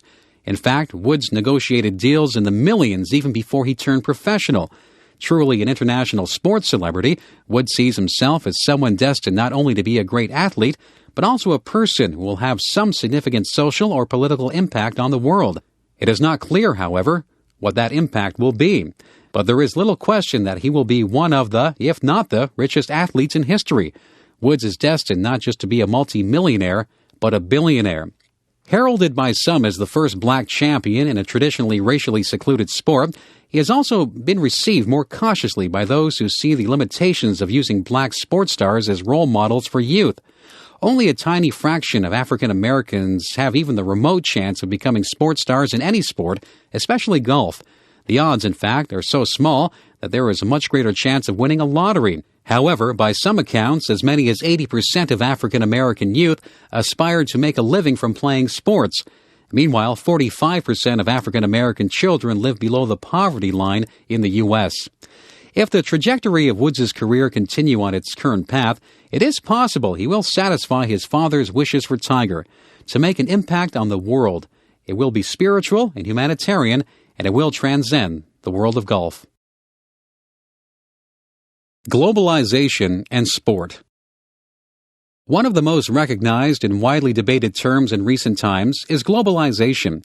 While there is little consensus as to what it actually is, there is little doubt that the world has in one way or another become more interconnected. Mass communications and transportation technology, in addition to the rise of transnational corporate culture, have combined to produce a new global culture. At the same time, sport has become one of the most recognized elements of global culture. In fact, it has been claimed that there are no other events in the world that attract the attention of more people around the world than sports events, especially the Olympic Games and the World Cup football soccer tournament. It is difficult to think of other events that attract the world's attention in the same manner as sport. Global themes infuse international sporting events in several ways. One of those ways is in advertising. Major transnational corporations using major events like the Olympic Games advertise with global themes and images. In addition, media coverage of major events often emphasizes national and international themes. These themes can be both positive and negative. For example, sport can reinforce international cooperation and cultural learning, but it can also be used to reinforce themes of aggressive nationalism and create tension between countries. This was clearly the case during the Cold War from World War II to the late 1980s, in which West Bloc and East Bloc nations regularly did battle at the Olympic Games. More recently, additional global themes have appeared. The international immigration and movement of athletes is one theme. Increasingly, professional and elite amateur athletes are attracted to other. Football, soccer, is one sport that practices athlete immigration frequently. Many professional teams in Europe, for example, have many players from outside the team's nation. An additional global theme that has appeared lately is sport used for international advertising and marketing. Sport provides a very useful device for transnational marketing and advertising because the symbols provided by sport are often recognizable internationally, and sport provides many of the themes and images important to advertising: speed, strength, competition, perseverance, and so forth. Many corporations such as IBM and Coca-Cola regularly use sport to advertise their products, even though these corporations don't sell sport-related products directly. Some critics have claimed that major international events such as the Olympic Games are being used less for international understanding and cultural sharing as they are for making big corporations a lot of money. While it is clear that the sport-related images and symbols used by these corporations are recognized worldwide, it is not so clear what positive benefits are accrued from this. In any case, there is little doubt that sport will continue to play a vital role in the globalization process. Women in sport. The struggle to attain equality for female participation in sport has been a long and hard-fought one. 100 years ago, a majority of people, many women included, would have thought it unnatural, if not immoral, to permit women to participate in sports. Today, women's participation is widespread and accepted by most. However, there are still many sports and sport-related institutions and organizations that have not achieved full equality. Some sports, such as football or boxing, encourage very little female participation, although even these so-called masculine sports are changing. Women's boxing, for example, will probably be included in the Olympic Games by the end of this decade. In the late 1800s and early 1900s, when sports and physical education programs were first organized in North America, women were forbidden from participating for so-called scientific or medical reasons. Physicians as a group often spoke out against female athleticism, using the argument that physical activity would damage reproduction. Others claimed that it was quite simply unnatural for women to participate in sports. Little real evidence was provided to support these claims. In truth, the so-called evidence was more a reflection of physicians' cultural assumptions about women's place in society in general. The 1920s and 1930s witnessed a short golden age in women's sports. Individual athletes and teams or leagues formed to support female athletics. Track and field, tennis, softball, programs in physical education, and other activities were encouraged, at least for those women lucky enough to have the time and money to participate. There was even a women's Olympic Games movement in the 1920s and 1930s. At one point, the regular Olympic Games organized by the International Olympic Committee, IOC, became concerned that the Women's Olympics would gain enough power to challenge the superiority of the IOC's Olympics. As a result, the IOC included a few more women's events in their games, although not many. The golden age of women's sports was followed by a long drought. The post-World War II era was one of very conservative traditional family values in North America. However, in the 1970s, the current boom in women's sports began. One of the driving forces in the movement was East Bloc countries, particularly the Soviet Union and East Germany, both of which encouraged female athletes at the highest level, the Olympic Games. Female athletes with strong and muscular bodies emerged on the international sports stage. At first, this raised concern among the male-dominated sports establishment. However, after years of struggle, the muscular and strong female athletic body has become common in international sport. In the late 19th century, the founder of the modern Olympic Games, Pierre de Coubertin, said that the sight of women participating in sport was an affront to the human eye and unnatural. We've come a long way since then. Sport and television. There is little question that television has radically changed the sporting world. Television has done more than just make existing sports more accessible to a mass audience. It has argued that the very nature of sport and spectators' experiences of sport has been shaped by the medium of television. The first televised sporting event took place on May 17, 1939. A baseball game between two American schools, Princeton and Columbia, marked the beginning of a new era in sport. The first broadcast, however, was not of particularly high quality. Viewers could hardly see the players on the television screen, the technology at the time being of very low quality. In addition, very few people owned television sets at the time. Only 400 TV sets were in circulation, and the average cost of $600 made owning a set impossible for most people. This situation would soon change. Television as a popular and affordable medium grew rapidly in the 1940s and 1950s. By the end of the 1950s, American televised sport entered a golden age. It was during this period of time that major sporting organizations, such as professional leagues, and major amateur organizations, such as the International Olympic Committee, IOC, realized the benefits of television. Not only could TV make competitions available for a huge number of spectators, it could actually make money for these organizations. Television companies, in turn, could make money by attracting viewers and selling advertising space at increased rates. Television and sport entered what some observers call a symbiotic or mutually beneficial relationship. The business relationship developed between the American TV company ABC and the Olympic Games is a clear example of the TV sport symbiosis. In the 1960s and 1970s, ABC recognized the importance of using international sport to attract viewers. By being recognized as the Olympic network, ABC quickly rose from being the third biggest commercial network in the U.S. to being the leading network. At the same time, ABC paid higher and higher rights fees to the IOC, and the IOC in turn began to take a more commercial and professional approach to the Olympic Games. The ABC role model has paved the way for other television networks around the world. Today, television rights pay for the majority of Olympic Games expenses.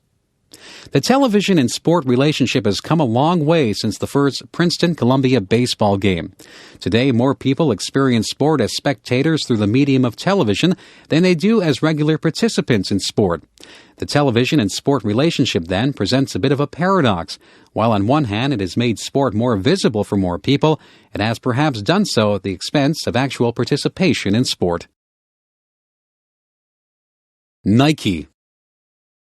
Nike and its swoosh corporate symbol are among the most recognized brand names in the world, alongside McDonald's, Coca-Cola, and Disney. Starting in 1964 as a sports shoe outlet, the company grew to become the market leader in footwear and apparel.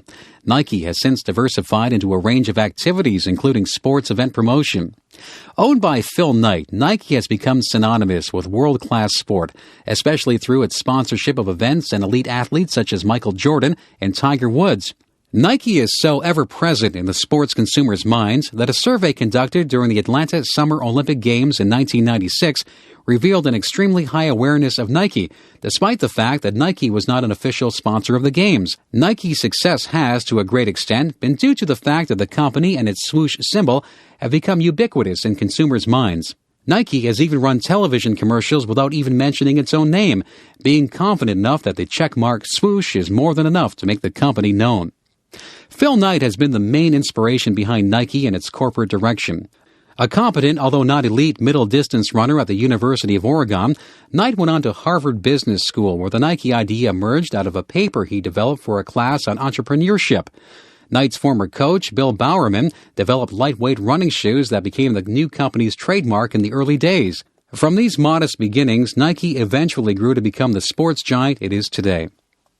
Ironically, part of Nike's status in the world of competitive sports merchandising has come from the attention it's received by critics. A short article published in the early 1990s in Harper's Magazine quickly mushroomed into an international outcry against Nike's practice of placing their factories in underdeveloped countries and paying workers below subsistence wages. Nike quickly responded to the criticisms with a number of tactics to either divert attention away from the criticisms, ones that Knight, interestingly, at first denied, or by acknowledging the practices but claiming Nike was cleaning up its act. In many cases, Nike has made an effort to create better working conditions for those in underdeveloped countries making shoes and other merchandise. However, the overall effect of Nike's changes is not known, and several groups around the world regularly check and often criticize Nike's labor practices. Nike's recent marketing extravaganzas include a $200 million U.S. deal with the Brazilian National Soccer Federation. It has been rumored that Knight's ego has much to do with Nike's marketing strategies. Some critics have suggested that Knight's hidden agenda is no less than controlling sports marketing and merchandising throughout the world.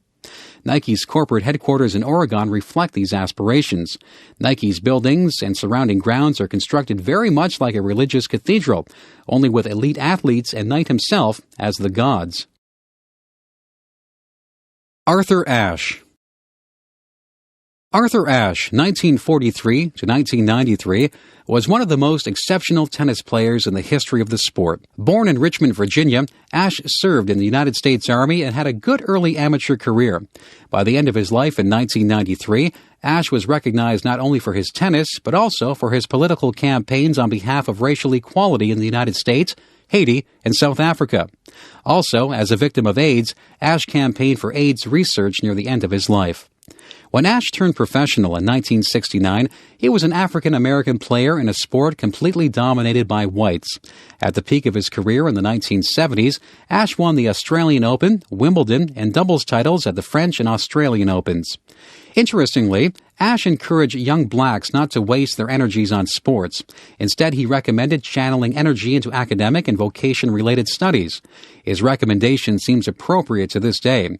While it is the case that sports can provide positive role models and encourage hard work and discipline, it is also the case that many young athletes dream unrealistically of professional careers at the exclusion of school.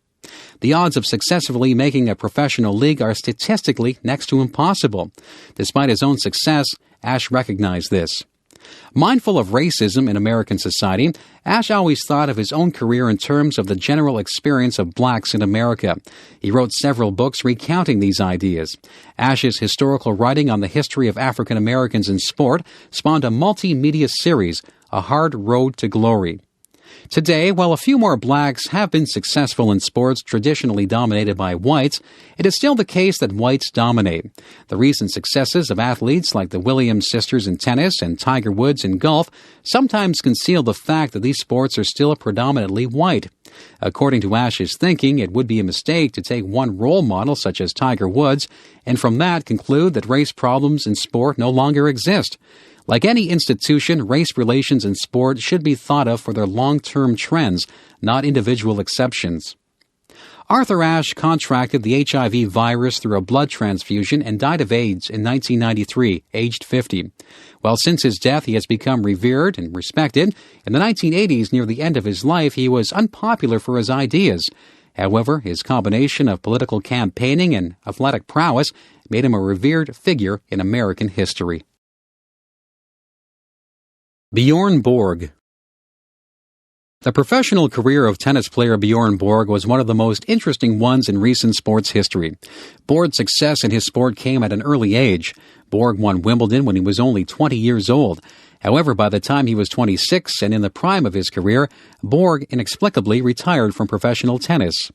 Borg, who began playing tennis at the age of 9, was the number one ranked junior player by the age of 14 and had won the Italian and French Open titles at the age of 18. These were the first of several major championships won by Borg in the late 1970s and early 1980s. Probably his greatest achievement was a winning streak at Wimbledon that spanned 5 years.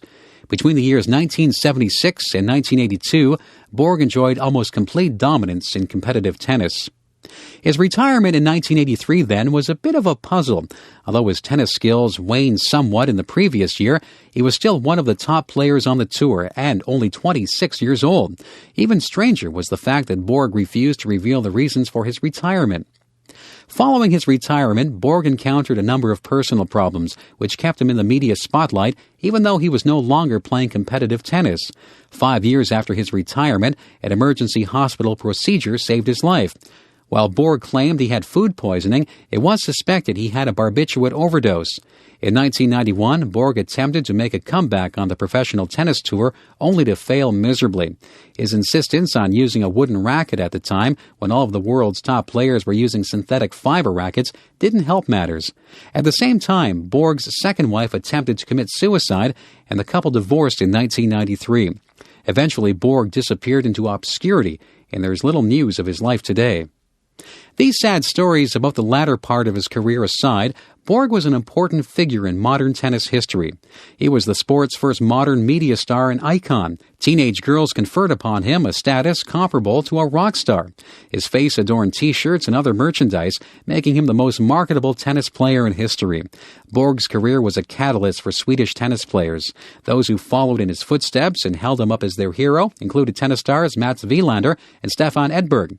Perhaps most important of all, Borg gave to the sport of tennis a degree of showmanship, visibility, and marketability that was used as a role model for the sport in future decades. Babe Didrikson. Mildred Babe Didrikson, 1913 to 1956, was one of the most celebrated female athletes of the first half of the 20th century. Competing in the 1930s and 1940s, when conventional attitudes regarding women's participation in sport dominated North American culture, Babe Didrikson rose to fame by dominating not just one, but a number of sports. Didrikson flouted conventional notions of femininity and proper female activity by excelling in field events such as javelin and shot put, in addition to traditionally male-dominated sports such as baseball, swimming, and golf. Interestingly, Didrikson would always have to battle popular accounts that attacked or questioned her femininity and sexuality. As a woman with a large, muscular, and athletic body, Didrikson was often accused of having an unfair advantage over other women, and often regarded as not being a real woman. Born in the state of Texas, Didrikson rose to athletic fame quickly, representing the USA in the 1932 Olympic Games in Los Angeles, where she won and set records in the javelin and 80-meter hurdles. Later in her career, Didrikson turned her athletic attention mainly to golf, a sport in which she was immensely successful. Interestingly, however, Didrikson tired of the popular innuendo regarding her unfeminine appearance and made a conscious effort to change her image in favor of a more traditionally feminine one. She donned dresses and makeup in place of her sweatpants and makeup-less appearance. Didrikson's controversial career underwent a twist when she fought the American Athletic Union, AAU, which had stripped her of her amateur sports status after she allowed her image to be used in endorsements for cars. When offered amateur status reinstatement, Didrikson refused, challenging what she believed to be the AAU's antiquated rules and regulations. Aside from her incredible athletic accomplishments, Didrikson is an important historical figure because of the challenge she made to the male-dominated institution of sport. Didrikson challenged those within the institution of sport to question gender values at a time when the political environment made it difficult to do so. Didrikson prefigured by several decades the challenges to sport made by other female athletes, such as Billie Jean King, Martine Navratilova, and Florence Griffith Joyner. Didrikson forced a re-examination of the meaning of sports, making many aware of the social and political importance of an institution typically not thought of as such. The Dubbin Inquiry. The Dubbin Inquiry was a Canadian federal government inquiry into the state of amateur sport in Canada, more specifically into the use of performance-enhancing drugs by Canadian athletes. The inquiry followed in the footsteps of Canadian sprinter Ben Johnson's disqualification in the 1988 Seoul Olympics. The inquiry was named after Charles Dubbin, a Canadian judge who presided over the proceedings. Johnson won the Olympic men's 100-meter final in a world record time of 9.79 seconds. However, his post-race mandatory drug test was positive. Johnson was found to have taken the steroid stanozolol. The subsequent stripping of Johnson's gold medal turned into probably the most famous case of drug use in the history of sports. It also sent shock waves rippling through the Canadian sports establishment, with various members of government and the sport bureaucracy pointing fingers at each other. Many observers of the sports establishment around the world followed the Dubbin Inquiry and the Johnson case. Several countries were dealing with a growing problem of their own athletes using drugs to enhance performance, so the results of the inquiry were eagerly anticipated. The inquiry heard testimony from a large number of athletes, coaches, sports administrators, and others. The most interesting submissions were made by Johnson's coach, Charlie Francis, his physician, Jamie Astafan, and of course from Johnson himself. The inquiry disclosed drug taking on a scale never before suspected. It was discovered that, besides the common practice of coaches encouraging athletes to take drugs, many others were guilty of turning a blind eye to the problem and ignoring it. In the aftermath of the inquiry, a new organization, the Canadian Centre for Drug-Free Sport, was created to combat the problem. This organization has taken various measures in its attempt to combat drug use by Canadian athletes.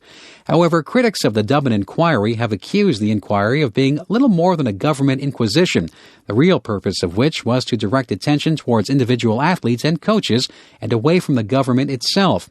Increasingly, in the 1980s, Sport Canada, the governing body responsible for the administration of elite amateur sport in Canada, had taken a success-oriented approach to Canadian sport, emphasizing winning medals above all other goals.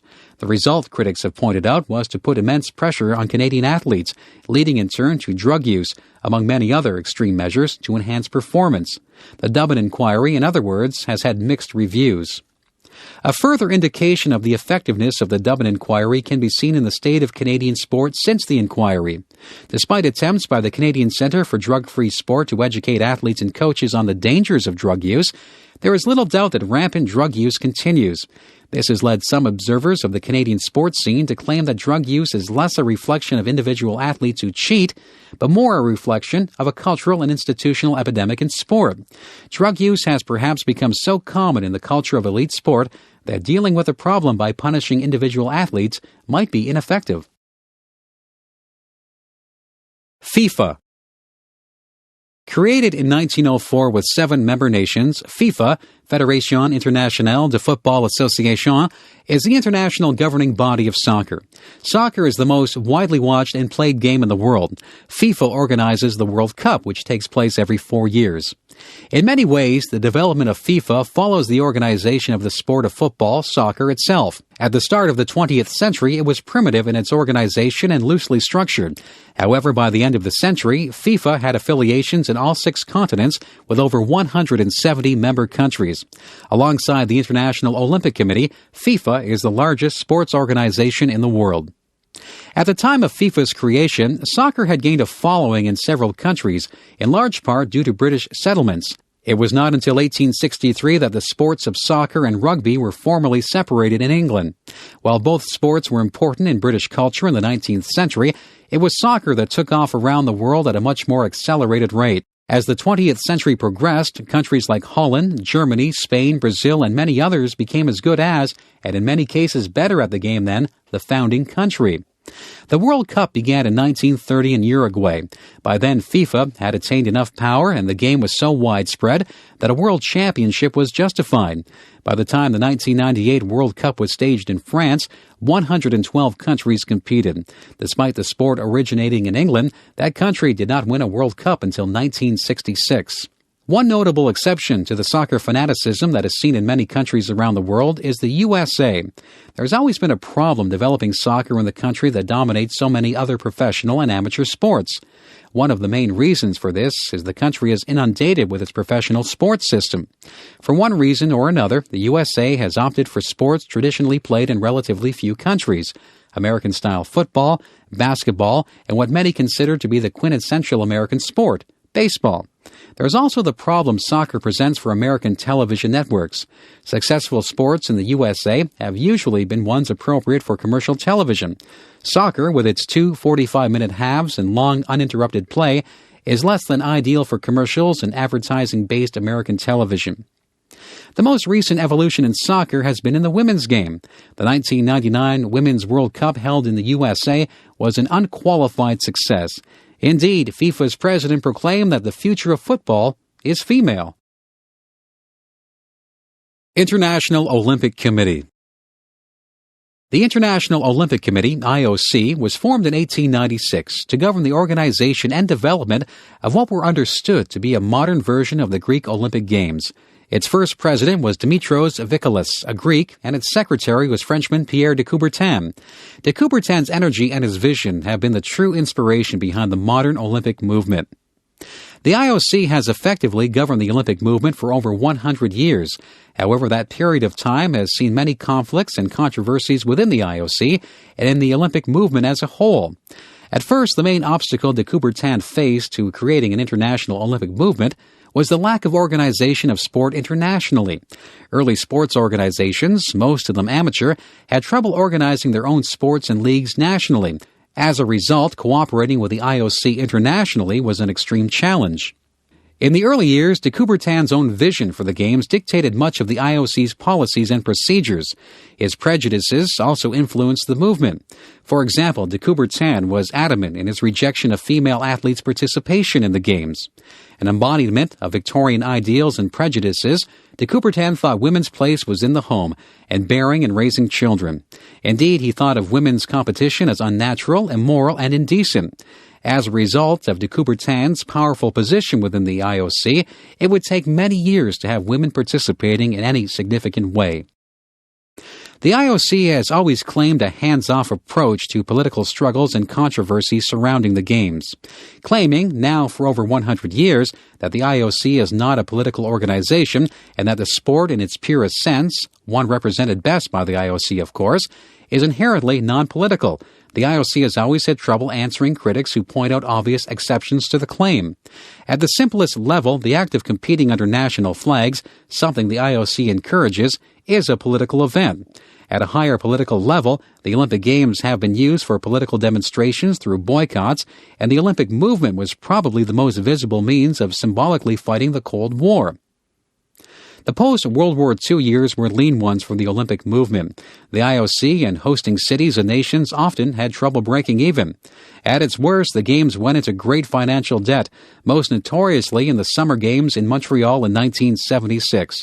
However, since that time, the Games have taken a more market-friendly approach, encouraging private sponsorship and negotiating massive television contracts with networks around the world, especially those in the USA.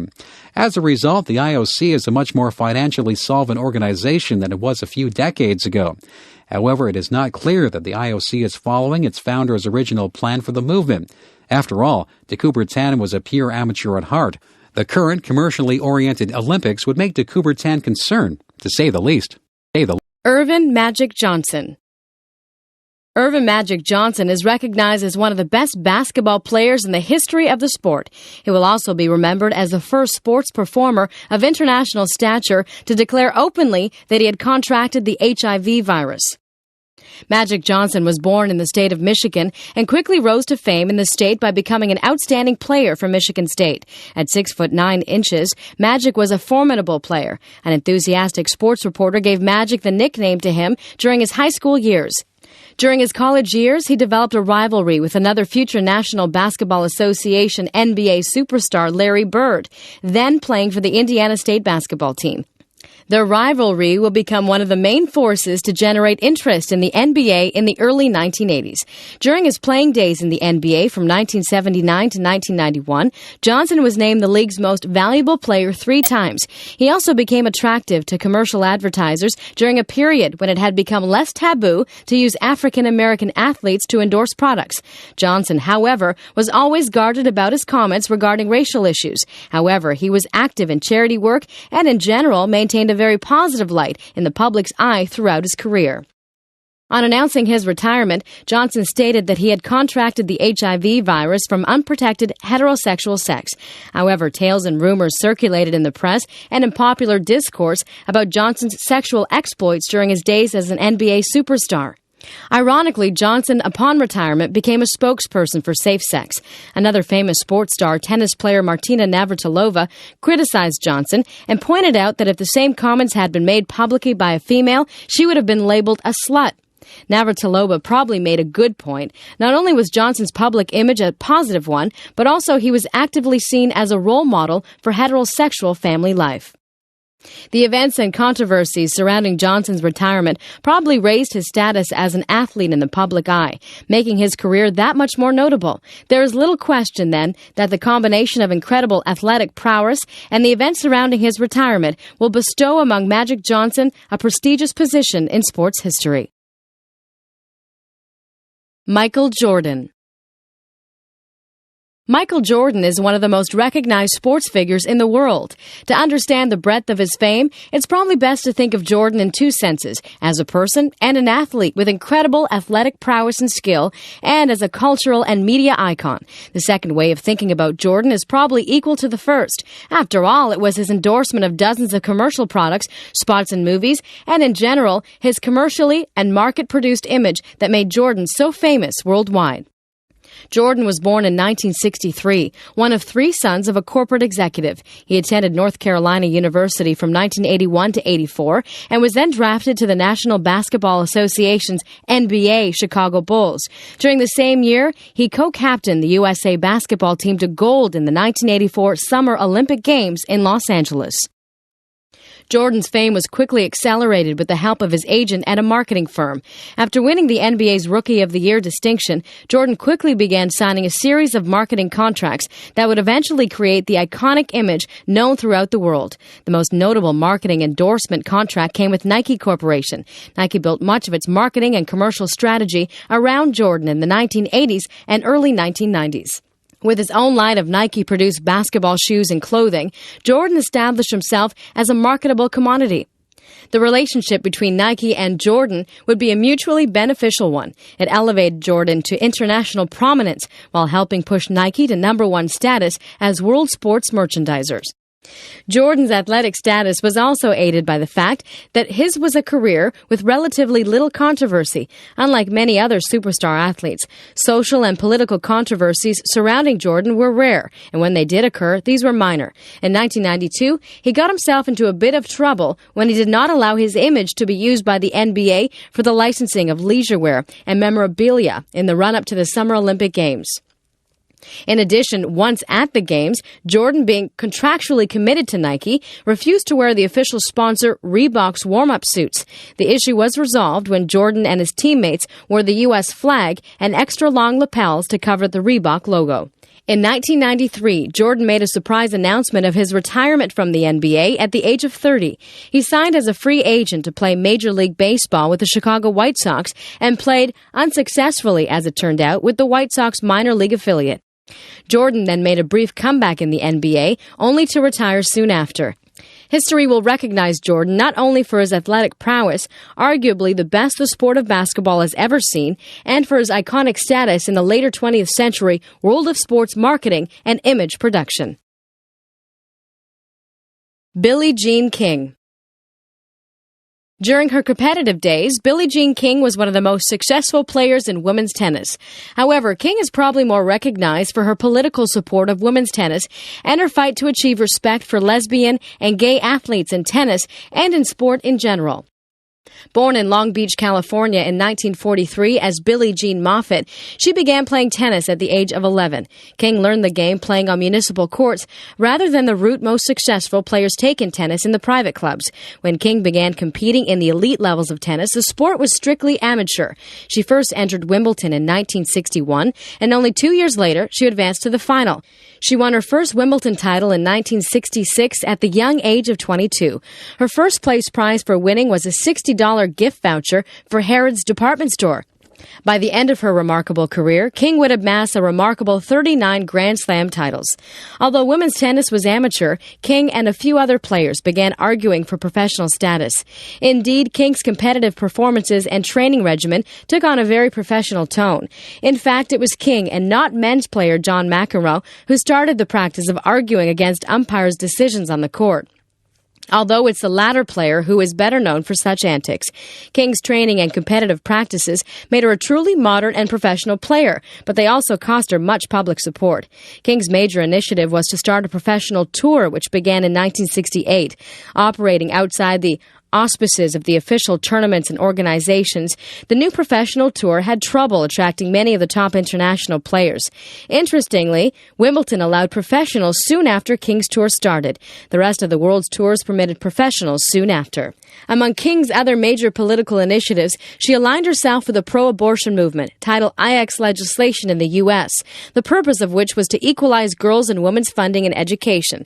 And she negotiated a deal with the Philip Morris Tobacco Company to set up the Virginia Slims Tour. Finally, the famous match between herself and self-styled male chauvinist pig Bobby Riggs in 1973, which King won, brought much public attention to King and to the growing women's athletic movement.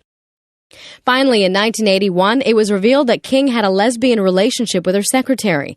At first, King denied the allegation, but later she admitted to the relationship. Instead of hiding her sexuality, which is what female lesbian athletes have been doing for years, King was the first major sports superstar to come out.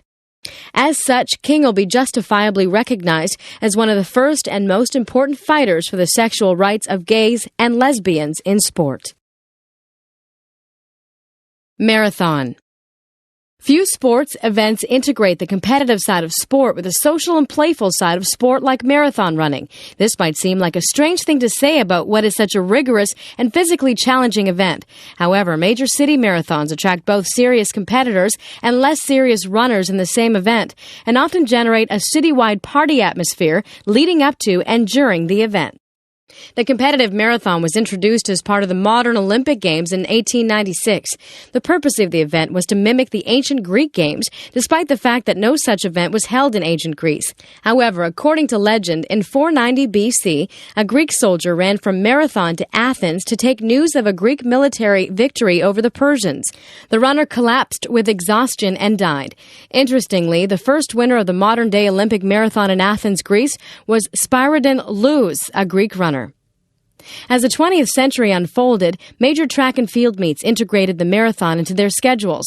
However, the marathon grew in popularity due mostly to the emergence of several urban-based marathons. Some, notably the Boston Marathon, had been around for decades. However, many new ones emerged, especially in the 1970s and 1980s. The emergence of these popular races coincided with the late 20th century boom in sports and exercise industry. As a result, the sport of running took off. Also, lasting images from top international competitions began to attract people to marathon running. In the Olympic marathon in 1952, Emil Zatopek won the race after having competed and also won in the 5,000 and 10,000 meter races. In 1960 and 1964, Ethiopian Abibi Bikila won the marathon, making himself a national hero. Images of Bikila running barefoot in his first victory in 1960 are ingrained in most serious marathoners' minds. Women entered marathon running in the 1960s and 1970s, although their participation was met with great resistance. While women had run marathons for decades, the first recorded time came in 1926 by Violet Percy. It was Kathy Switzer's run in the 1967 Boston Marathon that was one of the most important symbolic runs for women. In the middle of the marathon, a Boston official spotted Switzer running and tried to yank her off the course. Switzer and fellow supporters resisted, and she went on to finish the race. Switzer's effort motivated other women to take on marathon running, and the participation rose, although slowly. It was not until 1984 that the women's marathon was included in the Olympic program. Today, major city marathons in Boston, New York, London, Berlin, and cities around the world make the race one of the most attractive, participatory, and spectator amateur sports events in the world. National Football League. The NFL, National Football League, is one of the wealthiest and most powerful sports organizations in the world. Many of the single franchises or teams are worth $200 to $300 million each. As such, each team should be thought of as a major corporation. American-style football, of which the NFL maintains a complete monopoly over the elite professional ranks, has its roots in English rugby, which was played in U.S. Eastern colleges and universities in the 19th century. However, rugby did not have features in keeping with American cultural norms, so U.S. football arose out of norms consistent with American society, such as clearly measured possession of territory and the expansion of frontiers through conquering new land. Walter Camp, a Yale player, devised the rules of the American game. In 1880, he introduced downs into the game, or breaks, so that teams could reassess their position and prepare for the next attack. This was in stark contrast to rugby's non-stop and more flowing play. This move would years later be crucial to the sport's success. With natural breaks in play, the game would be one conducive to American commercial television, which relies on advertisement breaks for the generation of revenue. Equally important was the later inclusion of the forward pass into the game.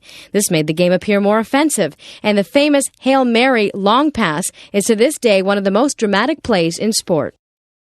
Football's success as a dominant American sport alongside baseball was secured in the 1960s with some important contracts with television networks. The ABC television network sponsored a rival American Football League to compete with the other dominant National Football League. ABC television did not hide the fact that the rival league was created for the sole purpose of creating more leverage with advertisers. After gaining greater legitimacy and earning more revenue, the upstart AFL was able to negotiate independently independently with other television networks and sign on big-name players. The most notable was star quarterback Joe Namath. With the AFL rising as a legitimate business competitor, the NFL and AFL negotiated a merger, resulting in the NFL League, as it is known to this day. Since the merger, the NFL has maintained almost a complete monopoly over American professional football. Football's success, then, has been a reflection of the ideals of American society and, more specifically, of American-style commercial enterprise. The league's success has, in no small part, been due to the relationship between the media and the sport. In a sense, football is a perfect example of a modern media-generated sport, successfully linking American norms and values with a sport tailor-made for commercial profit. Jackie Robinson. On April 15, 1947, Jackie Robinson, 1919 to 1972, became the first African American to play in the Major League Baseball League.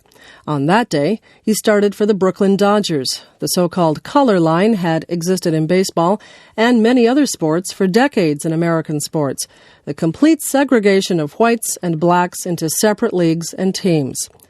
There had been blacks in the sport of baseball for many years. In fact, in the 19th century, blacks had played alongside white players in several leagues in the U.S.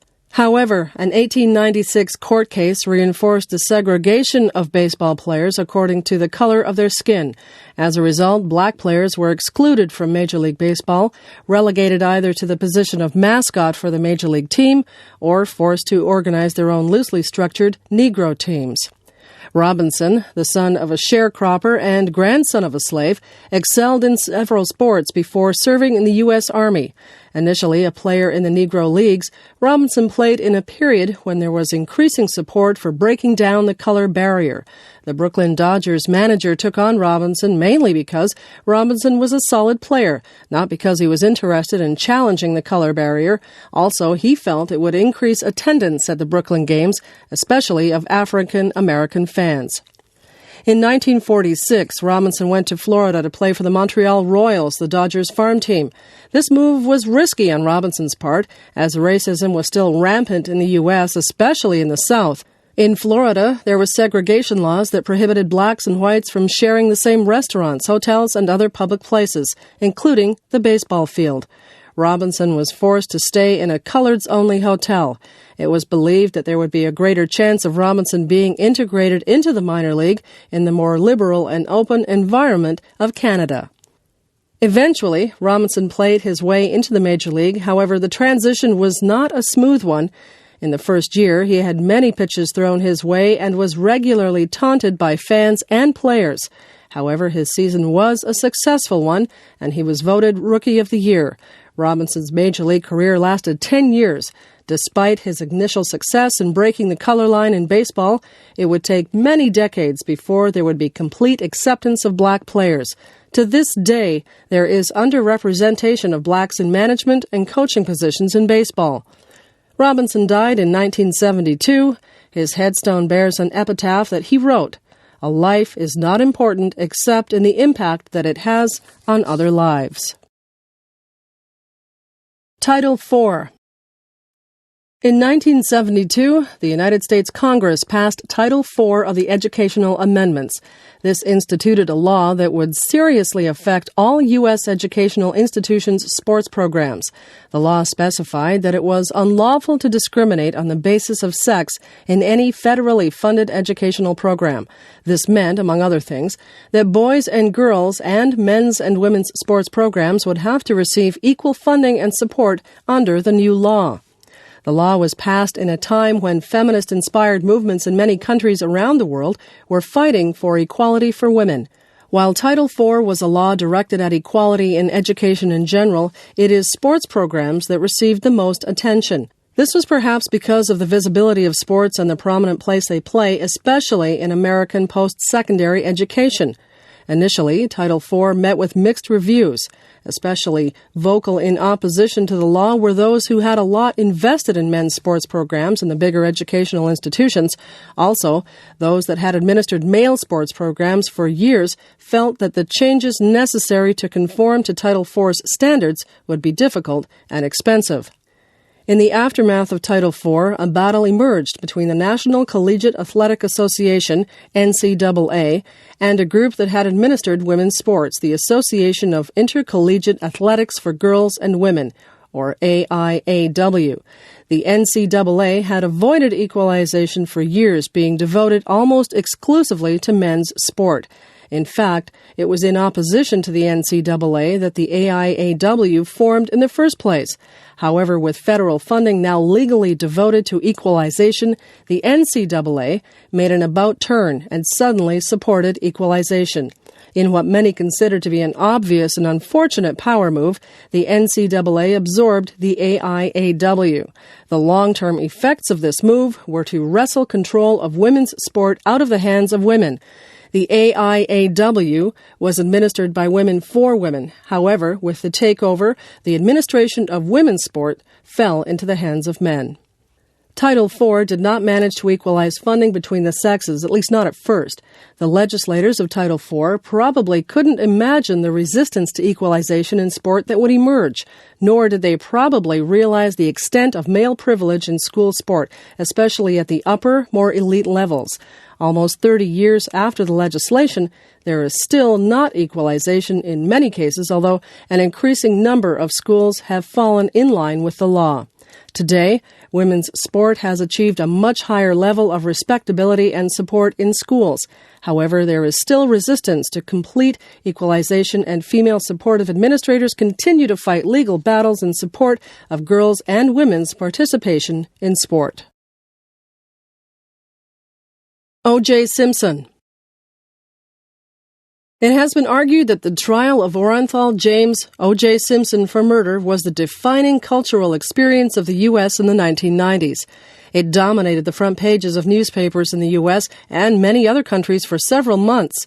Indeed, Simpson was for a period of time probably the most talked about person in the world, but very few of the discussions were about his athletic career. Until his internationally famous trial, Simpson was a relative unknown outside the U.S.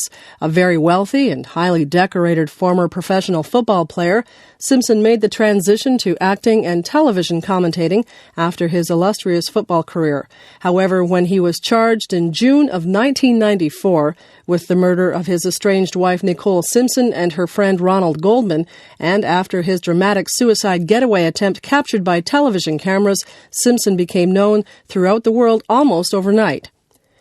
Simpson was born in San Francisco in 1947 to a poor family. His father abandoned the family, and it was his mother who encouraged Simpson to pursue sport, mainly to compensate for some physical problems he had developed as a child. Simpson became a solid baseball and football player early in his life and went on to enroll in the City College of San Francisco, where he continued to play impressive football. With offers from over 50 other universities to play football, Simpson went to the University of Southern California. There, he played out a distinguished college career and earned himself the 1968 Heisman Trophy for top college player in the U.S. Simpson began his professional career by dropping out of school before graduation and immediately signed a 3-year endorsement deal with Chevrolet for $250,000. Drafted by the Buffalo Bills in 1969, the first few years of Simpson's professional career were undistinguished ones. However, from 1972 on, a new coach for the team made Simpson the central figure in the team's offense. As a result, Simpson would go on to shatter several running records in the National Football League. At the conclusion of his career, Simpson was inducted into the Professional Football Players Hall of Fame. After his professional football career, stories about Simpson's alleged abuse of his wife began circulating. Nicole Simpson made the first call to police after an incident at a 1989 New Year's Eve party in which Simpson was fined $200. Over the next few years, Nicole would make 30 emergency calls to police, none of which led to formal charges. After the incidents surrounding Nicole's death and Simpson's subsequent flight from police, an exhaustive months-long trial ensued, leading to Simpson's famous acquittal. More than just a murder trial, however, O.J. Simpson's trial highlighted the racial tensions in the U.S. In fact, history will undoubtedly remember Simpson more for his trial than for his illustrious football career. Fosbury Flop. American athlete Dick Fosbury devised the high jump technique known as the Fosbury flop. His new technique revolutionized one of the oldest events in track and field competition. While Fosbury never broke the world record using his new technique, other high jumpers were inspired by his gold medal at the 1968 Summer Olympic Games in Mexico City, where he introduced his new jumping technique. Fosbury was born in 1946 in Oregon and went to Oregon State University. He won the gold medal in the Olympic Games at the very young age of 21. It was assumed that his odd-looking new method for clearing the bar was based on a careful study of the physics and biomechanics of high jump technique. However, Fosbury claimed it was the product of pure intuition. Prior to Fosbury's invention, most high jumpers used a straddle technique. In this older style of jumping, the front leg led the jumper up and over the bar in a face-down position. Fosbury's technique involves approaching the bar in a curve with a last-second acceleration. Then, at the point of takeoff, the body rotates, positioning the back to the bar and leaping backwards. The head faces the sky as the body arches over the bar, with the mid-body and legs trailing behind. Fosbury had begun experimenting with the new technique when he was only 16 years old. In a meet in 1968 in which Fosbury used the new technique, a local newspaper's headline read, "Fosbury flops over the bar." Thus, the name of the newly invented technique was born. Since Fosbury's competitive days, his technique has been widely copied. Once experienced jumpers mastered the technique, records started to fall in the sport, due mostly to the Fosbury flop, but also to better equipment and running surfaces. Dick Fosbury will always be known for his revolutionizing of the sport of high jump. Free agency. Free agency refers to the ability of athletes to negotiate their own contracts and working conditions in professional sport. Before the 1970s, most professional sports had some sort of reserve system for athletes. In their reserve systems, players were forced to play for a single team, usually for the duration of their careers, under the conditions set by the team owner and the league bosses. Historically, the sport of baseball had the most notorious reserve system, which had been intact and strictly enforced for decades. The purpose of the reserve system was to allow owners of professional teams to control the movement of players and reduce their salaries. By being forced to play for only one team, players had little choice but to accept the contractual terms and conditions set out for the player. The player, in short, did not have the freedom to offer and negotiate his services on the open market, as is done on all other industries. This significantly reduced owners' payroll expenses and increased profits greatly. In North America, the major professional leagues in the sports of baseball, football, hockey, and basketball all had some form of reserve system. In the late 1960s and 1970s, however, the reserve system encountered a number of challenges. The most important challenge came from a baseball player, Curt Flood, of the St. Louis Cardinals. Flood refused the terms of a trade and offered his services on the open market of the Major League Baseball. When no offers were made, Flood filed suit in American courts under the Sherman Antitrust Act, which makes it unlawful for any business or combination of businesses to maintain a monopoly in any commercial industry. While Flood did not win the case, a series of subsequent legal decisions made it apparent that baseball owners had unreasonable control over their laborers, the players. The Baseball Players Union became more militant as a result of the Flood case. In 1976, a court decision granted players free agency and the right to negotiate the conditions of their labor services much more freely than they had in the past. The move to free agency changed the character of the relations between professional sports clubs and their owners. Previously, owners worked or colluded together to limit the movement of players. Professional sports clubs acted like a well-organized club. Free agency meant a more competitive environment for players, and, of course, players' salaries have risen substantially as a result. Today, sports fans often complain that players' salaries are too high. While certainly at times it seems difficult to justify the huge salaries of today, it should be kept in mind that before the current era of free agency and big contracts, players barely made a subsistence wage and often worked under conditions of servitude. The situation now might be less than perfect. However, it's certainly a vast improvement over the pre-free agency days. New Zealand. New Zealand is a country that is located in the South Pacific Ocean.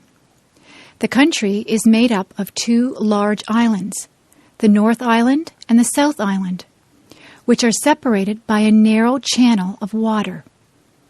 Although New Zealand has many beautiful mountains and forests, much of the land is used for farming. In fact, New Zealand has almost 70 million sheep, but only 4 million people.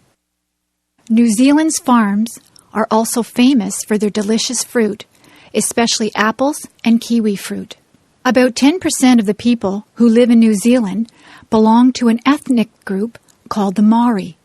The Maori came to New Zealand by boats from small Polynesian islands. They arrived about 1,000 years ago and lived by farming, hunting, and fishing. About 200 years ago, many more people came to New Zealand. These people were from the British Isles, and they came to New Zealand to begin farms. Today, most of the people of New Zealand are descended from people who came from Britain. During the 19th century, some wars started between the Maori and the British settlers. After years of fighting, the two sides signed a treaty to end the wars. Today, the Maori have achieved equal rights, but there are still some disagreements about land ownership. In recent years, many more people have come to New Zealand, mostly from Asian countries and from other Pacific islands. There are 3 large cities in New Zealand. Auckland is the largest city, with more than 1 million people.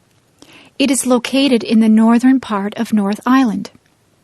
The capital city of New Zealand is Wellington. It is located in the southern part of the North Island. The largest city of the South Island is Christchurch. The cities of New Zealand are very modern and clean. Many tourists enjoy visiting the cities of New Zealand, but they also enjoy the beautiful countryside. New Zealand is an excellent place for outdoor recreation, such as climbing or walking. Most of New Zealand has a mild or temperate climate. The summer is not very hot, and the winter is not very cold. Because New Zealand is in the southern part of the world, summer begins in December, and winter begins in June. The South Island is cooler than the North Island, but both islands have similar amounts of rain. This rain gives the fields and forests of New Zealand a beautiful green color. Each year, many tourists visit New Zealand to experience the beautiful countryside and the interesting cultures of its people. Track and field. In many parts of the world, the sport of track and field is very popular. Actually, the sport of track and field includes many different sports. In some of these sports, the athletes run on a track. The athletes race against each other to find out who can run the fastest. Some of these track events require great speed for a short distance. In the 100-meter race, the athletes must sprint as quickly as possible. Some athletes can run 100 meters in only 10 seconds. Other track races are much longer, and these events require great endurance. In the marathon, the athletes must run a distance of 42 kilometers. Because this is such a long distance, the athletes cannot run too quickly at the start. Instead, it is important to run at a steady pace and keep some energy for the end of the race. Some athletes can run the marathon in little more than 2 hours. Some races are called middle distance races because the distance is not very short, yet is also not very long. For example, the 1,500-meter requires a mixture of speed and endurance. Some athletes can run the 1,500 meters in less than 4 minutes. There are also some track events for people who use a wheelchair. Wheelchair athletes can race even faster than athletes who run. Some of the races on the track are for teams of 4 runners. Each athlete carries a small stick called a baton. After running a certain distance, the runner must hand the baton to a teammate who then runs with the baton. To win this race, the team's runners must be very fast, but they must also cooperate very well with each other. In the field events, athletes compete by jumping or throwing. In the long jump, the athletes run up to a line and then try to jump as far forward as possible. In the high jump, the athletes must try to jump over a very high bar. Another field event is called the shot put. In this event, the athletes try to throw a heavy metal ball as far as possible. Yet another field event is called the javelin throw. In this event, the athletes try to throw a long spear as far as possible. Athletes who compete in the throwing events must be very strong. Both men and women compete in the sport of track and field. Many boys and girls enjoy track and field as part of their education in school. Those boys and girls who have much talent and who work very hard might someday compete in the Olympics. But for most people, track and field is just a fun and healthy way to get exercise and to make friends. Thomas Edison. Thomas Edison was one of the most famous inventors of all time. He was born in a small town in the United States during the year 1847. When he was a young boy, Thomas found school to be very boring. A teacher once told Thomas's mother that he believed the young boy was rather stupid. However, Edison's mother knew better. She understood that her son was very intelligent. She then took him away from school and began to teach him herself. As a young man, Thomas Edison became very interested in inventing new machines. One of his first inventions was a small electrical machine that could be used for counting votes. However, the government was not interested in his invention. But Edison was not discouraged. He continued inventing, and his next invention was an electrical machine that could be used for recording the prices of stock. This invention was very popular and successful. Probably the most famous invention of Edison is the electric light bulb. Before Edison, there had been some electric lights, but these were very expensive. In 1879, Edison invented a new kind of light bulb that could shine for a long time. Within a few years, Edison's electric lights were used on the streets of cities in many countries. Soon after, people began using electric lights in their homes. Another invention of Edison's is no longer used today. That invention was called the phonograph. It was a machine that could be used to record sounds, such as music and conversation.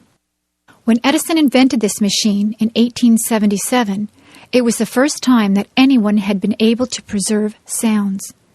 Today, people do not use the phonograph anymore. Instead, they use compact discs or CDs to record music and other sounds.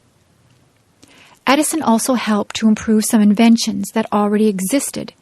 For example, he made improvements to the telephone and to the cameras that are used in making movies. However, Edison is most famous for his inventions, such as the light bulb and the phonograph. Edison lived to an old age, and he died in 1931. Although Edison was an extremely creative man, he believed that his success was due to many hours of hard work. He once said that genius is 1% inspiration and 99% perspiration.